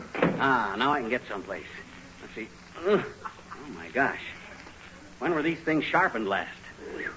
I'd hate to be trapped in a cobweb with only these knives on me. Well, I'm glad you noticed that, Pet. You've been promising to sharpen those knives ever since we... Come in. Hello, Molly, my dear. Oh, come in, Dr. Gamble. Hi, Doc. Hello, my boy. Well, what are you up to now? My clavicle in this radio. Pull up a chair and I'll show you a few of the finer points of radiotronics, Gamble. Finer points of what? Radiotronics. Spell it. Skip it. The radio has been acting up, Doctor. I wanted to send it to a repairman, but himself here thought it was a waste of money, so... Oh, it is, my dear. It is a waste of money. Sure. Unless, of course, you plan to use the set again sometime. I suppose you're throwing this one away when little Fumblefoot gets through playing with it. What do you mean, throw it away? Stick around, wise guy, and I'll show you how... Hey, you got your satchel there? Let me have a scalpel a minute, will you? Why, certainly. There you are, my boy. Yeah. Although if you're planning on cutting your throat in despair, let me do it. I'm a doctor, you know. We learn how to do those things neatly. And besides, Hey, what are you doing with that? Give me that scalpel. Okay. Take it, Indian giver. I was just trimming those wires down to fit. My best scalpel. Of all the unmitigated, colossal... My $12 scalpel. Well, that's what you get for lending your stuff around promiscuously, you big stoop. You're not supposed to lend your surgical tools to a guy who's not a doctor anyhow. You know how septic people are. You could get in trouble with the AMA for that. Why, of all the... I ought to... Oh, all right, I asked for it. Anybody who lends you anything without keeping one hand on it ought to have it ruined. That's what... Huh? Listen. To what? Oh, plug it in over there, Doc. Okay. Now get a load of how a radio ought to sound after a good overhaul. Get a load of this reception. Very good. That's the same kind of reception he gets when he walks into the Elks Club, Molly. Oh, take it easy, you old buckethead. My gosh, I just got it. Say, Mr. McGee. Oh, hello, Dr. Gamble. hello, Alice. Say, Mr. McGee, maybe I could help a little with that radio if you want me to. Don't worry about it, Alice. We can get a repairman. Oh, I don't mind, Mrs. McGee. I just thought maybe I could help. Sounded to me a little while ago like the condenser is improperly wired. Maybe it's crossed with a transformer. Condenser? You're thinking of an icebox, Alice. This is a radio. Oh, you're thinking of a compressor on an icebox, Mr. McGee. I said the condenser. Yeah, but I don't think... Why don't you let her look at it, you noisy little feedback? She at least knows more than you do about it. Which would be nothing at all. Okay, Doc. Go right ahead, Alice. You two know all about radios. Go ahead. Fix it up. I'm through. Well, jeepers, I don't want to... I mean... Go ahead. Go ahead. I'll just sit over here. Well, I'm sure it won't take but a minute. I work on radio sets all day long at the airplane plant. I think you've got the condenser hooked into series with the amplifier tube. Huh? What that does is build up a charge in the resistor tubes and screwdriver, please. Huh? Oh, here. Thank you. And when it attains sufficient ohmage, it develops a squeal. So I'm changing the wiring so that the grids alternate with the resistors, and so the condenser can function properly. And there we are. Now try it.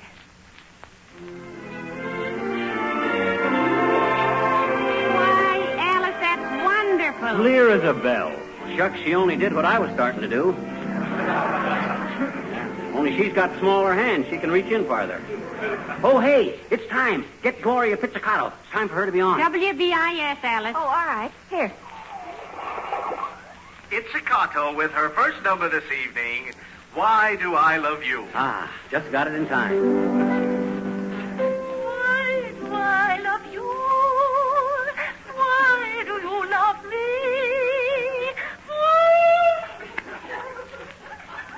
What's the idea, McGee? I thought you wanted to hear Gloria Pizzicato. Of course I did. If I didn't hear her, how would I know when to shut her off? I hate that woman. I shut her off every night. Thanks very much, Alice. Don't mention it, ever.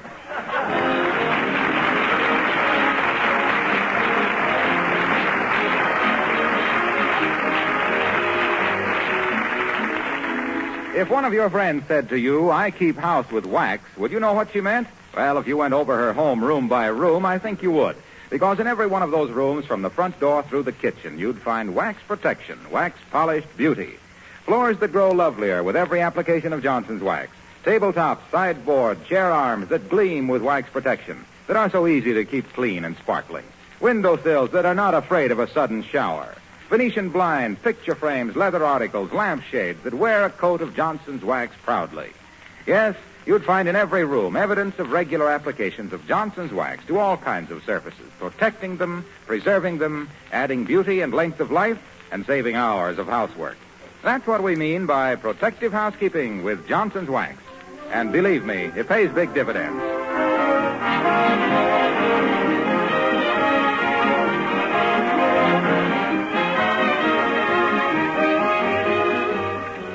What are you going to do with all these parts Alice had left over, McGee? Throw them out and be thankful we haven't got a television set. Why? Imagine getting that put back together and having 3 faces, 2 bodies, and a piccolo left over. Oh, dear. Yeah. Good night. Good night, all.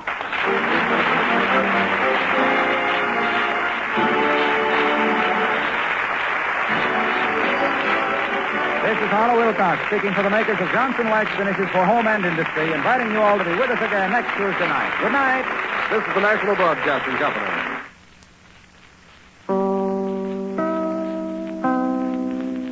Gentlemen, this is Harlow Wilcox. The curtain has fallen on the first act of the greatest drama the world has ever seen, the second and we hope the last World War. Act 2 is going on in the Pacific Theater. In expressing our tremendous admiration and gratitude to our fighting forces, we feel that the best support their efforts until complete and final victory by carrying on with our own jobs as best we can. In this case, our job is to bring a few smiles to the home front and do our small bit toward easing the tension and anxiety in the homes of the men who are not here to laugh with us. So tonight, we present the regular Johnson Wax program, as our stars go on the air in a spirit of tribute to the stars in your windows.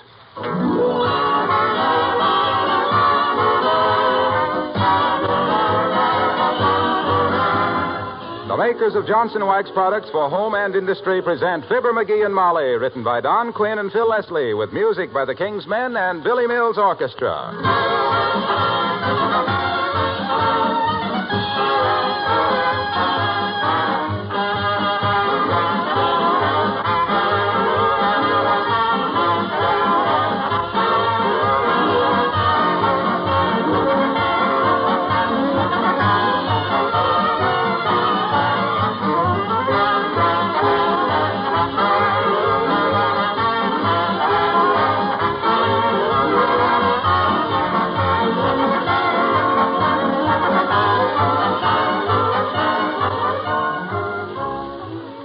The city of Wistful Vista, having nothing in particular to look backward to, is a very forward-looking community. And with VE Day at hand, the city fathers realized the need for a survey of the housing situation. There wasn't enough money in the treasury for it, but a certain public-spirited citizen has offered to do the job for $50. And here is the certain citizen just getting home from a council meeting as we join Fibber, McGee, and Molly.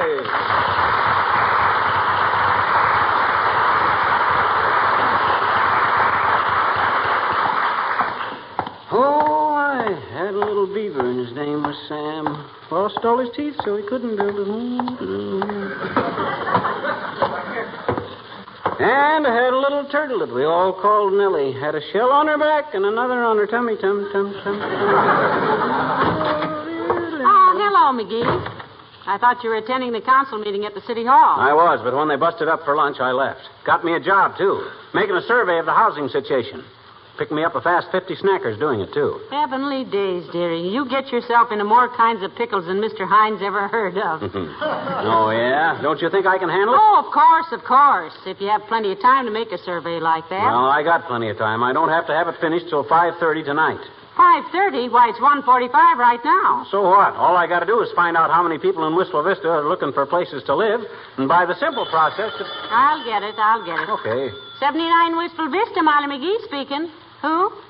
Oh, yes, he's right here. It's the editor of the Gazette, McGee, Mr. Edelson. Probably wants to send a reporter out for an interview. Hello, Lee. McGee speaking. What's on your mind, kid? The housing survey? Sure, by 5:30 tonight. Huh? Well, pucker up, brother. I'll be there to see it. Pucker up for what, dearie? He says if I complete the housing survey by 5:30 tonight, he'll kiss the mayor in the front window of the Bonton department store tomorrow at high noon.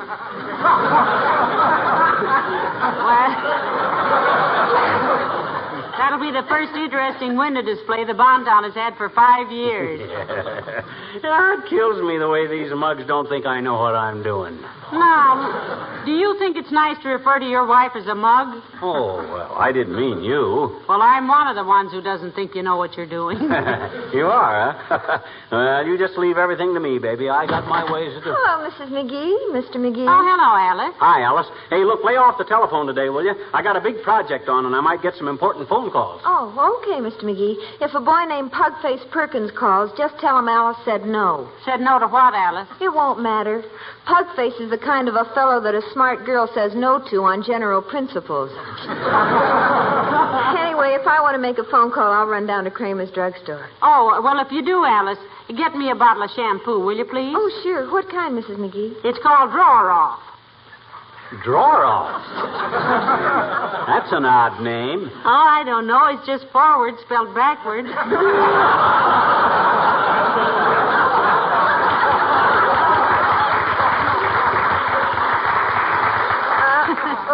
What kind of a project are you working on, Mr. McGee, if it isn't a secret? I'm making a survey of the housing situation for the city, Alice. Creepers, you've got a lot of work to do, haven't you? Yep. I hear it's so hard to get a room in this town, the squirrels are charging 2 bags of peanuts a night for park benches. I got me a system for handling this thing that's so simple. Probably for me. If it's Pugface, the answer is still no. Hello? Yes, this is Mr. McGee. Who? Oh, yes, Mr. Mayor. What, Mr. Mayor? On my housing survey? Why, certainly, Your Honor. Yes, but Mr. Mayor... Yes, I know, Your Honor, but... Look, go fry a pig, will you, Jake?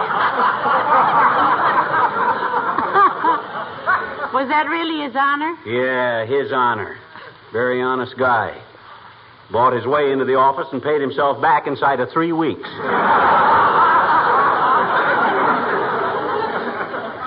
Alice, will VE Day make any difference in your job at the airplane plant? Well, not till the other half of the war is over, Mrs. McGee. You see, I figure it this way. If Europe is morning and Japan is afternoon, VE Day is just the whistle blowing for lunch. You're absolutely right, Alice. It ain't fair to the players to go home after the first game of a doubleheader. Speaking of homes, dearie, do you think you'll get to first base with this housing survey by 5:30 tonight? Creepers, he'll have to work awfully fast. Oh, yeah? Well, I guess you've forgotten what a fast thinker I am in emergencies, I guess. Remember the time my car got stalled on the railroad crossing? No, I don't. Oh, what happened, Mr. McGee? I'm glad you asked me that, Alice. I was going to tell you anyway, but this makes it smoother. Well, sir, my car got stalled one night on a railroad crossing. Pitch black night. Couldn't see your face in front of your hands. All of a sudden, I hear the Midnight Express whistling for the crossing. Creaks a flash. I leaps to the ground, tore off my necktie. Why did you tear off your necktie? I got it for Christmas, just waiting for a dark night to get rid of it. Got it with a bottle of drawer-off shampoo.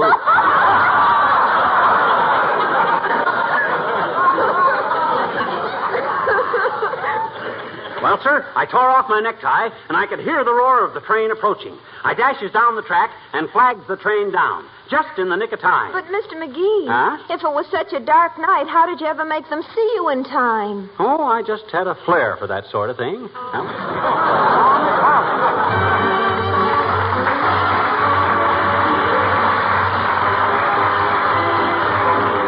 Billy Mills of the orchestra and Tico Tico.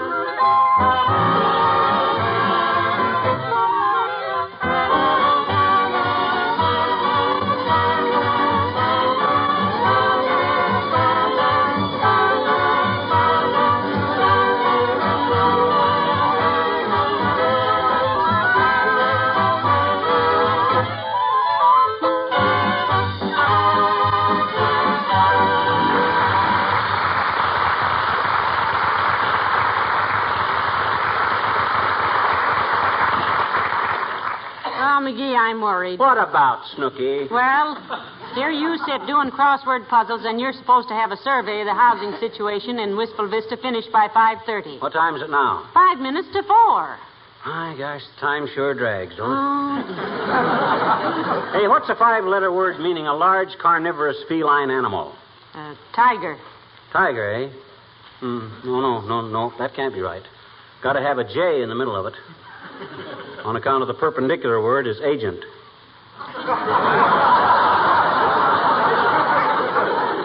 Agent is not spelled with a J. It's A-G-E-N-T. Oh, it can't be. I need the T in agent for the first letter of the capital of Massachusetts. Trenton. Trenton is in New Jersey. It is? Oh, doggone it, that throws the whole puzzle off. I had it almost finished. But how about the housing survey? You just can't sit here Oh, and... don't worry about my housing survey, baby. I promised to have it done by 5:30, and I'll have it done. But you're not doing it. Oh, yes, I am. How? Wouldn't you like to know? I got people all over this town helping me, and they don't even know they're doing it. This is going to be the easiest $50 I ever... Come in. Well, my goodness, Mrs. Carstairs. How do you do, Mrs. Carstairs? Good day, Mrs. McGee.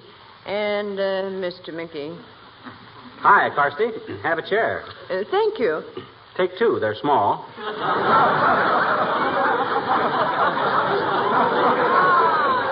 By comparison.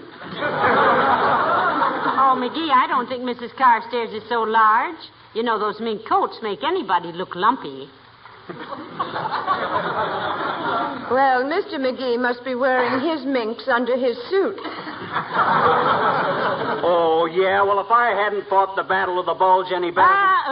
Can I brew you a slug of tea, Mrs. Carstairs?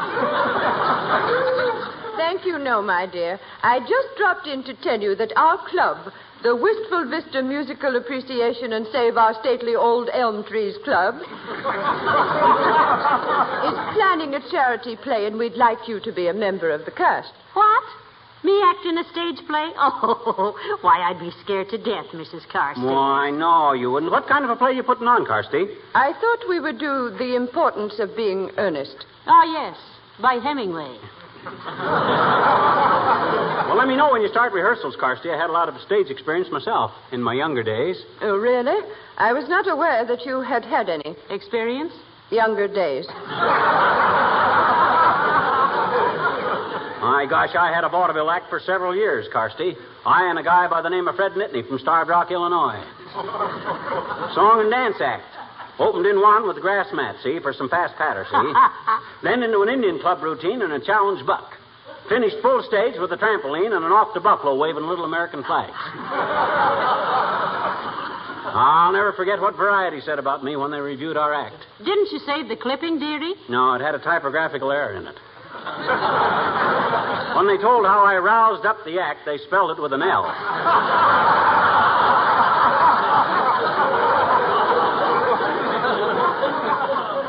One of our club members has written a play which we might do. It's a moral lesson on drinking in the English upper classes. Oh, what's the title of it, Mrs. Carstairs? Lady Chatterley's Liver, I believe. Well, do think it over, Mrs. McGee. Good day. Good day, Miss Carstairs. Ah, great play, that.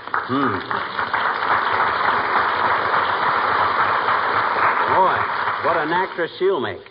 Be all right in moving pictures, too. All we'd have to do is photograph her through the white of an egg. Well, personally, I think she's very aristocratic looking. Yeah, I like the way she looks down her nose at me. And with her nose, it's like sighting a squirrel rifle. Well, never mind, Mrs. Carstairs. What are you going to do about that housing survey? Do? Why, nothing. Just wait. Wait for what? For the results. But how on earth are you going to get results just sitting around here? Heavenly days, you've only got till 5:30, and it's almost 4:30 now. Is that all? Well, I still got time to finish this crossword puzzle. Oh, dear. What's a 10-letter word meaning creature with large horn growing from front of head? How many letters in Harry James? 1, 2, 3, 4, 5, 6, 7, 8, 9, 10. Oh, that's it. Oh, boy.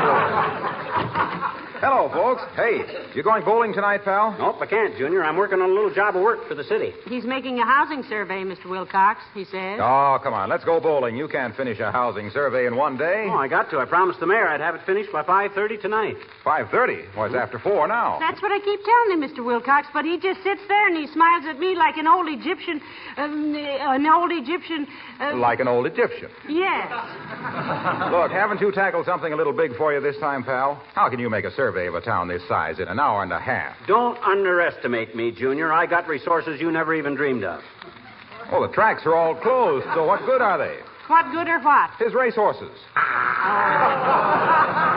I didn't say racehorses. I says racehorses. And if I'm smart enough to handle this job without running myself bow-legged, whose business is it? No danger of you running yourself bow-legged, dearie. You're so knock-kneed that when you walk upstairs, it looks like you just won a Charleston contest. That's besides the point. What I mean is I got executive ability. I know how to delegate my work. You suppose the president of U.S. Steel spends his working hours peeking into blast furnaces? Oh, maybe not, but... You suppose Mr. Campbell cooks all that soup himself, personal? It's organization that counts, Junior. All an intelligent executive has got to do is sit back and tabulate results. Well, unless you get busy, McGee, you'll be able to tabulate your results on the fingers of a boxing glove. Besides, Junior, the bowling alley probably won't be open V.E. Day, you know. Sure it's open. My cousin runs it, Big Frankie Wilcox. And he says he'd keep open on V.E. Day if he had to close every other day in the year. Why, Mr. Wilcox? Well, Big Frankie says there's a lot of soldiers and sailors in town that need inexpensive recreation, like bowling. He says he'd feel like a rat slamming the door in the faces of those fellows that made this day possible. And some of them on their way to the Pacific to do some more fighting. He says today they can all bowl free. Well, good for Big Frankie. Incidentally, are all your relatives named Big this and that? All but my cousin Albert. Mm-hmm. He's known as that Big so-and-so. You sure you won't go bowling with me, pal? He's got to keep his promise to the mayor, Mr. Wilcox. I'm sorry, Junior. Just tell Big Frankie I admire his doing business as usual on V.E. Day. Do the newspapers know how he stands on that? The reporters were talking to him this morning. They're going to. Going to what? Right up his alley. So long, kid.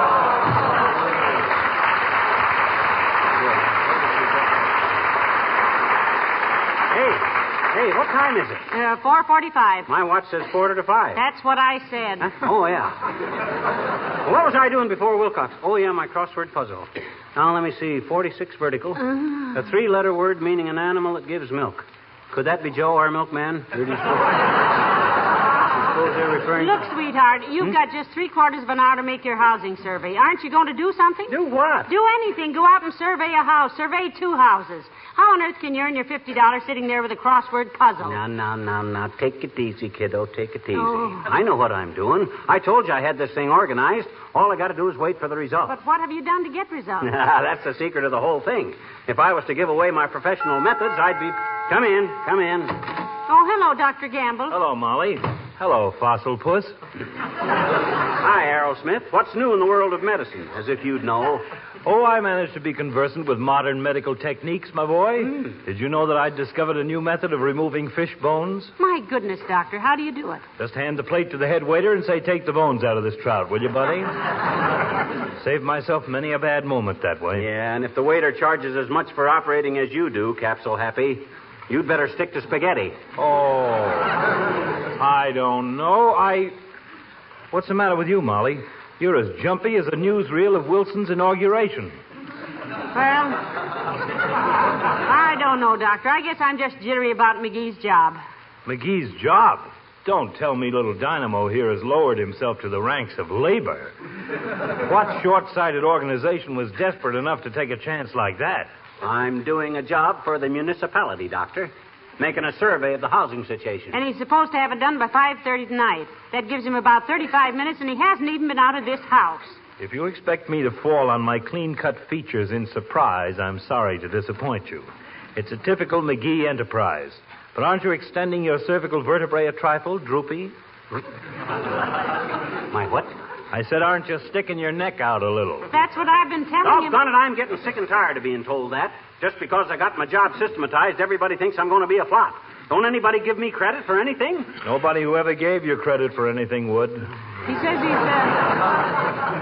he's going to have the results by 5:30, Doctor, but for the life of me, I don't see how he's going to do it. Well, I don't have to tell every Tom, Doc, and Molly how I handle things. I got my methods. Look, Frog Leg, are you doing this as a labor of love, or are you by some miracle being paid by the city for the project? He's getting $50 for it, Doctor. In cash. $50? Yes. That does it. When I think of the acres of human flesh I have to poke, prod, and puncture for $50, and you getting the same stipend for sitting here on your gluteus maximus, I'm tempted to hock my stethoscope and start a hot dog stand. Don't do it, Fatso. Don't do it. You couldn't cut the mustard. Is that so? Why, you four-flushing little... I'll get it. 79 Wistful Vista, Molly McGee speaking. Who? Oh, yes, he's right here. For you, Doctor. Oh, thank you. It's probably that head waiter, Doc, telling you your trout is out of the anesthetic. Hello? Yes? Yes? Fell off the what? Well, is the body in pretty bad shape? It is, huh? Well, I'll be right over and examine it. Yes, right away. Sorry, folks, I got to run along. Heavenly days, Doctor, that sounded serious. It is. The filling station says my car just fell off the greasing rack. See you later.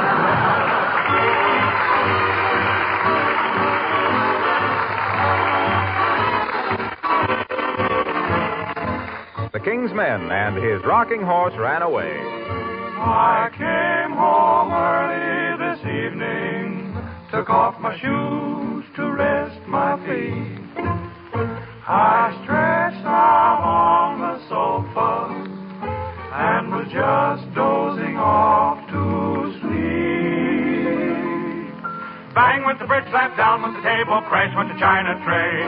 Our Willie couldn't help it, his rocking horse ran away. Rip, rip went the curtain, wham went the window, crunch went the new buffet.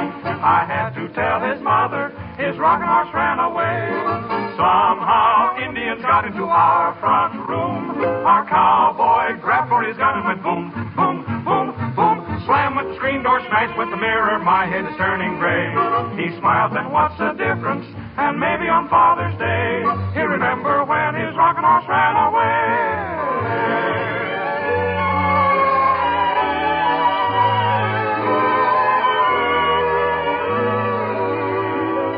One night I came home about 2 a.m.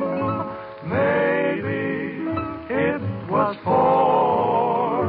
I sneaked on tiptoe up the stairs and peeked in the nursery door. Oh, Bang went the fridge, slammed down went the table, crashed went the china tray. Our Willie couldn't help it, his rocking horse ran away. Rip, rip went the curtain, wham went the window, crunch went the new buffet. I had to tell his mother, his rocking horse ran away. Somehow Indians got into our front room. Our cowboy grabbed for his gun and went boom, boom, boom, boom. Slam went the screen door, smash went the window, my head is turning gray. I can't begin to stop him, he does it all in play. Crash went the curtain rod on my head, I'll never forget this day. When Willie the rocking horse ran away.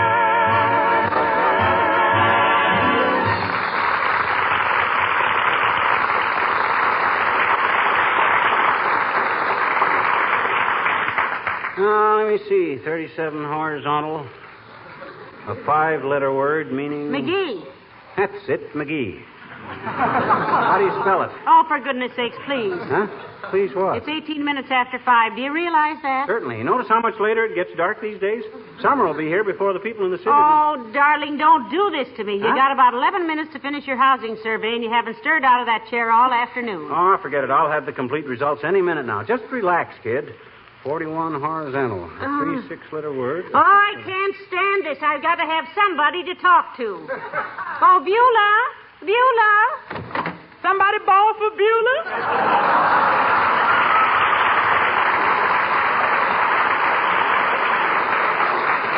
Hi, Beulah. Evening, sir. How's everything going, Beulah? Everything's copacetic, ma'am. Yeah, from the shrimps is all shucked and the rice is all fluffy and everything's all right with the world. We having shrimp curry tonight, Beulah? We having a shrimp curry the likes of which you ain't never flang a lip across, Mr. McGee. I'm telling you, the way I cooks rice make a mandarin close up his cookbook and commit chop suicide. Ah, you're the best cook I ever knew, Beulah. Oh, thank you, ma'am. That's what Ira say, too. Ira, that's my intended. What's the status quo on your engagement, Beulah? Well, frankly, sir, the status ain't nothing to quo about. That little manicurist in our neighborhood, she's a tough pocket of resistance, as they say in the newspapers. Don't tell me Ira's serious about her, Beulah. Yes, ma'am, at the moment. I can only hope Ira realize sometime that it's going to be happier going through life with a hot stove than a cold nail file. By the way, Beulah, how did you celebrate VE Day this morning? I went to church, Mr. McGee. I say a little prayer for the boys that do such a good job over there in Europe. Oh, that was very nice, Beulah. Oh, ma'am, I wasn't in no mood for no whoop-de-doo. When you got a brother in the Navy like I have, still out there fighting in the Pacific, you was prone to save your confetti for another day. Oh, it was still pretty good news, though, Beulah. Oh, yes, I ain't denying that. But I just can't help thinking there ain't no dancing in the streets in Manila. Well, maybe it'll all be over pretty soon, and Ira and me can get married and settle down. Yeah. Where are you and Ira going to live when you get married, Beulah? Oh, wait a minute. We thought we'd get us a little truck farm and raise our own stuff. Tomatoes and children and boys, too, of course. And maybe a few ducks and a couple of cows. Ah, ducks and cows. That's the thing, Beulah. The perfect midnight snack. Midnight snack, sir? Yeah, quackers and milk. Oh. Quackers and milk, ducks and cows? Too bad Beulah didn't say... I love that man.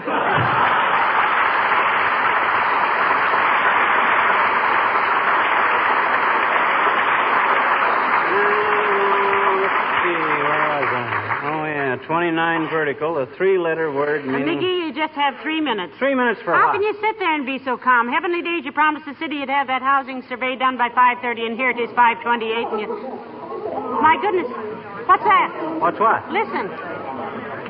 Heavenly days, it's out in front, McGee. Look. What are all those people out there for? Aha, those are my results, kiddo. Quick, how many are there? Why, there's hundreds of them, and they're all looking at our house.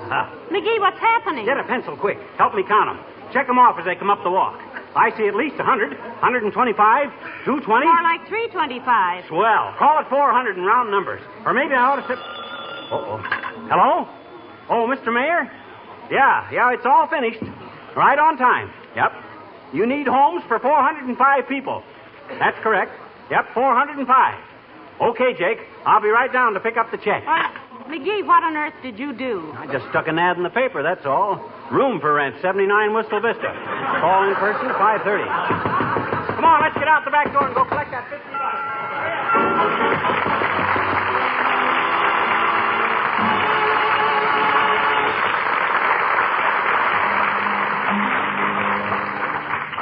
Almighty Father, thou whose love doth heed the sparrow's fall, guide thou, we pray, our men who fly where dark and danger call.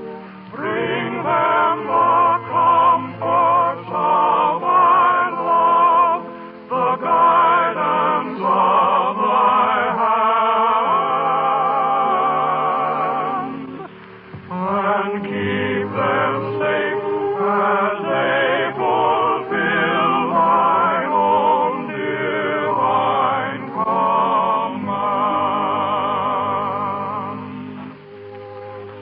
Ladies and gentlemen, this is one of the days we've been looking forward to for so long. This is one of the days for which men left their wives and children, their jobs and their professions, to put on uniforms and give their days and their lives to end tyranny and aggression, we hope forever. But this is just one of the days. There's another day coming, and may it be soon, when we can celebrate complete victory. But to leave our jobs now and quit when the task is only half finished would be false to the wives and children our fighting men left behind. Perhaps you know that radio programs like this one are recorded and sent to our fighting forces everywhere overseas for their entertainment and to bring them a smile or two from home. This is our job, the thing we know best how to do. So let's all keep going, keep working, and keep faith with the ones who are still doing battle for the things we believe in. Good night. Good night, all. Protect thy sons where'er they be, and bring them safely home.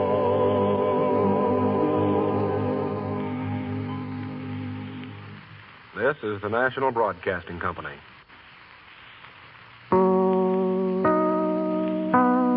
The Johnson Wax Program with Fibber, McGee, and Molly.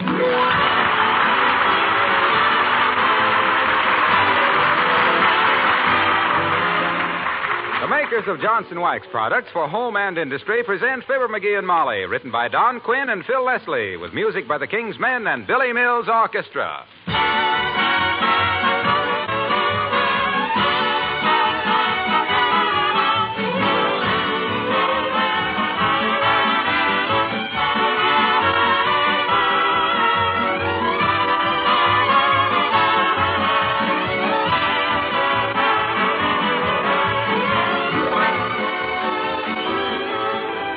Let's talk about your automobile for a minute. I'll admit that as a piece of transportation, it's only as good as the motor and the tires. And I think you'll admit that as a thing of beauty, it's only as good as the paint job. But that's something you do have control over. You can keep the finish of your car clean and sparkling at small cost and with very little work, with the occasional use of Johnson's Car New. This popular auto polish really does two jobs at the same time. It cleans and polishes with one application. Car New, please remember, is a liquid which dries on application to a white powder. When you wipe off this powder, the dirt and grime and dullness come off with it, leaving a shining, beautiful finish that you'd almost forgotten. Car New does an amazing cleaning job without injuring the finish. And it's so easy to use, you'll gladly do the job yourself. Why not give your car a spring house cleaning this week with the old, reliable, unchanged Johnson's Car New, spelled C-A-R-N-U.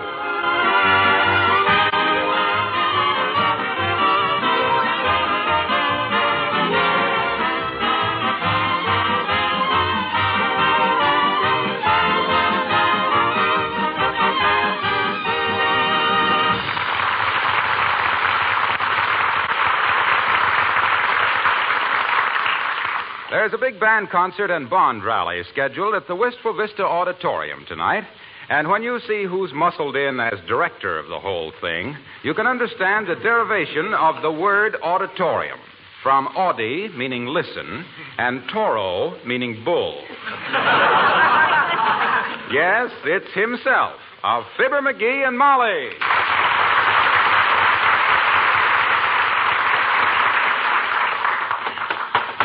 Hey, Charlie, have the boys move those borders back and lower the teaser a little.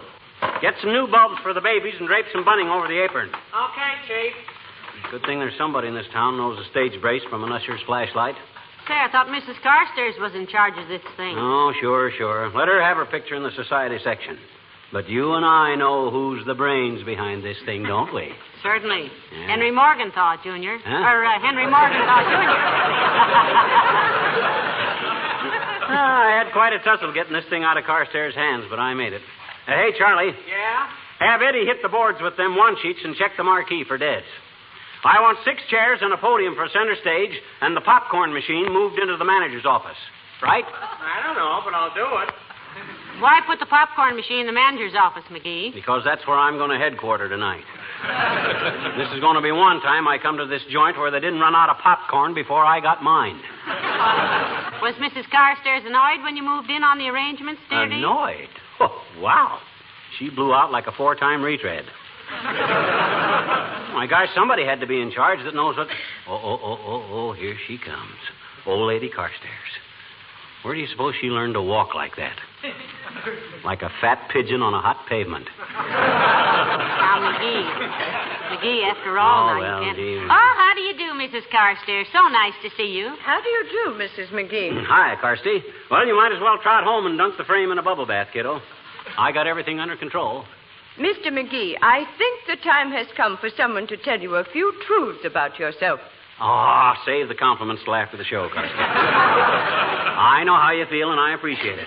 You can't help it if you don't know an amber spot from a center door fancy. Himself here was in vaudeville, Mrs. Carstairs, and he learned the theater business inside and out. Sometimes both on the same day. This is not vaudeville, Mrs. McGee. This is Wistful Vista's golden opportunity to show the world its interest in and support of the 7th War Loan. Personally, I feel that Mr. McGee has lowered the proceedings to the undignified level of a flea circus. Well, better put on too many fleas than too much dog, Carsty. When people begin... Oh, excuse me. You want to see me, Charlie? Yeah. Look, Chief, you want I should check with the juicer for cues on the oleo? On the oleo? You mean for the popcorn? Yeah, sure, as long as we can't get butter. Oleo's just about... No. Oleo. Oh, yeah, sure. Yeah, sure. Yeah, check with the juice on that, yeah. Right. And, may I ask a question, boss? What is it, Bud? You ever sit on a big boulder at noon on a hot day? Why, sure, I guess I did. Well, what's that thing between your eyes and your mouth? Well, that's my nose. What do you think it was? My good man, what is the purpose of these ridiculous questions? We just had an argument backstage, ma'am. The boys delegated me to see if this guy knew his nose from a hot rock. Thanks, boys.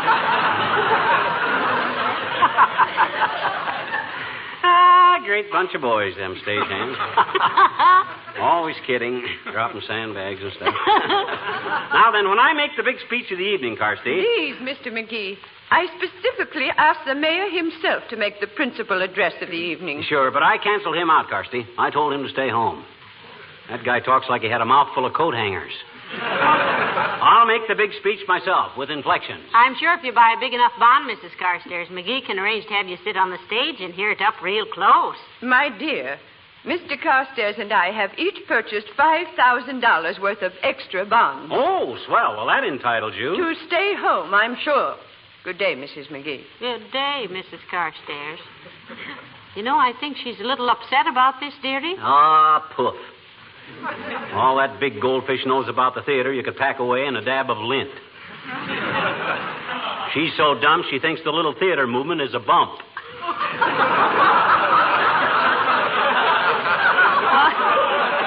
Now, just the same, McGee, she can... Oh. That's sounds like the orchestra. Yeah. I better check their music for tonight. Oh, now listen, maybe you better stay out of that department, dearie. You're no musician. Well, so what? The Warner Brothers are no piano team either. But they put on some pretty good shows. Hey, Billy Mills. Don't bother me now, Skimp. I got to run over this music. Well, from what I heard of it this morning, it sounds like it had already been run over. By a dump truck. Look, my tosca little ninny. Just because you have an ear for music. Oh, you admit I have an ear for music, eh? Why not? You could put a bass fiddle in each one of them. Now run along home, will you? We got to rehearse. Oh, Mr. Mills, I'd like to hear what you're going to play. Go ahead. Okay, Mom. All right, boys, kiss me again from the beginning. Kiss me again from the beginning. Of all the corny old loudmouths.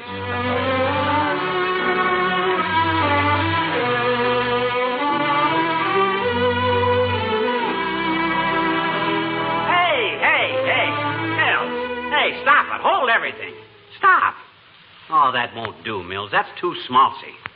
Whoever wrote that arrangement ought to take his musical saw and go back to the lumber camp. I wrote this myself. Yes, and I thought it was beautiful, McGee. Beautiful, my clavicle. Here, give me them scores. I'll go home and dash off an arrangement that'll make Gilbert kick the harp out of Sullivan's hand. Wait a minute there, Skimp. What do you know about music? What do I know about music, he said. Yes, he said that. I merely studied it for 6 years in the Peoria Conservatory. I studied under Professor Ware for a long, long time. Long underwear McGee, I would Long underwear McGee, the mighty mucky muck of the metronome, making mugs of the mediocre musical mutts muddling through a mess of monotonous medleys, making millions marvel at the minor melodies made out magnificent musical masterpieces by the miraculous movements of my magic mitts, miffing many maestros as I modulated from march militaire to minuet and G, so get on with your rehearsal and we shall see what we shall see.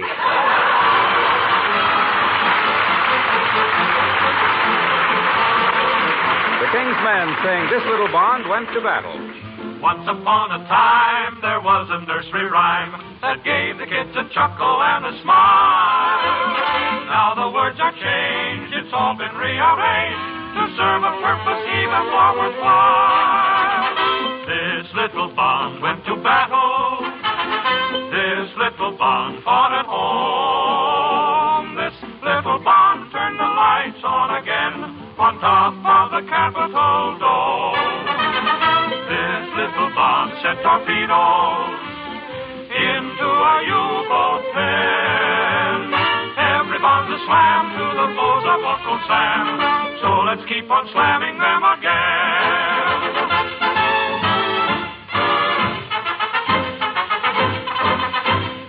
Everybody knows just how the saying goes. The pen is even mightier than the sword. So get out your pen and write those checks again. Then Uncle Sam can pass along the word. This little bond went to battle. This little bond fought at home. This little bond bought B-29 guns and Mercure chrome. This little bond bought a lifeboat that crossed a stormy foam. Bombs for peace. May your worthy tribe increase to bring the boys back home.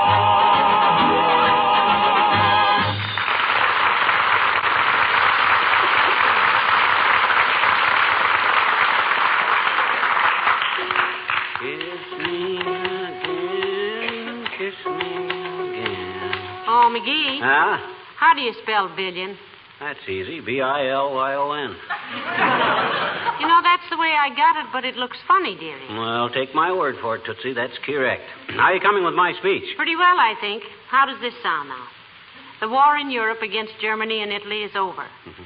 But the war against hunger, privation, and distress will go on for many, many months. It is our money, yours and mine, the money we put in war bonds which will fight this war to an end. $7 billion. You know, that word still doesn't look right, McGee. Isn't it Billyon? 2 L's, isn't it? No. Just one L. Oh. $7 billion is the quota for individual purchases in this 7th war loan.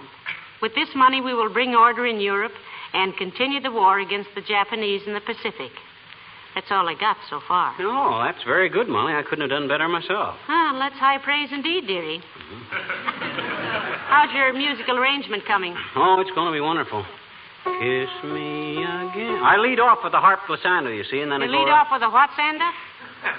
A harp glissando. What on earth is that? I don't know, but they all use them. I just wrote down insert harp glissando here and let Billy Mills worry about the technicalities. Architects don't lay bricks, do they? No, but composers lay eggs. And this opera of yours begins to sound like hen fruit of a very low order. Yeah. Now, you wait and see. Bird singing soft. I start with a harp glissando, you see, and then I let the flutes take it for 6 bars and then a 2-bar tacet. What's a tacet? That's a musical term, meaning take the derby hats off the trumpets. Have to do that because there's a lady in the orchestra.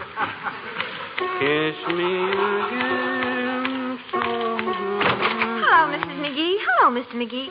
Jeepers, are you tuning the piano again? No, he isn't, Alice. He's making a musical arrangement. Oh. And if Kiss Me Again doesn't wind up a very wet smack, it won't be his fault. Gee, I never knew you wrote music, Mr. McGee. You didn't, eh? Didn't you ever hear the high school song I wrote for the freshman class in Peoria High? Say, I never heard that either, McGee. Well, Natch, I just wrote it last week. I haven't even mailed it to him yet. Oh, well, how does it go, Mr. McGee? Airmail, special delivery. I thought they might as well have it in time for graduation. Oh, she meant how does the melody, if any, go, McGee? Oh, well, I can't go into all that now. I got no time for prattle-prattle. This music has got to be done for the Bond rally tonight. Oh, are you going, Alice? Oh, I wouldn't miss it for a farm with a barn full of Van Johnsons. I told my boyfriends that the one who bought the biggest barn could take me. Oh, how's the bidding going, Alice? Oh, very nicely, Mrs. McGee. The high man so far is the boy that his father owns the airplane plant. Mm-hmm. But I don't like him as well as the boy that he works at the next bench to me, which he naturally hasn't got as much money as Freddie, who is the boy that his father owns the plant. Well, take my advice, Alice, and latch on to the boy that his old man has got the most mazuma. Well, I'm not getting married yet anyway. I want to study art a little while longer. Heavenly days, Alice. I didn't know you were studying art. Oil or watercolor, Alice? Oh, neither one. Art is the boy that he works at the next bench to me. Well, I'll see you tonight, folks.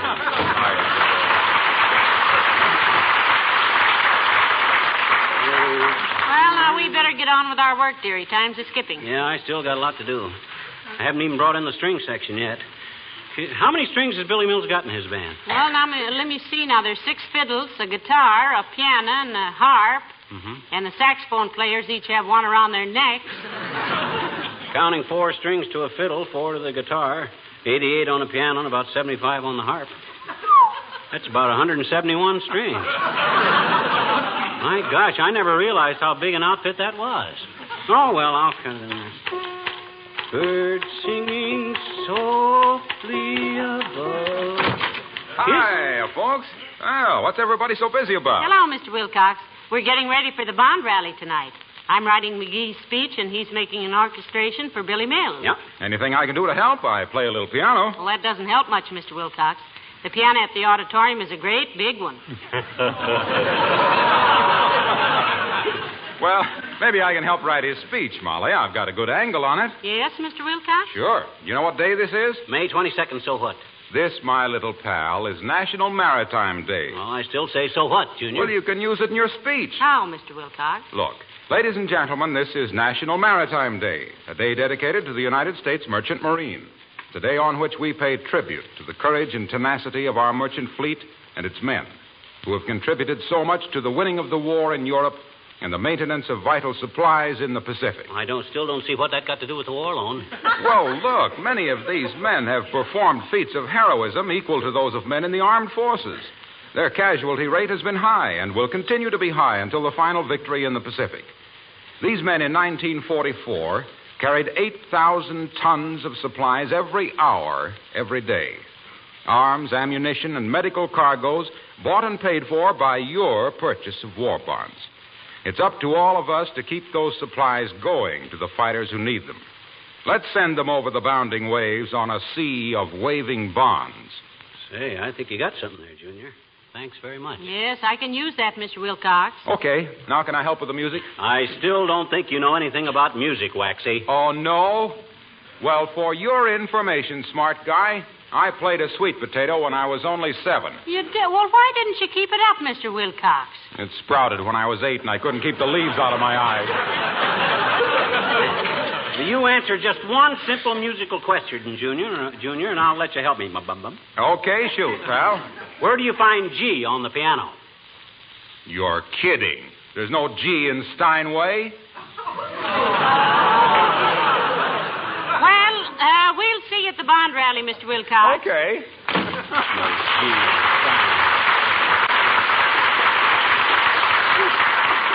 That guy's about as musical as a worn brake shoe. On the contrary, McGee, I've heard him sing, and he has a very nice voice. Ah, poof.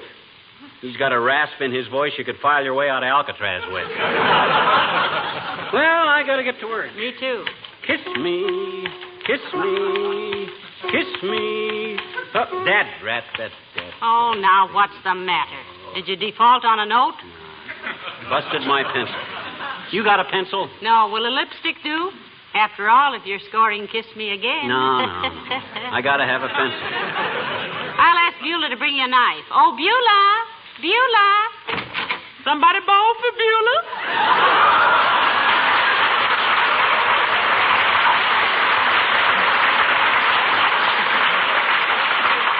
Hey, Beulah, I want to sharpen a pencil. You got a good sharp knife in the kitchen? If I ain't, sir, I sure have persuaded the jackets off a big mess of spuds.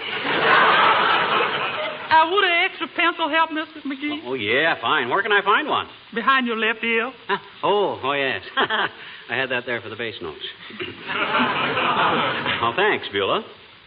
Thank you very much. That's okay, sir. Can I ask a question, please, folks? Why, certainly, Beulah. What do you want to know?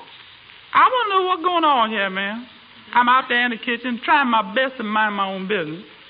But between the click-clack of that typewriter and the room-de-boom-de of that pen, I'm going quite a berserk from dissatisfied curiosity. Well, I'm in charge of the big bond rally tonight, Beulah, at the auditorium. I'm arranging some music, and Mrs. McGee is writing my speech. Well, for goodness sake. What music are you writing, sir? Kiss me again. Kiss me again. I thought that already been wrote. Well, he's making a new arrangement of it, Beulah. The score I'm working on will probably be the classic arrangement of all time, Beulah. You see this sheet here? Yeah, sir. You see the staff? Ordinarily, it's got only 5 lines and 4 spaces. I'm doing it on 6 lines and 5 spaces. Nobody's ever done that before in the whole history of music. And if you hear a thump, thump, thump in the distance, Beulah, it'll be that little white dog that sits by the Victrola in the advertisement scratching his head. Yeah, that thump, thump, thump. Little white dog. Where was it? Little white dog. I love that man's wife.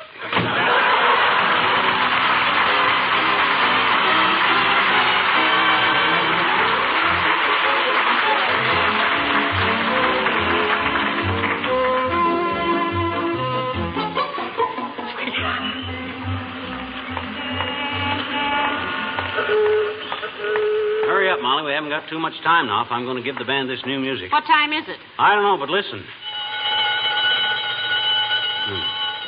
7:32. How do you know? That burglar alarm on Bernstein's first door. It always goes haywire at 7:32. Been doing it for years. Why they don't fix it? Oh, look, McGee, here comes Dr. Gamble. Yoo-hoo. Hello, Doctor. Well, hello, Molly. And how are you, drop seat? Hi, Aerosmith. What you wandering the streets for? Waiting for somebody to get run over so you can bum a free ride to the hospital? No, dear boy. I am attending the big bond rally tonight, and for the sheer joy of going to a theater and not seeing Alan Ladd's picture in the lobby. Don't you like Alan Ladd, Doctor? I think he's wonderful. I'm sure he's a fine young man and splendid actor, my dear, but he reminds me too much of my youth. He's the image of me in my 30s. In your 30s, Narcissus, moving pictures were just a question mark in Edison's notebook. Speaking of moving pictures, soundtrack, just where are you going? We're going to the Bond rally, too, Doctor. McGee's in charge of it, you know. Who put him in charge? The Japanese embassy? He couldn't sell a $20 bill for 35 cents to a Portuguese pawnbroker. Oh, yeah. Well, now look, Artery Pincher. You can't get a seat at this rally without buying a war bond, you know. And if you think you can wave a 25-cent war savings stamp at the usher and peek out through the door of the men's lounge, you better reconnoiter. Don't heckle me, you noisy little corn popper. I gave up the idea of buying some new X-ray equipment and bought a $1,000 bond to help this thing out. Well, I'm sure McGee didn't mean anything. I don't care what he meant, my dear. Now, look. I've worked on hundreds of men back from Europe and the Pacific. Believe me, a trip through a veterans hospital is a sure cure for complacency. And if any bonds I buy will help shorten this war by one split second, they can have the gold out of my teeth. No, I was just kidding, Doc. I merely meant... I know what you merely meant, rabbit foot. I was just trying to say that if anybody thinks he can sit back and let the world come to a lovely state of milk and honey, he better start buying a cow and get the bees out of his own bonnet. Yeah, I agree with you, Doctor. Me too, Doc. Have a cigar? Thanks, I have one. You got two? Thanks. I'll smoke it after the rally. Uh-oh, here's the stage door. Come on in, kids. If anybody says anything, you just tell them you're with me. My. Sounds like a tremendous crowd out there, dearie. It ought to be. The promotion work I done on it. Oh, I'm sure of that, Mousie. You'll probably be awarded the purple ticket stub with a cluster of peanut brittle. You and Molly wait here in the flies, Doc.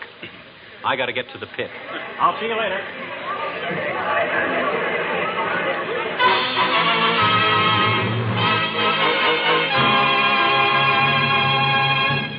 Ladies and gentlemen, WBIS brings you tonight a broadcast of the great 7th War Loan Bond Rally from the Wistful Vista Civic Auditorium. This is a gala scene here, folks. All the cream of Wistful Vista society is turned out, and every person in this great hall tonight has bought a war bond, an extra war bond for admission to this rally. Do you see McGee, Doctor? No, I don't, and I count it among my blessings. We're very fortunate tonight in having with us one of the finest orchestras in the state, the Wistful Vista Philharmonic, under the able baton of Maestro William Randolph Mills.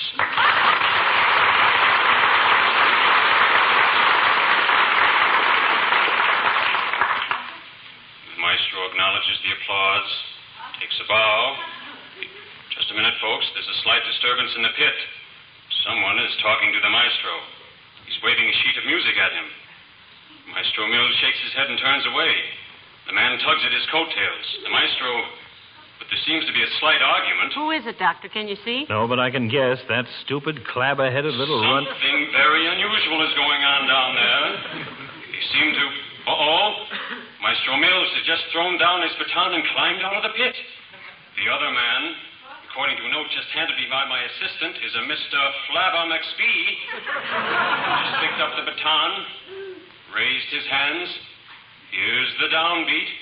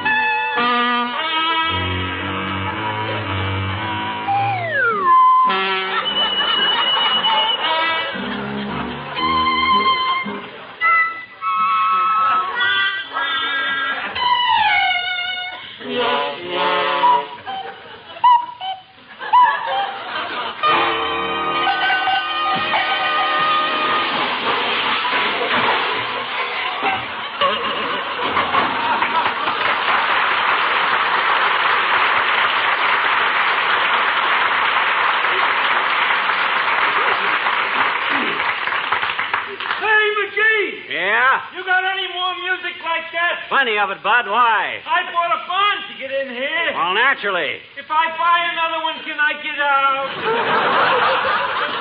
Yes, you can, wise guy, and anybody else that don't like it can do the same thing. I'll take it. Give me $100. Now, wait a minute. Hang on. Get out of here. I've got to get home.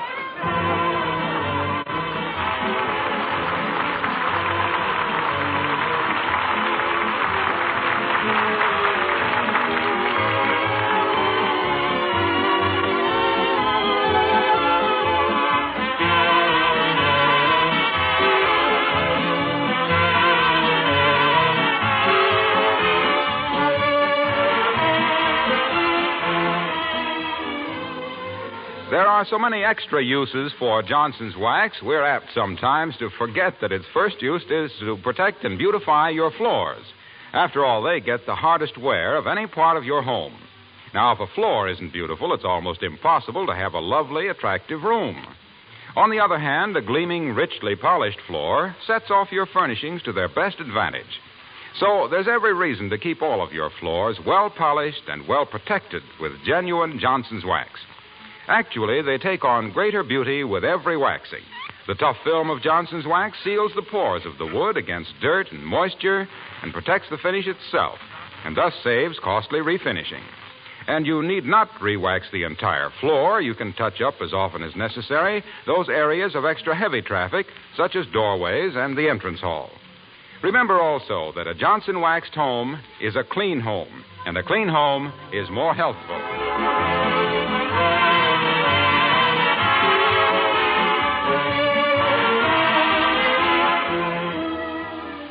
Ladies and gentlemen, there are some shows you can't buy your way out of, except at the price of blood, sweat, and tears.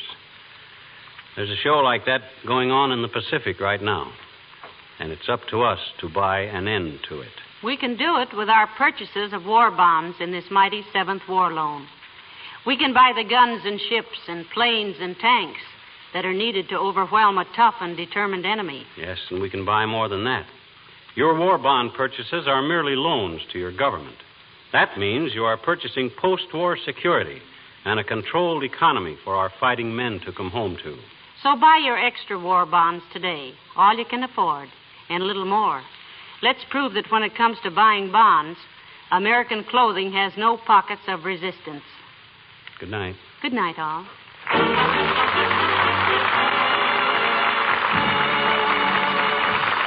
This is Harlow Wilcox, speaking for the makers of Johnson Wax Finishes for Home and Industry, inviting you all to be with us again next Tuesday night. Good night. This is the National Broadcasting Company.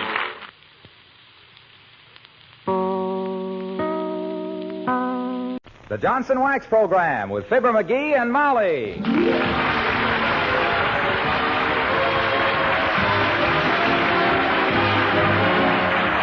The makers of Johnson Wax products for home and industry present Fibber, McGee, and Molly, written by Don Quinn and Phil Leslie, with music by the King's Men and Billy Mills Orchestra.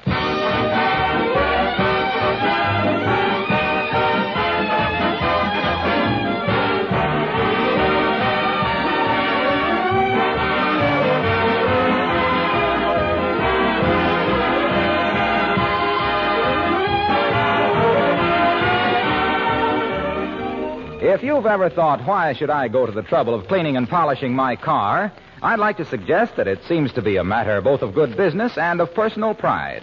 It's good business to protect the paint job from injury by removing destructive road grime and dirt, thus increasing the trade-in value of your car. And on that subject of personal pride, the impression your car makes on your friends and associates, the impression it makes on yourself, can be very important. So give your car an occasional beauty treatment with Johnson's Car New, the popular auto polish that both cleans and polishes with one application. Car New is so easy to use, you'll gladly do the job yourself. It's a liquid that dries on application to a white powder. Wipe off this powder, and there's that beautiful finish you'd almost forgotten. Car New is unchanged. Your dealer has it. Ask for Johnson's Car New, spelled C-A-R-N-U.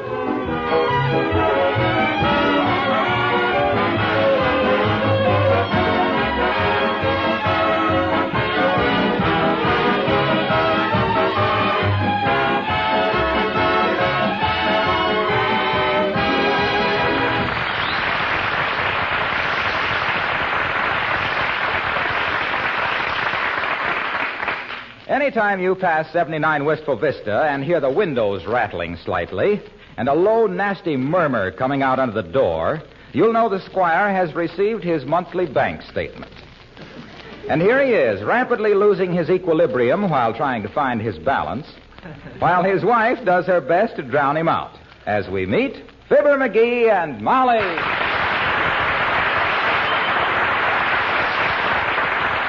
Dirty, double-crossing, pocket-picking book jugglers. You know what that Fourth National Bank done to me this month, Molly? I can't imagine, dearie.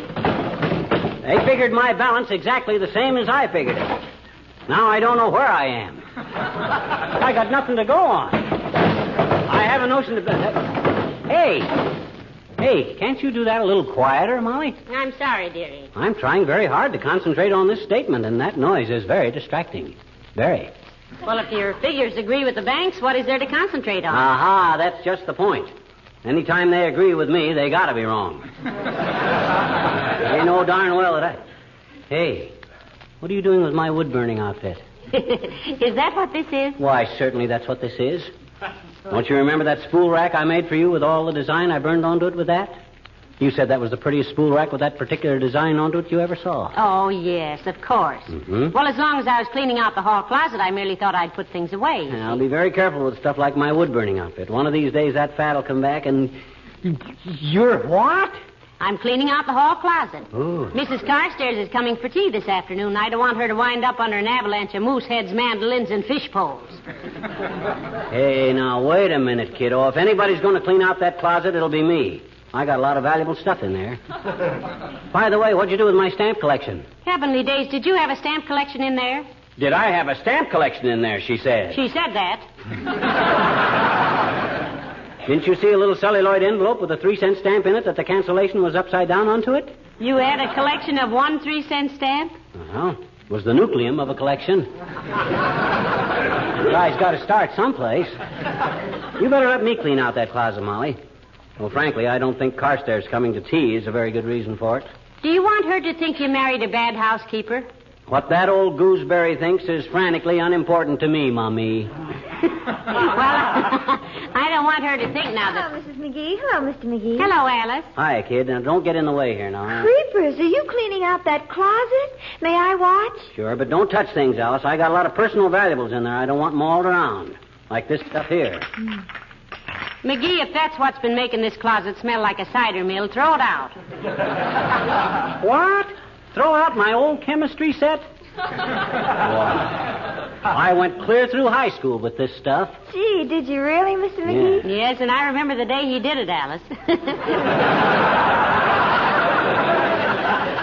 Yeah, he went clear through the high school and through the roof of a laundry a block away. You know his eyebrows haven't grown quite back yet. Look at him, Alice. I wish I could remember the formula I was working on that day. Seems to me I was on the track of a new kind of high-powered gasoline. I was going to call it Ethel in honor of my chemistry teacher, Ethel Faditch. But they've been making ethyl gasoline for years and years, Mr. McGee. What? They have? Sure. Well, by George, if I had the dough, I'd fight for my rights all through the juvenile court. Juvenile court? Well, sure, I was just a kid when I invented it. Oh, I think chemistry is wonderful, Mr. McGee. My cousin is a chemist, and he's just patented a new kind of glue that simply won't stick to anything. Why, Alice, what good is a glue that won't stick? Well, he says it will teach people not to break things in the first place.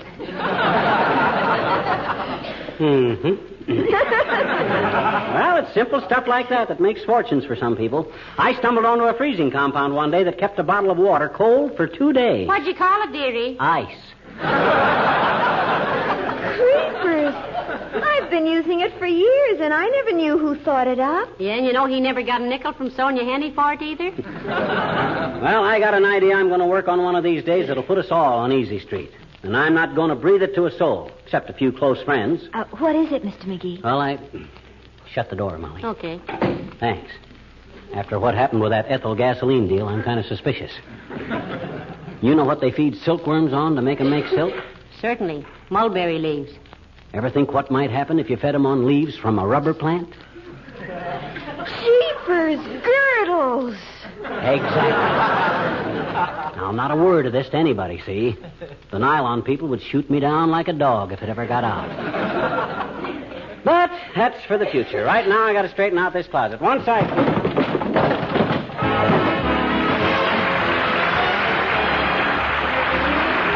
Billy Mills from the orchestra, and The More I See You.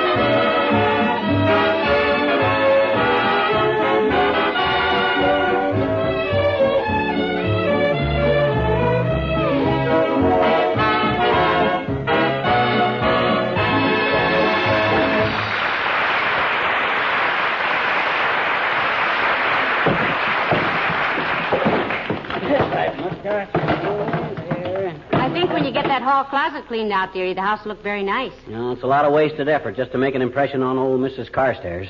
Well, that old man-trap is so nearsighted that last week in the grocery she paid 2 bits for her left hand, thinking it was a bunch of bananas. Ah, you're exaggerating. Yeah, I was exaggerating. She only paid 23 cents. You know, you'd like Mrs. Carstairs if you'd stop antagonizing her. Me? Stop antagonizing her?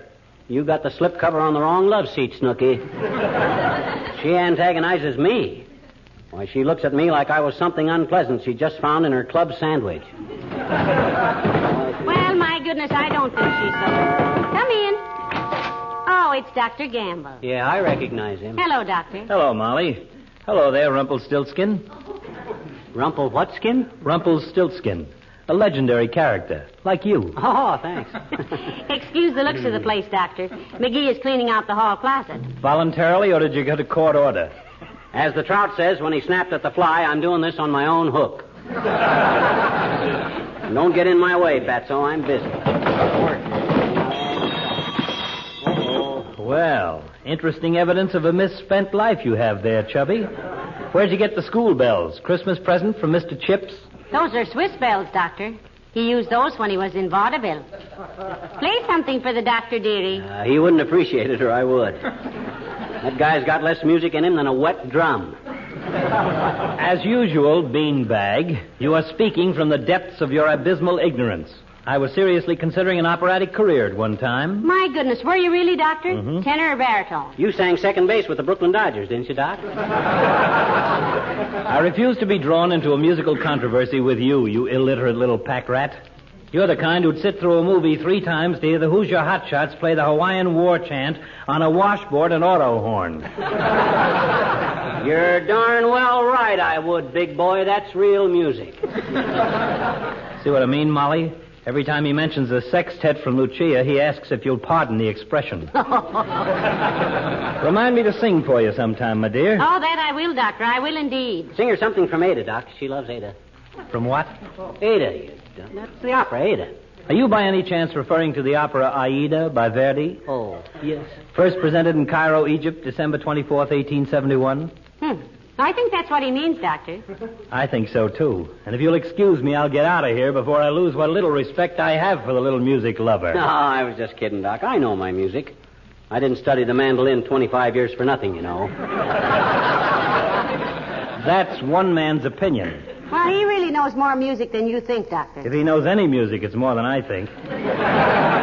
Let me ask you one question, Rigoletto. Shoot, Siegfried. What is counterpoint? Why, that's when a kid in a candy store asks how many of these do you get for a penny. That's all, brother. So long, Molly.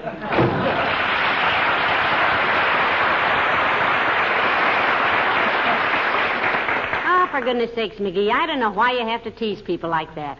Why do you pretend to be so dumb? I like to be underestimated. Then when I do something unintelligent, I get twice the credit. Well, I better get busy. Got a lot of stuff.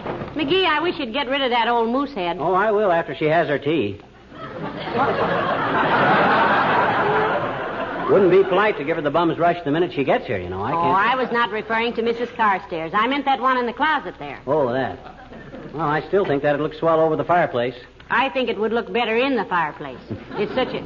Oh, my goodness, I almost forgot. We're practically out of sugar. I wonder if Mr. Sale would send some over right away. I'll call and ask him. He owes me a favor. For what? I called his attention to a misspelled word in one of his ads last week. He had an L in salmon. Oh? Well, call him anyway, dearie. Hand me the phone. Here. Thanks. Hello, operator. You mean Jimmy Sales Grow? Is that you, Mert? Oh, dear. How's every little thing, Mert? It is, eh? What's that, Mert? Your brother. Judge gave him 20 years, eh? Gee, that's great, Mert. Good heavens, McGee. What's great about that? Mert's brother helped old Judge Jeffrey husk some green corn. Did such a good job, the judge gave him 20 years.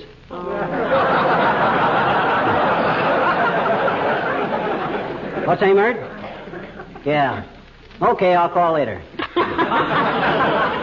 Well, maybe we can squeeze by with what sugar we have, dearie. Carstairs shouldn't ought to use sugar anyway. She shows every lump she's ever eaten. Particularly around... Hello, folks. I was just going by, and I thought... Doggone it, watch your step there, will you, Junior? Now look what you did. Oh, I'm sorry, pal. Very clumsy of me.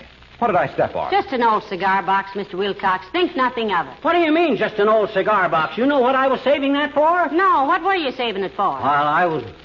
Oh, well, I don't remember right now, but I'll bet I had a definite use for it. Excuse me for pointing, but just what are you doing, pal? Playing store? No, he's cleaning out this closet, Mr. Wilcox. Mrs. Carstairs is coming for tea, and we want things to look real nice. Yeah, she's the kind of old Snoopy puss that'll be poking her snozzola into all the closets, Junior. You know the type. Talking about the weather with one hand and counting the pillowcases with the other. Oh, look, you've got her wrong, pal. Mrs. Carstairs is a very nice person. That's what I keep telling him, Mr. Wilcox, but they just don't seem to get along together. Ah, ta-ta. She's just a wilted petal off the Mayflower. Why, she's one of the worst old... Hey, what are you doing, Junior? Just looking in this closet, pal. I never saw it empty before. I want to satisfy my curiosity. Curiosity about what, Mr. Wilcox? The floor in that closet. Gee, it's wonderful. In spite of all that junk piled in there, year after year, the floor's in wonderful condition. What did you protect it with? Waxy. If I wasn't a truthful guy with whom loyalty to a sponsor was a prime consideration, I could break your little heart.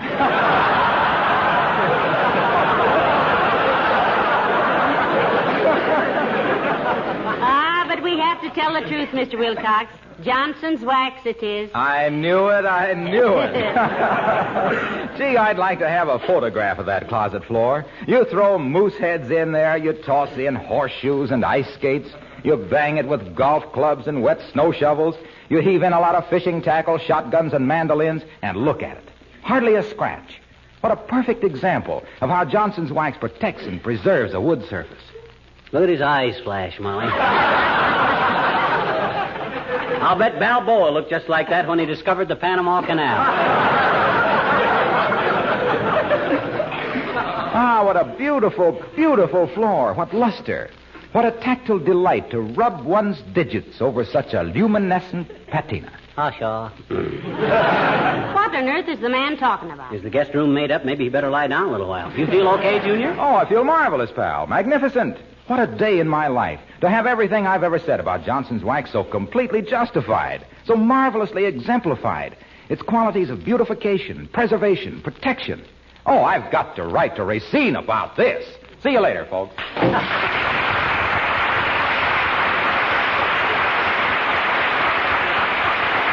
right, Lucine. There goes the greatest ham actor since the Three Little Pigs. I thought he sounded very sincere, McGee. Oh, he meant it all right. It was those gestures that pulled my cork. Those rolling eyes, clenched hand on the forehead. Like William S. Hart bidding farewell to his favorite horse. Well, never mind him, McGee. Mrs. Carstairs will be here very shortly. Better get this stuff put away. Okay, I'll have it out of the way in 2 jerks. Now, let me see. Oh, gee, look what I found. My old camp stove. I'd like to have $5 for every pound of bacon I've ruined on that thing. Speaking of stoves, dearie, I better see how Beulah's coming with the refreshments. Oh, Beulah! Beulah! Somebody bawl for Beulah?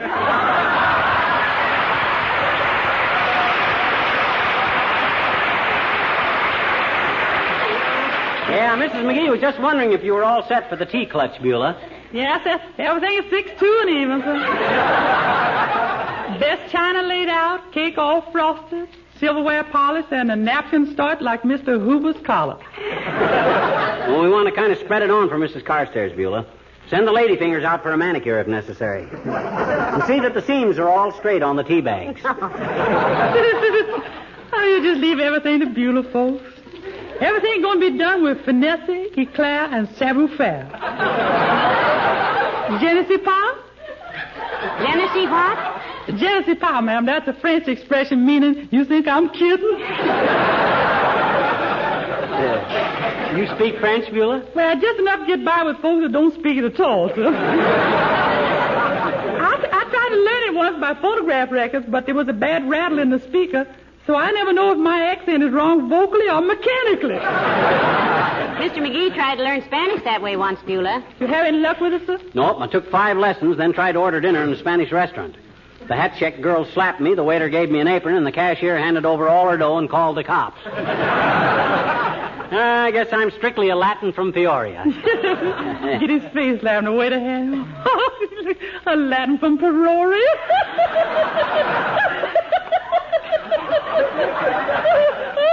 I love that man.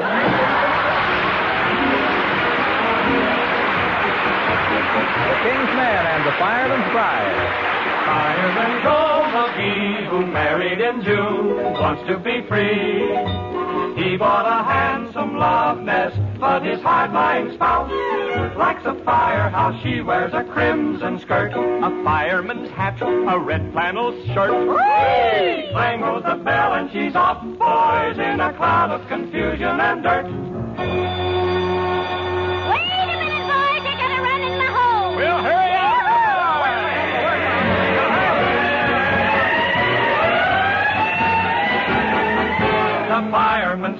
The fireman's bride, won't stay home by her fireside. From all accounts, she'd rather bounce in a fireman's net. She leaps to the engine and clings to the hose. How she hangs on, nobody knows. Out comes the net and then over she goes. High up they throw her while she hollers, "More, the fireman's bride." People confide, has the fireman goggle-eyed, high as a kite. Ain't she a sight? Naughty fireman's bride. Oh, the fireman's bride, the fireman's bride, won't stay home by her fireside. From all accounts, she'd rather bounce in a fireman's net. She leaps to the engine and clings to the hose. How she hangs on, nobody knows. Out comes the net and then over she goes. High up they throw her while she hollers, "More!" The fireman's bride, people confide, has the fireman goggle-eyed, high as a kite. Ain't they a sight, roaring around all over town with the fireman's bride?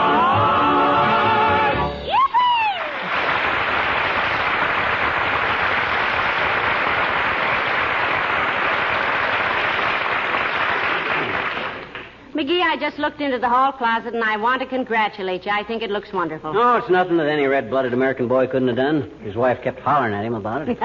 Hey, how does this shirt look? Very nice when you put a tie on. A tie? This is a sports shirt. Didn't you see that picture of Jack Carson in last night's paper? He was wearing a shirt exactly like this one. Jack Carson is a comedian. You're more the Herbert Marshall type. My George, I think I am at that. You are? Does Herbert Marshall wear a bow or a four in hand? Because I want to put... Oh, I'll bet that's her. It's too late for a necktie. If you can casually drop Jack Carson into the conversation, I'll explain about the sports shirts. Just forget it, dearie. Let her take you as you are. Okay. Come in. Oh, how do you do, Mrs. Carstairs? Do come in. How do you do, my dear? So nice of you to have me for tea. Hi, Carsty. Wiggle out of the mink and toss the weary frame on an orange crate. Good day, Mr. McGee. Am I to construe that bit of jargon as an invitation to be seated? You ain't whistling Dixie, babe. Try this chair over here. You can sink down in that like a sow in a swamp.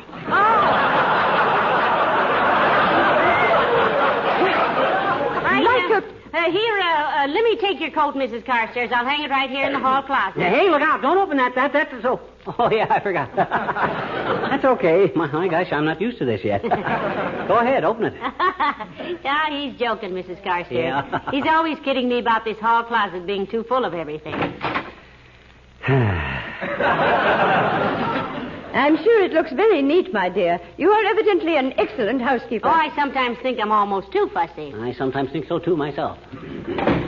Oh, well, it was so nice of you to come over, Mrs. Carstairs. I have been looking forward to it, my dear. I think afternoon tea is such a pleasant custom. The English do those things so well, you know. Yeah, but I bet it gets monotonous day after day, Carsty. 3 or 4 weeks of it, and I'd run out of small talk. I rather doubt that, Mr. McGee. The longer I know you, the smaller your talk seems to get. You're not saying that just because you admire me, are you, Carsty? I rather doubt that my statement was motivated by any such consideration, Mr. McGee. Well, you're not a bad kid yourself. Have a cigarette? Thank you. I don't smoke. Neither do I, Mrs. Carstairs. Well, that needn't stop you kids from picking up a few packages for the old man now and then. Are you quite sure we're not keeping you from some important masculine affairs, Mr. McGee? No, I got nothing particular to do, Carsty. This is such a charming little living room of yours, Mrs. McGee. And may I say that is an extremely handsome piano you have. Well, thank you. I think very highly of that piano. Yeah, I gave her that piano for Christmas 8 years ago, Carsty. I just happened to be walking through the Bonton department store one day, see? Thinking about nothing in particular. Naturally. And I seen this piano, and I says to myself, there's the piano. Excuse me a minute, Mrs. Carstairs. Come in. Hello, Mrs. McGee. Hi, Mr. McGee. Hi, Jimmy, my boy. Here's your check. It's all made out. $2.40. Oh, thanks a lot. Here's the receipt. How are the wife and family, Jimmy? Just swell, thanks. My little girl was 8 years old yesterday. Gee whiz, the time sure flies, don't it, kid? Yeah. You know, she was born just a few months after you bought that piano. Yes, she must have been if she's 8 years old now. You're going to have that thing paid for before you know it. Well, thanks a lot, folks. See you next week. Now then, what were we talking about, Mrs. Carstairs? You were saying that Mr. McGee gave you this piano as a Christmas gift 8 years ago. Yeah. It was so thoughtful of him to make it a weekly remembrance. My dear, I would like to see the rest of your house. Why, sure, Carsty. Come right along. It may not be a palace, but it's home. Yes, do come and see it, Mrs. Carstairs. Thank you. This is the dining room in here. Yeah, you can tell that by the table. This table seats 12 people when we put the extra leaves in, Carsty. The only thing is we haven't got any extra leaves. I used them to make some shelves in the garage. Yeah. Interesting. Mm-hmm. Personally, I think large parties are such a bore. Oh, you're just self-conscious, Carsty. And right through here's the kitchen, Mrs. Carstairs. Something you wanted, ma'am? No thanks, Beulah.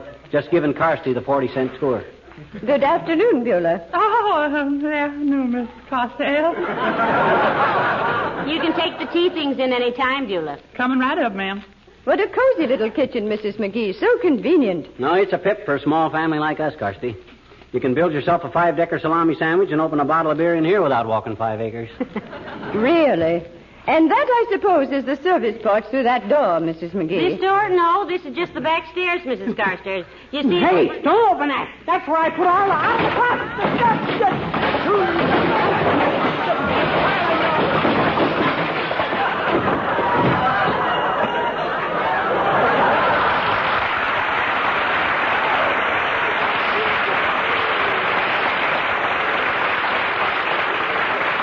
Tea is served in the drawing room, ma'am.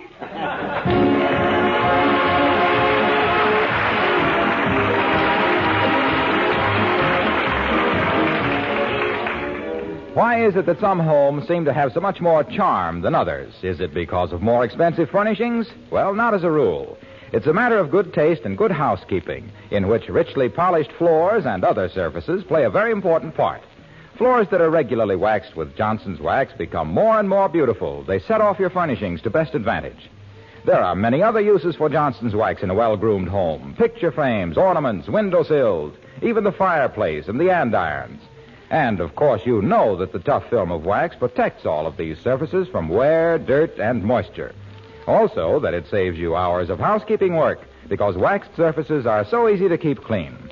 Careful housekeepers call this protective housekeeping with genuine Johnson's wax, which comes in 3 forms: paste, liquid, and the new cream wax especially developed for use on furniture and woodwork.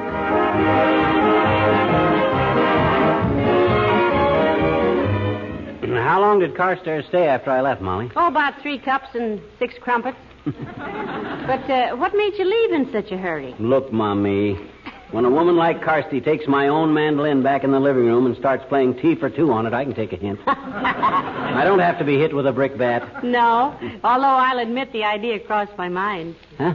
Oh, good night. Good night, all.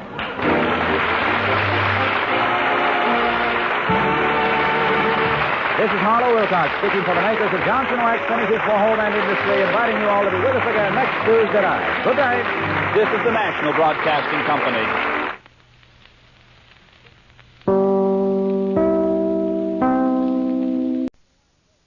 The Johnson Wax Program with Fibber, McGee, and Molly.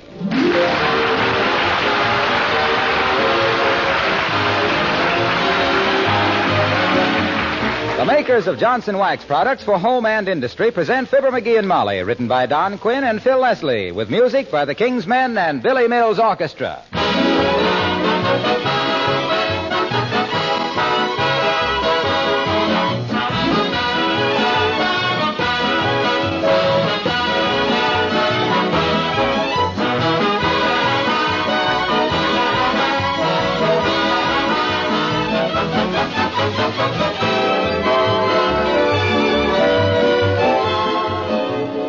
Do you remember when your kitchen linoleum was brand new? You probably got a big thrill out of it, and you decided that you were certainly going to take good care of it.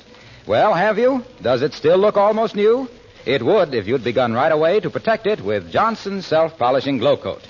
Because when you apply Glow Coat to linoleum, you're putting down a tough shield that protects the finish against wear and dirt and moisture.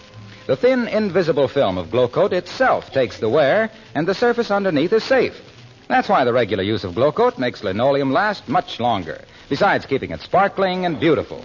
Glow Coat is easy to use because it needs no rubbing or buffing. You simply apply and let dry. Conservation begins at home. In fact, it begins in your own kitchen, the very first time you use Johnson's Self-Polishing Glow Coat.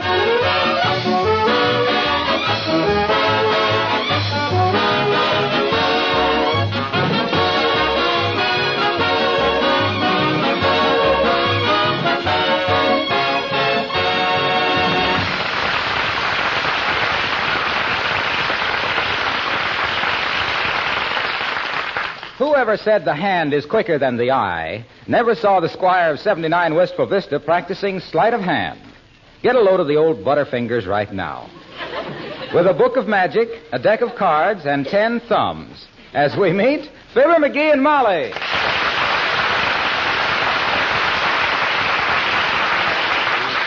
Do that last trick again, McGee. That was very good. What'd I do? Made a card jump out of the deck into the cup of your pants. Oh, so that's where that other card went. My gosh, I've been looking all over for it. Here, let me try this one. Here, take a card. Any card. All right. I'll take this one. It's the 10 of diamonds. Well, heavenly days, that's wonderful, dearie. Just a simple feat, my dear. The answer is quite amusing when you read it. Whoop, oh, that's here. All over that thing. I'll help you pick them up. They're all over. Say, I know how you did that trick. Huh? They're all the 10 of diamonds. You'd have never knew if I hadn't have dropped them. I like the trick better, though, where you made the glass of water disappear. You know, when the rubber band pulls it up your sleeve. Hey, how'd you know it went up my sleeve? I saw it go. Besides, your sleeve leaked for 15 minutes afterwards. Now, I need a little more practice on that one. What on earth is this all about, McGee? I'm doing a magic act at the Elk Smoker tonight. Why, you never did any magic before. Ah. Isn't the time a little short to learn a magic routine? No, not for anybody with my natural dexterity. And after my years in vaudeville, I got a great line of fatter to cover up any mistakes I make. Well, I think it was mean of the entertainment committee to ask you to do this with so little time to prepare, though. Oh, they didn't ask me. I volunteered. In fact, they begged me not to do it. They says it takes years for anybody to get to be a good magician. And I says, yes, for the average ham-handed oaf, I says, but not for me, I says. Give me half a day to practice, I says, and I'll make your eyes bug out so far it'll take a truant officer to round up your pupils. What did they say, if it's fit for a lady's ears? Well, sir, I showed them one simple little feat of legerdemain that stopped them right in their tracks. Really? Took a $50, see? Made a pass over, and whammo, no $50. Had them completely baffled. Where did it go? I'm darned if I know.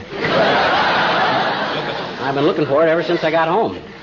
But it takes a pretty smooth magician to fool even himself, you'll admit that. What tricks are you going to do tonight, dearie? Well, the way I got my routine laid out is like this here. First, I do a few simple stuff with coins. Yeah? Then I'll do some rope tricks. Cut a rope in 5 places and restore it. For goodness sakes, can you really do that? Well, Natch, it's right here in the book. I just read it over once and I can do it like a mice. Here, I'll take this piece of rope, you see? Absolutely undamaged. Examine it, please. I find it completely undamaged, Professor. Exactly. Now then... Hello, Mr. McGee. Hello, Mrs. McGee. Hello, Alice. Have a chair while the mighty mystic McGee mystifies, amazes, and instructs. Yeah, get a load of this, kid. I'm practicing my magic act for the elk smoker tonight. Oh, gee, I wish I could be there. You like magic, Alice? No, but I've never seen an elk smoke. Let's leave the levity to the magician, shall we? You see this rope, Alice? Yes, jeepers, that's a wonderful trick, Mr. McGee. Do it again. Doggone it, I haven't even done the trick yet. Oh.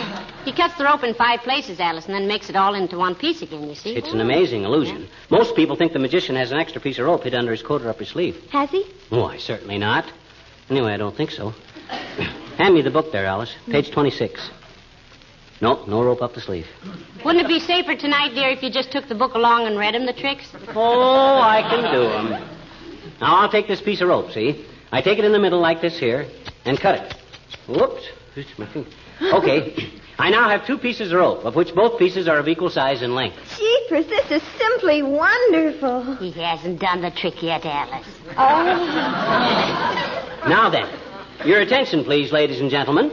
I will now proceed to restore the rope to one single undamaged piece. I take my magic wand. Hey, where's my wand? What's the stick under your arm? Huh? Oh, yes. I take my magic wand, wave it over the rope, abracadabra, presto, and I have here, my gosh, a bowl of goldfish. Where on earth did they come from? I'm doggone if I know. I must have been doing the wrong trick. Did you give me page 26, Alice? Oh, I thought you said 76. I'm sorry. No, forget it. In fact, I can use this trick in my act with a little patter like this. You see, folks, I always like to have a few goldfish around anyhow. Every 4 weeks, I walk through the woods trying to find a brook with goldfish in it. I belong to the Brook of the Month Club.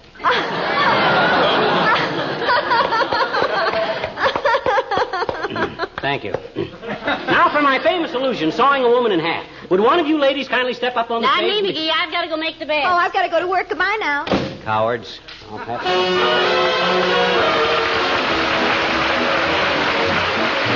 Billy Mills in the orchestra, and There Must Be a Way.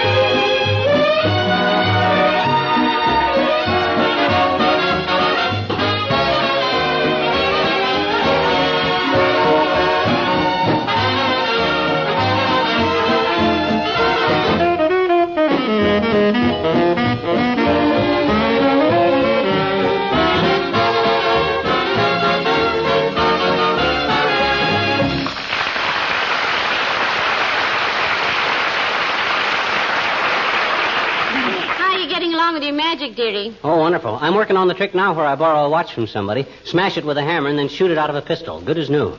Well, I shudder to think how many places that trick could go wrong. Pata. I got that one down slicker than a wet spaniel. Let me take your wristwatch. No. Oh, come on. I won't hurt it. No. Please. No, McGee. Positively no. Ah.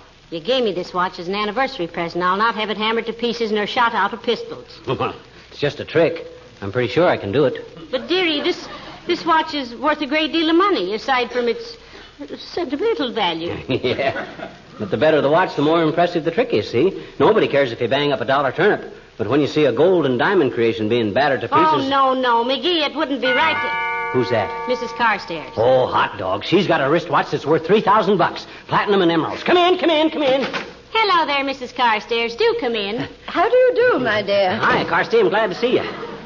You're just in time to see some parlor magic that'll make your faded old eyes light up like a burning barn. You got your wristwatch on? Now, McGee, for goodness sakes, don't... Why did you ask, Mr. McGee? I wanted to show you a trick, Carsty. Come on, let me take it. Very well, but please handle it carefully. It's extremely valuable. If this doesn't work, McGee, you better reload that pistol fast. You're going to have to shoot your way out of here. May I ask what this is all about? I'm studying magic, Carsty. I'm going to smash this watch with a hammer, vanish the pieces, then shoot it out of this pistol without a scratch onto it. And if it doesn't work? I haven't failed yet. How many times have you done it?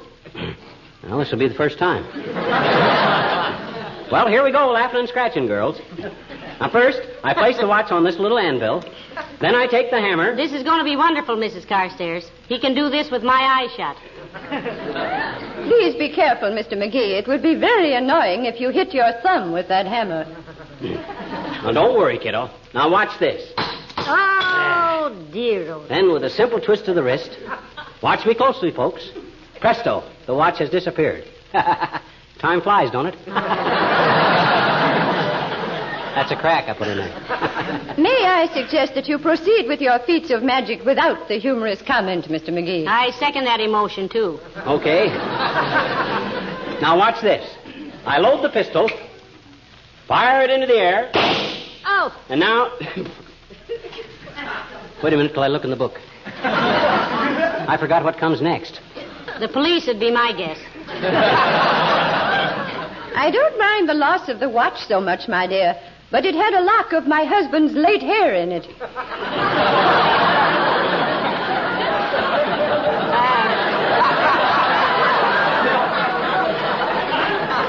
Mrs. Carstairs, you mean your late husband's hair, don't you? No, he's still here, but his hair is gone.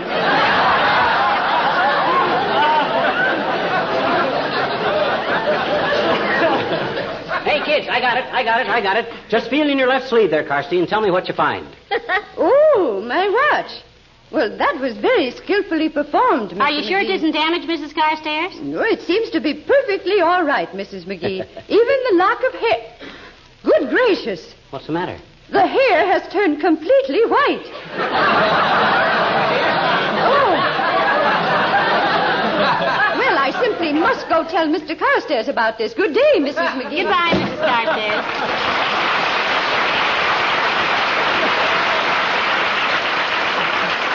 My goodness, you certainly had me nervous there for a minute, McGee. That handful of platinum and emeralds is no dime store trinket, you know. No, it is to old man Carstairs. He's rolling in dough like a baker's elbow. Well, I must say I'm relieved. I wish you'd stick to simple tricks with cards and coins. Wait till you see the one I do where I find the $1 bill in the grapefruit. Quite a production. The first thing I do is get the grapefruit. Hi, Molly. Hello, pal. Hello, Mr. Wilcox. Hi, Junior. Take a card. What? Take a card. Any card. Oh, card tricks, eh? Mm-hmm. Okay.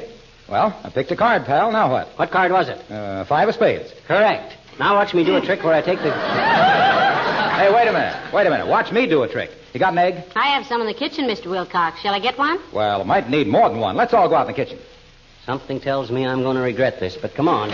I'll get you an egg out of the refrigerator, Mr. Wilcox. What are you practicing this magic for, pal? I'm doing a magic act at the Elk Smoker tonight. Founders Day dinner. Honor Mort Toops.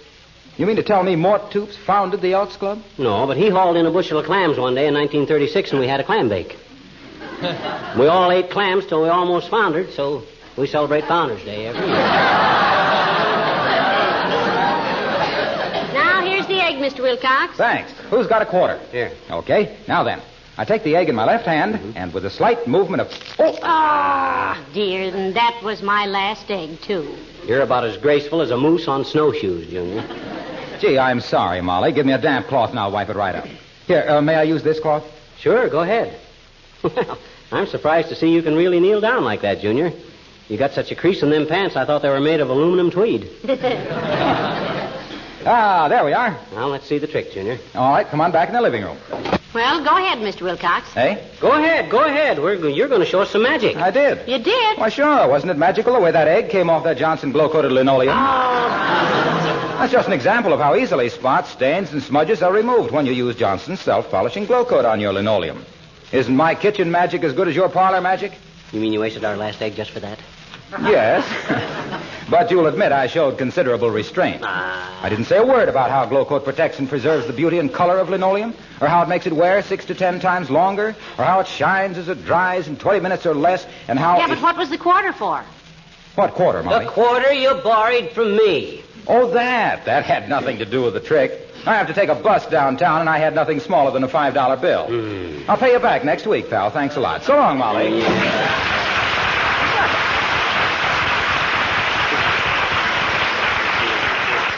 You know something, McGee? What? I'll bet he dropped that egg on purpose. No. You think he did? He wouldn't do a thing like that. Now, let me see. I got these. What on earth are those chains for? That's part of my act. I padlock myself into them and escape. Later on, I'm going to develop the act so I can be chained up, handcuffed, nailed into a packing box, and dropped into the river. What? But that's for the future. Just now, I got to practice the basic escapes. How to get into them and out in them. I know one thing I'd like to see you get out of. What's that? Doing that magic act tonight. Huh? You're going to lay an egg that'll be the envy of every ostrich in Australia. Oh, yeah? Well, by George, you just... Come in. Oh, hello, Dr. Gamble. Hello, Molly. Afternoon, prune face. Hi, fever chart. Coming to the Elk Smoker tonight? I am indeed, if conditions permit. You know I was putting on a magic act down there tonight, didn't you? Yes, Mandrake.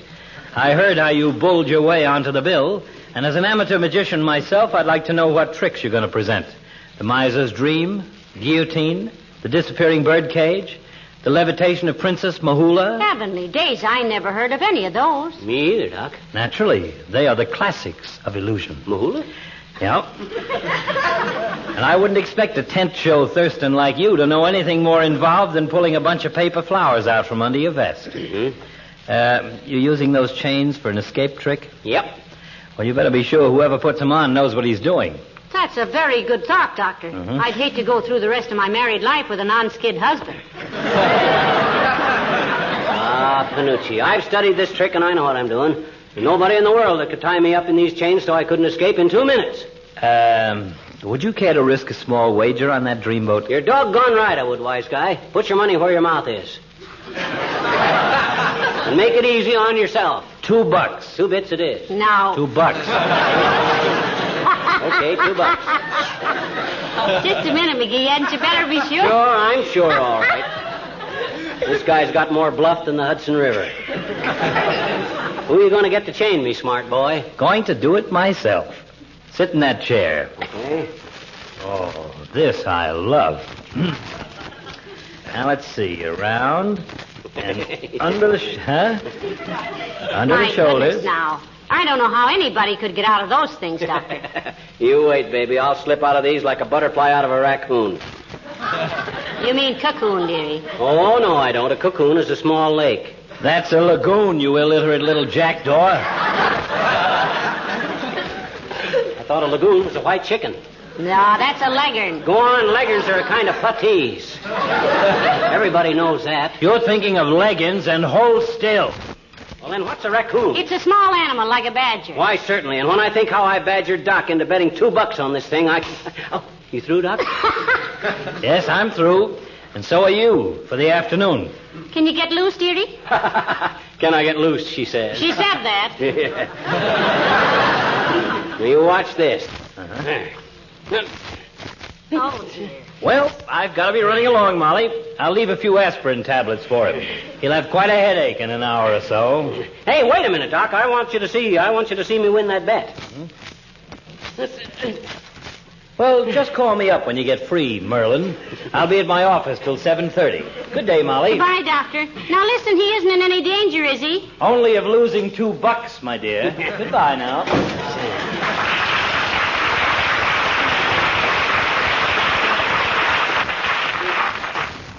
Anything I can do, McGee? No. I'll be out of these chains in no time at all.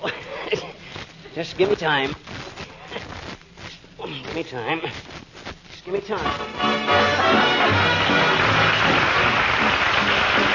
The King's Men and Singing Down the Road.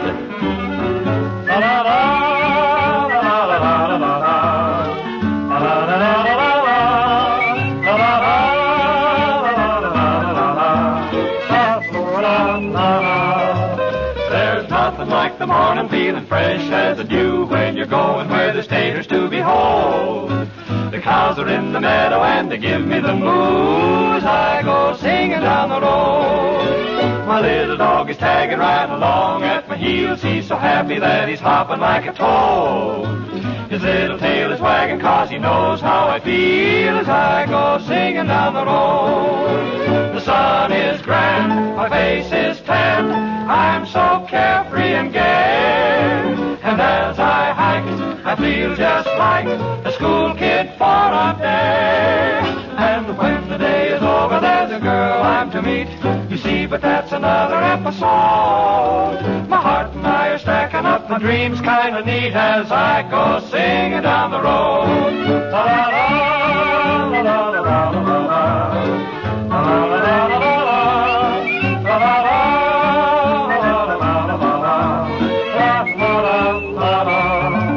That sun is grand, my face is tan, and I'm so carefree and gay. And as I hike, I feel just like a school kid for a day. So when the day is over, there's a girl I'm to meet. You see, but that's another episode. My heart and I are stacking up my dreams as I go singing down the road.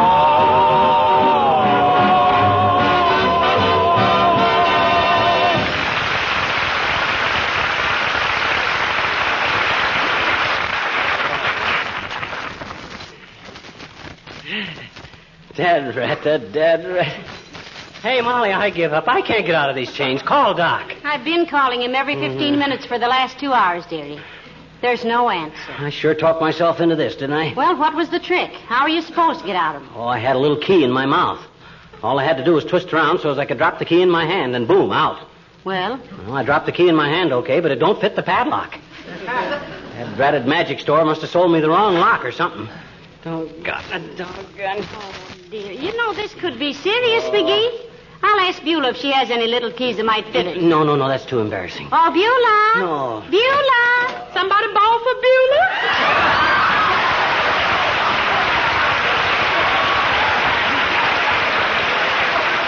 You know, I thought I had some love money. Well, for goodness sakes, who do that to Mr. McGee? Dr. Gamble did, Beulah. Dr. Gamble did it, but... Dr. Gamble do this? He steal anything? How'd you get loose, ma'am? For goodness sake, he might have killed us all. I never figured him for a man who would do a thing. Oh. I told him to do it, Beulah. Yes, sir, you told him to? Yes, Beulah, you see, it was a trick. That's a dirty one, if you ask me. No, look, Beulah, I'm studying magic, see, and this is part of my act. Oh, you study magic, huh? I never see anybody so wrapped up in this studies. Ain't them chains awful heavy? Why don't you take them off? Well, he can't get them off, Beulah. Ever? Look, Beulah, can you find me a little key someplace around that'll fit this padlock? Try one of those keys to the padlock on his golf bag, Beulah. Hey, loan them to Mr. Toops, ma'am. Oh, my gosh. Well, find something. Do something. These dad-ratted things must weigh 90 pounds. I think maybe we better... I'll get it, ma'am. McGee resident. Who? Mr. McGee? Well, Rob, I'm sorry. He's tied up right now. Yes, sir. Who called, please? Post National Bank? Yes, I'll tell him you call Mr. National. Goodbye. Gee whiz, I gotta get out of these things in time to put on my act at the Elks Club tonight. They start smoking at 8 o'clock. Well, let's see if we can't find something to pick that lock with. Keep your chain up, McGee. Come on, Gilbert. Okay, ma'am. This here's the first time in my life I regret knowing only respectable people. Your boyfriend with a set of burglar tools come in mighty handy right now. Doggone it, I wish you two would get going. You stand there gabbing with me, sitting here bound up like 10 years of the National Geographic. Bound up like 10 years in the National Geographic.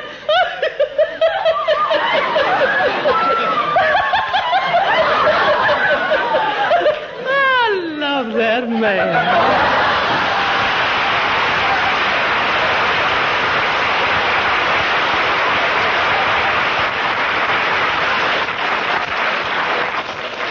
I'll bet a cookie Doc Gamble done this deliberate. If I ever lay my dukes on that witch doctor, I'll jam his stethoscope so far down his throat he can hear the clocks in his socks.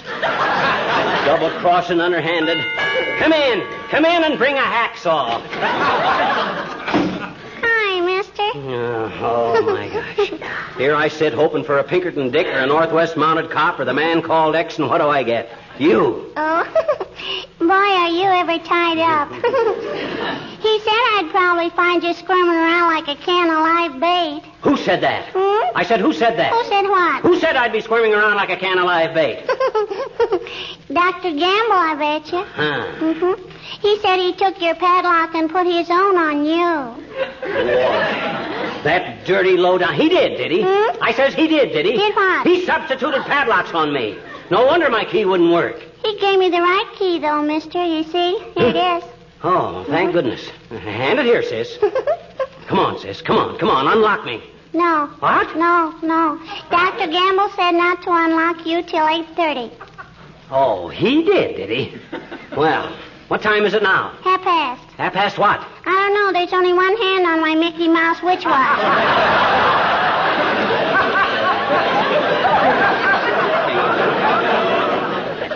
But, Mr. McGee, if I had 50 cents, I could get another hand on it, and then it would be 8:30, and I could unlock your chains, I bet you. Oh, a bribe, eh? All right, I'll do it. But I can't give you 50 cents till you unloose me. Okay. There.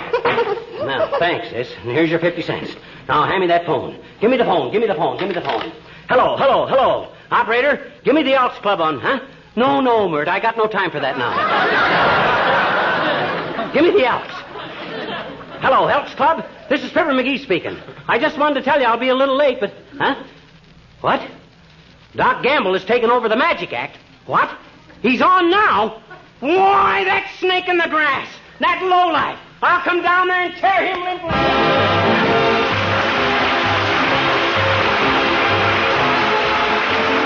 That increase in the gasoline ration that's coming up was good news, wasn't it? Doesn't mean you can go gallivanting around the country yet, but it's a pleasant thing to have a few extra miles a week. Why not celebrate by giving your car a beauty treatment with Johnson's Car New? Then you can really enjoy that extra driving, because it's more fun and more satisfaction to drive a car that shines and sparkles. Now, if cleaning and polishing a car were still a big chore, you might argue the point, but Car New knocks that argument into a cocked hat. It is easy to give your car a showroom shine with Car New. This popular polish does two jobs at once, both cleans and polishes with one application. Car New is a liquid. You apply it with just enough rubbing to loosen the dirt and grime. It dries to a white powder, and when you wipe this powder off, you'll be surprised how beautiful the finish looks. There's only one way to find out about Johnson's Car New, and that's to try it for yourself. Why not do it this week?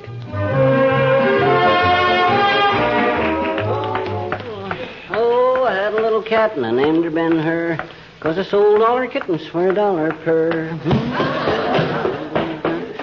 Oh, you home, dearie? How's the elk smoker? Oh, marvelous. And you know what? I had to finish Doc's Magic Act myself. Why was that? Well, he was supposed to pop up onto the stage through a trapdoor, see? But some dirty bum had moved a table over it, and he couldn't get out. Heavenly Daisy might have been smothered. This is the National Broadcasting Company. Good night, all. The Johnson Wax Program with Fibber McGee and Molly.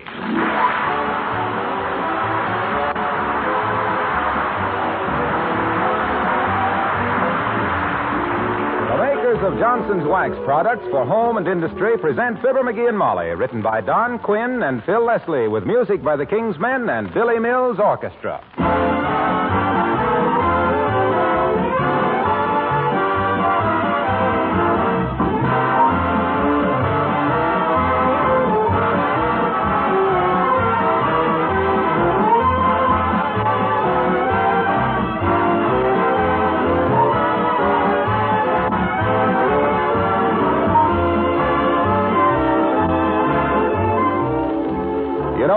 Now, in December, you can bring a little springtime into your kitchen with Johnson's Glow Coat. Yes, sir, Glow Coat will make your linoleum floors so bright and cheerful and downright beautiful that you'll think of the sunny days of April and May. And Glow Coat will do that little job almost by itself because it's so easy to use. There's no rubbing or buffing with self-polishing Glow Coat. You simply apply and let dry. And in 20 minutes, your floors gleam with a beautiful, tough, long-lasting polish. Glow Coat protects linoleum and other floor surfaces against wear, dirt, and moisture. It actually adds greatly to their life. If you haven't yet tried Johnson's self-polishing Glow Coat, get a package this week. Notice how smoothly and evenly it dries without any streaking. You'll be delighted with its uniform high quality, and you'll understand why millions of women everywhere give first choice to Glow Coat.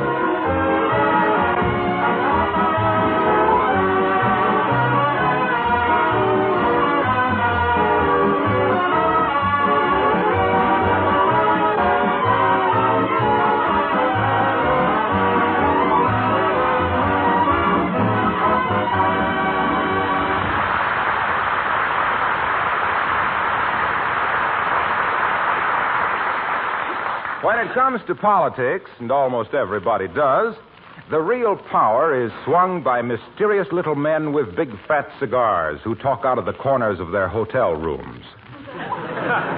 The men behind the scenes. Well, here's a scene, 79 Wistful Vista. And here's one of the little men, Mr. McGee, of Fibber, McGee, and Molly.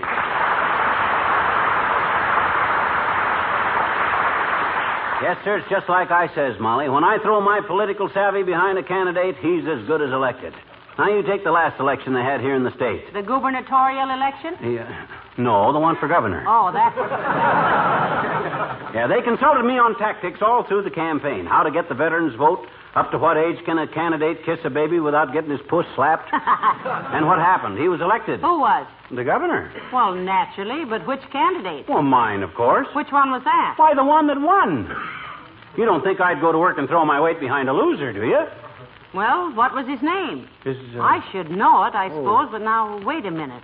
Isn't it Jones, Governor Jones? Oh, yeah, Jones, that's it. Governor Jones. I knew it was a foreign-sounding name. I'll never forget when I first... Come in. Oh, hello, Dr. Gamble. Nice to see you. Hello, Molly. You're looking well. That's more than we can say for you, Arrowsmith. You got a longer face than John Carradine from a side seat at the Bijou.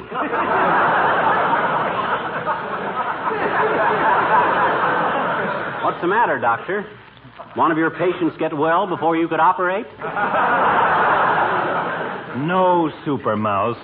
I'm just in a bad mood. Just been realizing how badly nature has arranged things. What do you mean, Doctor? Well, by the time a man gets old enough to appreciate a 2-inch New York cut steak, he has to eat it with store teeth. When he gets to the age where he can recognize good music and literature, he's into the bifocal and ear trumpet department. And by the time he's earned enough money to go places and do things, he's too tired to go and wouldn't be able to do them.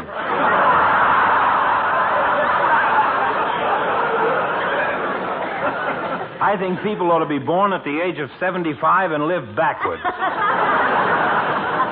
Wouldn't work, Doc. Wouldn't work. When you got down to be a child of 7, it'd be too dangerous to have all them old razor blades laying around. Is that what's depressing you, Doctor? No, it's about the proposed new wing on the hospital we need so badly. Looks like those tightwads in the legislature are going to fold up without making an appropriation. Well, why don't you go see the governor about it, or ask McGee to? Oh, why, sure, Doc. Anything I can do, be glad to. Just write me a letter stating briefly what you have in mind, if anything, which I doubt, and I'll railroad it through for you. You mean to stand there, beaver tooth? Mean to stand there and tell me you're personally known to the governor of this state? Am I known to him? It is to laugh. My gosh, I practically put him in office, single-handed. You see these 2 fingers, Doc? Well, me and the governor are just like that. This one's me and that one's the governor. Grimy little chap, isn't he? My boy, you and I are going to pay a visit to the governor. You'll introduce me and I'll do the rest. Be mighty happy to, Doc, but I haven't got time to go to the state capitol now. I'm too busy. I'll give you a note to him, telling him I think you're a ham-handed old iodine artist and the mortician's best friend, but a nice guy for all of that. I haven't got time to go to the state capitol either, McGee. But we don't have to. The governor will be here in town this afternoon at the Wistful Vista Biltmore. Isn't that wonderful, McGee? Your old buddy, the governor. Imagine that. He's going to be right here in town. What? Oh, my gosh. What a break this is. Running into a friend of the governor's. Why, this is destiny. I'll pick you and Molly up at 4 o'clock. Now, be ready. No. Oh, my gosh. Me and my big, fat, loud voice. Now I am in a spot. What am I going to do now?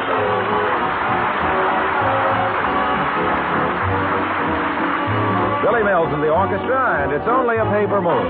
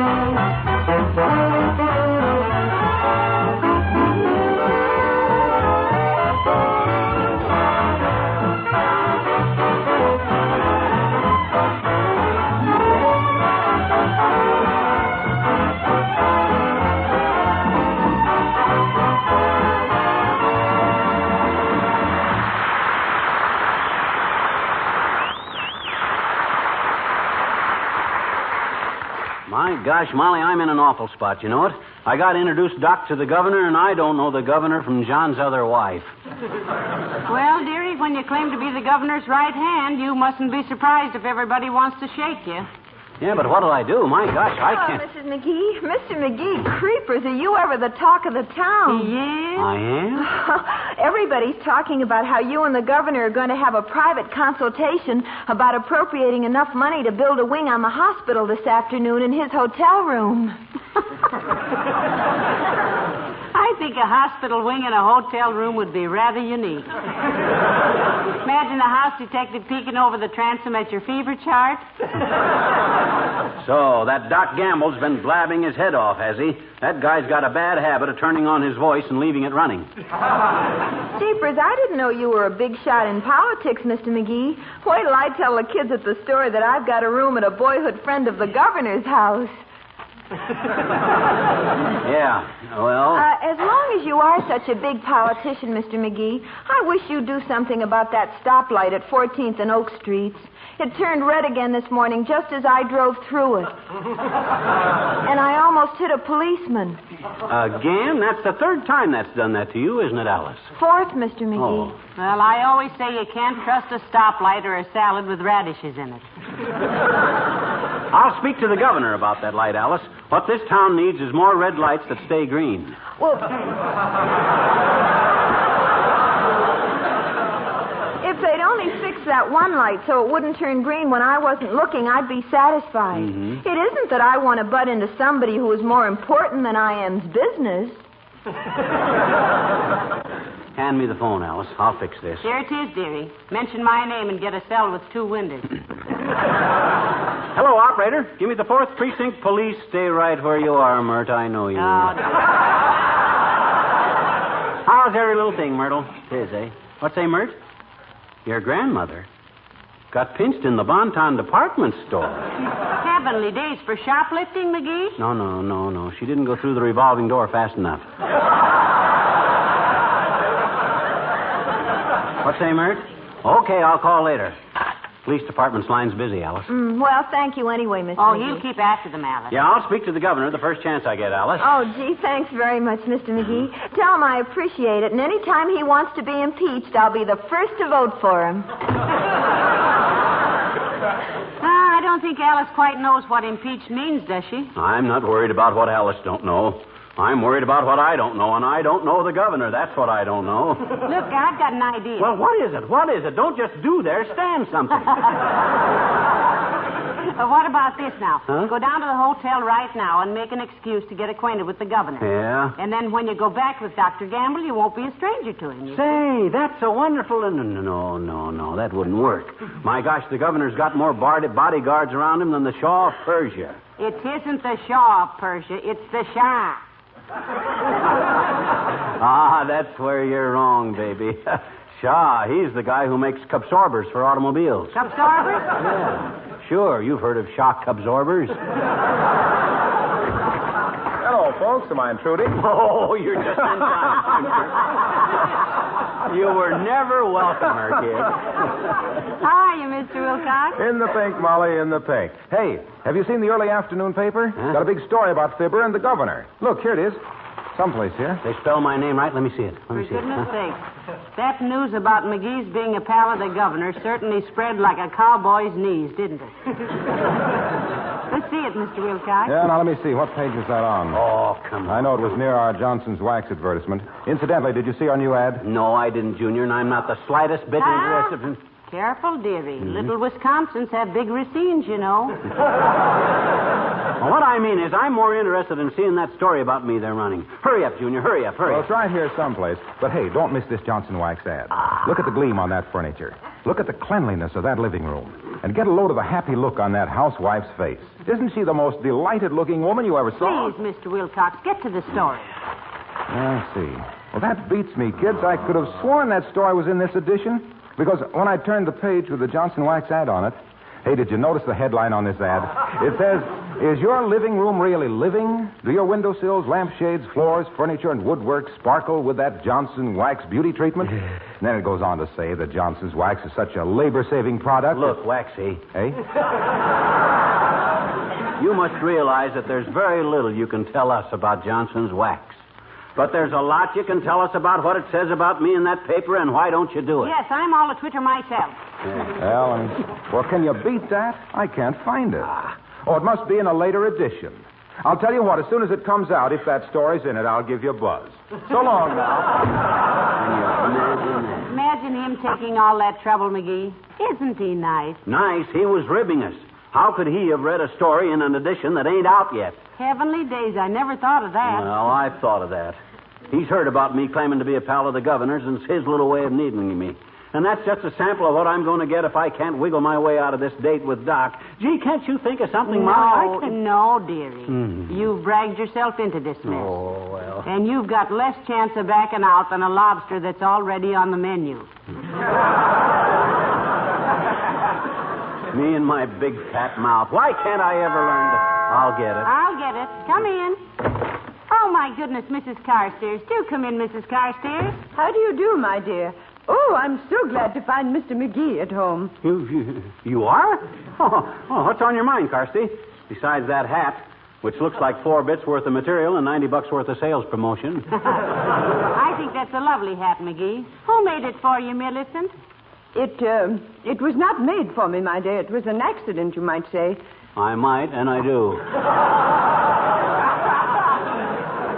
You see, when our wire-hair terrier upset the hall table, everything simply flew into the air. Some flowers, my gloves, my purse, and a handful of Mr. Carstairs' golf tees. They all came down on my head, and I simply left them there. Well, all I can say is, Millicent, if Hedda Hopper ever saw that hat, she'd never speak to John Fredericks again. What was it you were so glad to see me about, Carsty? What? Oh, yes. Well, having heard that you were a dear friend of the governor's... That's putting it mildly, Carsty. We're old school chums. We used to sleep together in geometry class. Why, Mrs. Carstairs? Well, I had hoped that Mr. McGee would persuade him to come to a little buffet dinner party I'm having tonight. It would be such an honor to entertain the governor. see what you can do about it, McGee. Why, certainly. But frankly, Carsty, his nibs ain't much for social gatherings. He'd much rather set in a game of poker with a bunch of close friends, like me. Well, that can be arranged, Mr. McGee. After the other guests have left, we 5 can settle down to a lovely evening of dealer's choice. Heavenly days. Are you a poker player, Millicent? My dear, when I first met Mr. Carstairs, I was dealing blackjack in a gambling joint. Oh, what did I say? I mean, I was... Oh, well, do what you can about the governor, Mr. McGee. Black tie, you know.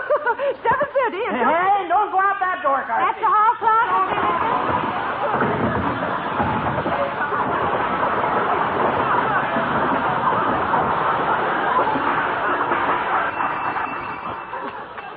Noisy little room, isn't it?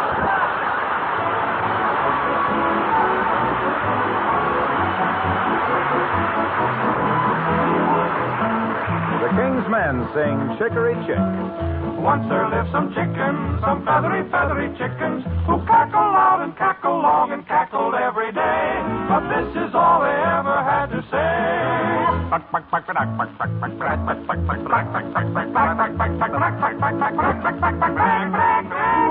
Then they heard a brand new word. Now they cackle gaily all the day. Chicory chick, chala, chala, checkala, roll me in a banana, kabalika, walika, can't you see? Chicory chick is me. Chicory chick, chala, chala, checkala, roll me in a banana, kabalika, walika, can't you see? Chicory chick is me.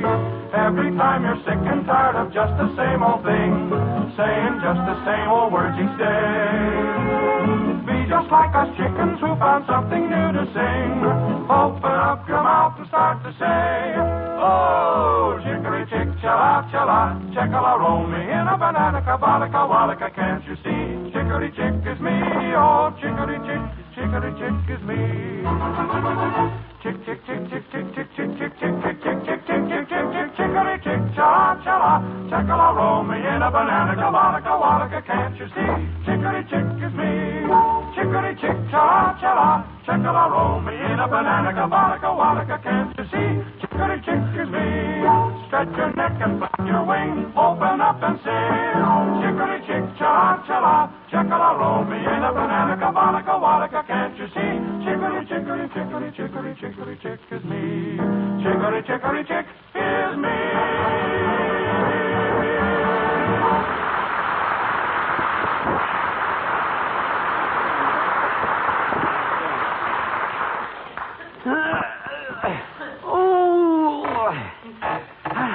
Ouch. Oh, I almost did it that time. I'll try once more. McGee, what broke? The arm broke off this chair. How? I was twisting my leg around it. Why? I was trying to bust it. Well, why on earth were you trying to break the arm off the chair? I was trying to break my leg.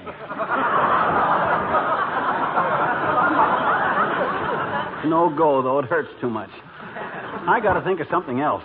Well, it does seem a little drastic, breaking your leg to get out of an appointment. Why don't you just call Dr. Gamble and tell him? I'll get it. Come in. Oh, it's Mayor Latrivia. Good day, Your Honor. Hi, Latrivia. Hello, Molly. McGee, my dear fellow. Glad to see you, old chap. Have a cigar. How are you feeling? I'm a little suspicious of that jolly approach, to be strictly truthful. When I shake hands with a politician, I always count my fingers afterward. Oh, that's very good, McGee. Very good. Do you mind if I send that to Reader's Digest? It'd be only fair. That's probably where McGee got it.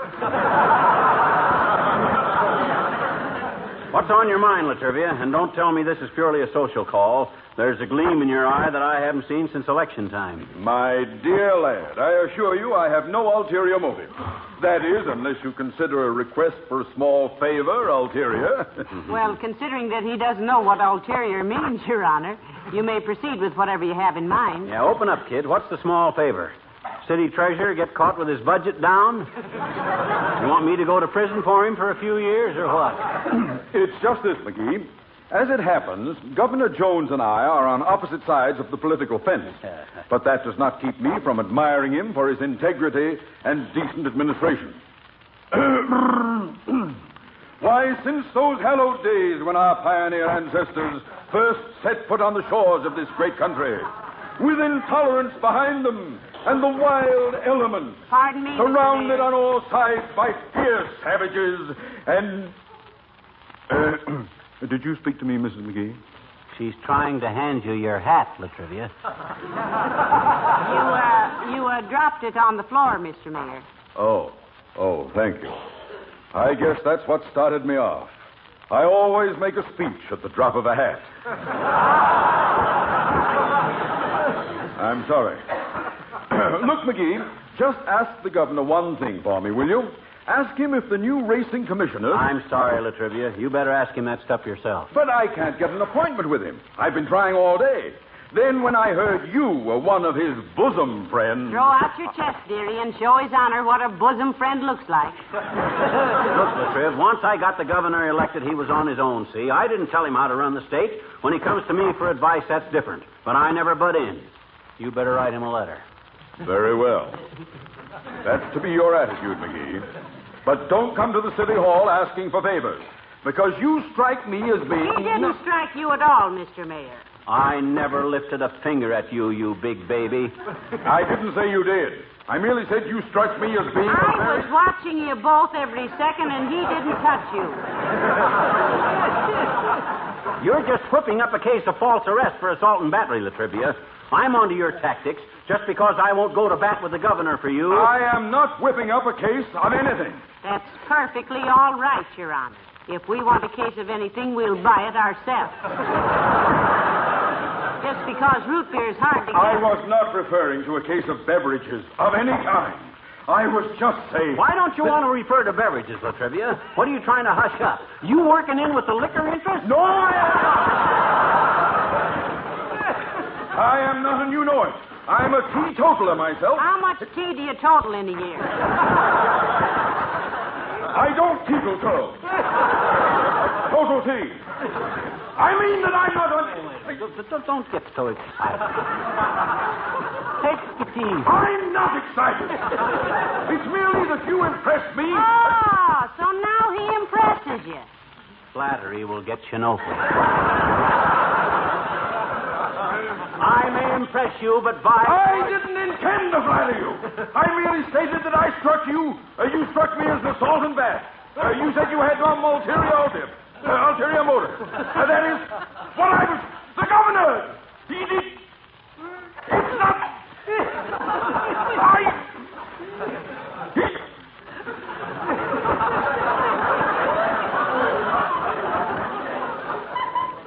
McGee?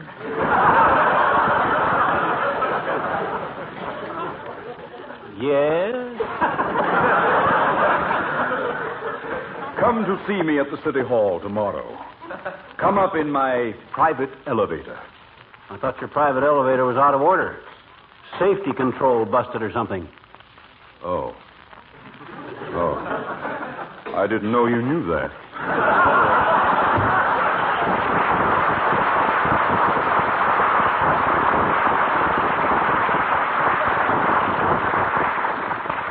Great guy, Latrivia. Except he's always trying to get me into an argument. He does very well at it, too. Well, if he thinks I'm going to talk to the governor about... Hey, what time is it? What 3 time? minutes to 4. Oh, and the dear. doctor said he'd call for you at 4, so you better be... Oh, dear, here. Come in. All ready, folks? Come on, let's go. Be right with you, Doctor. Ready, McGee? Well, I'm as ready as I'll ever be, I guess. Now, watch yourselves on that front sidewalk, folks. It's pretty slippery. Don't want little bluegill here to break his leg. Break mine? Where? You say it's icy out there? Well, come on. What are we waiting for? Let's go. McGee, not so fast. Wait a minute. Take it easy, boy. You'll slip.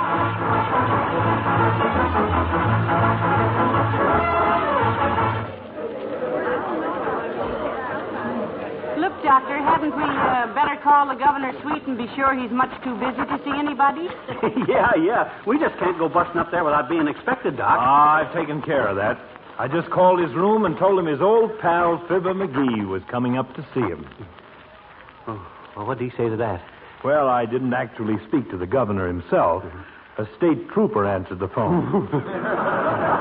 He talked to the governor and said to come right up. Tell me something, Doctor. Yes? If a woman bakes a cake with a steel file in it, what keeps the file from getting rusty? What are you talking about? Good heavens. Look, Doctor, you and Molly go on up. I'm going to get a cigar. Don't wait for me. Always takes me a long time to select a cigar. Oh, no, you don't. You stay with us, McGee. Whoever saw a governor's suite without cigars in it? Come on, get in the elevator. 4th floor, son. Yes, sir. This is the slowest elevator I've ever ridden in. Seems like the fastest one I ever rode in. Where is suite 32, son? Standing right beside you, I'd say, mister.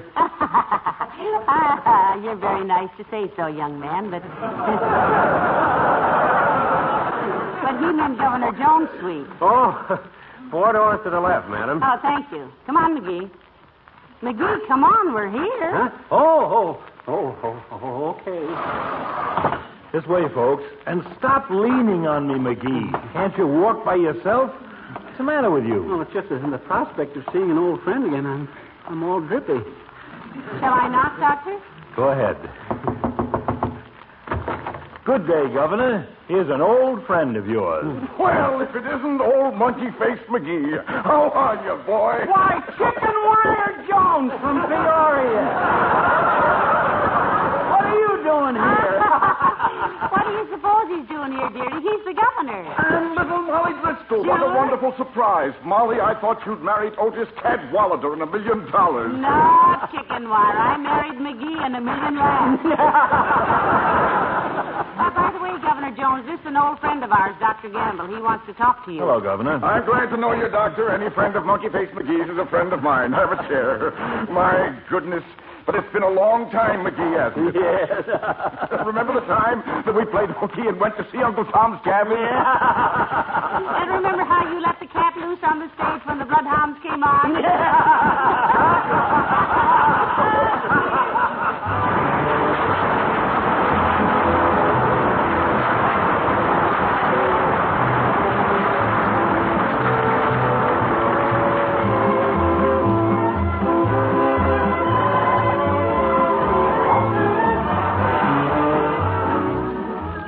You know, there's something important I haven't mentioned lately, and that's the health advantage of a waxed home.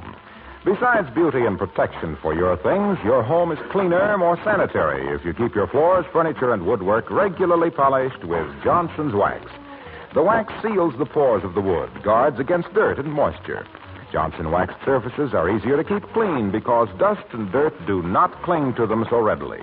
Areas that get extra heavy wear, such as hallways or windowsills, can be touched up as often as necessary without re-waxing the entire surface. And after you've used Johnson's Wax for a while, you'll notice that with every application, your floors and furniture take on greater beauty. That's why your favorite antique has such a soft, mellow luster. It's probably been protected with wax for a long time. And whether your things are old or new, it will pay you to polish them regularly with genuine Johnson's Wax.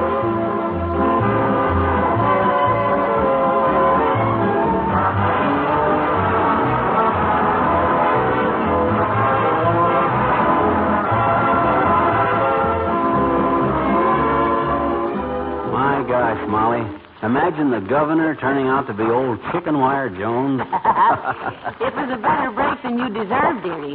And look, they say President Truman might come through Wistful Vista next month, so... Harry Truman? Well, what do you know? I gotta go down to the station and see him. Ah, good old Harry. Why, Harry and I are... Yes? Perfect strangers, come to think of it. Good night. Good night, all. This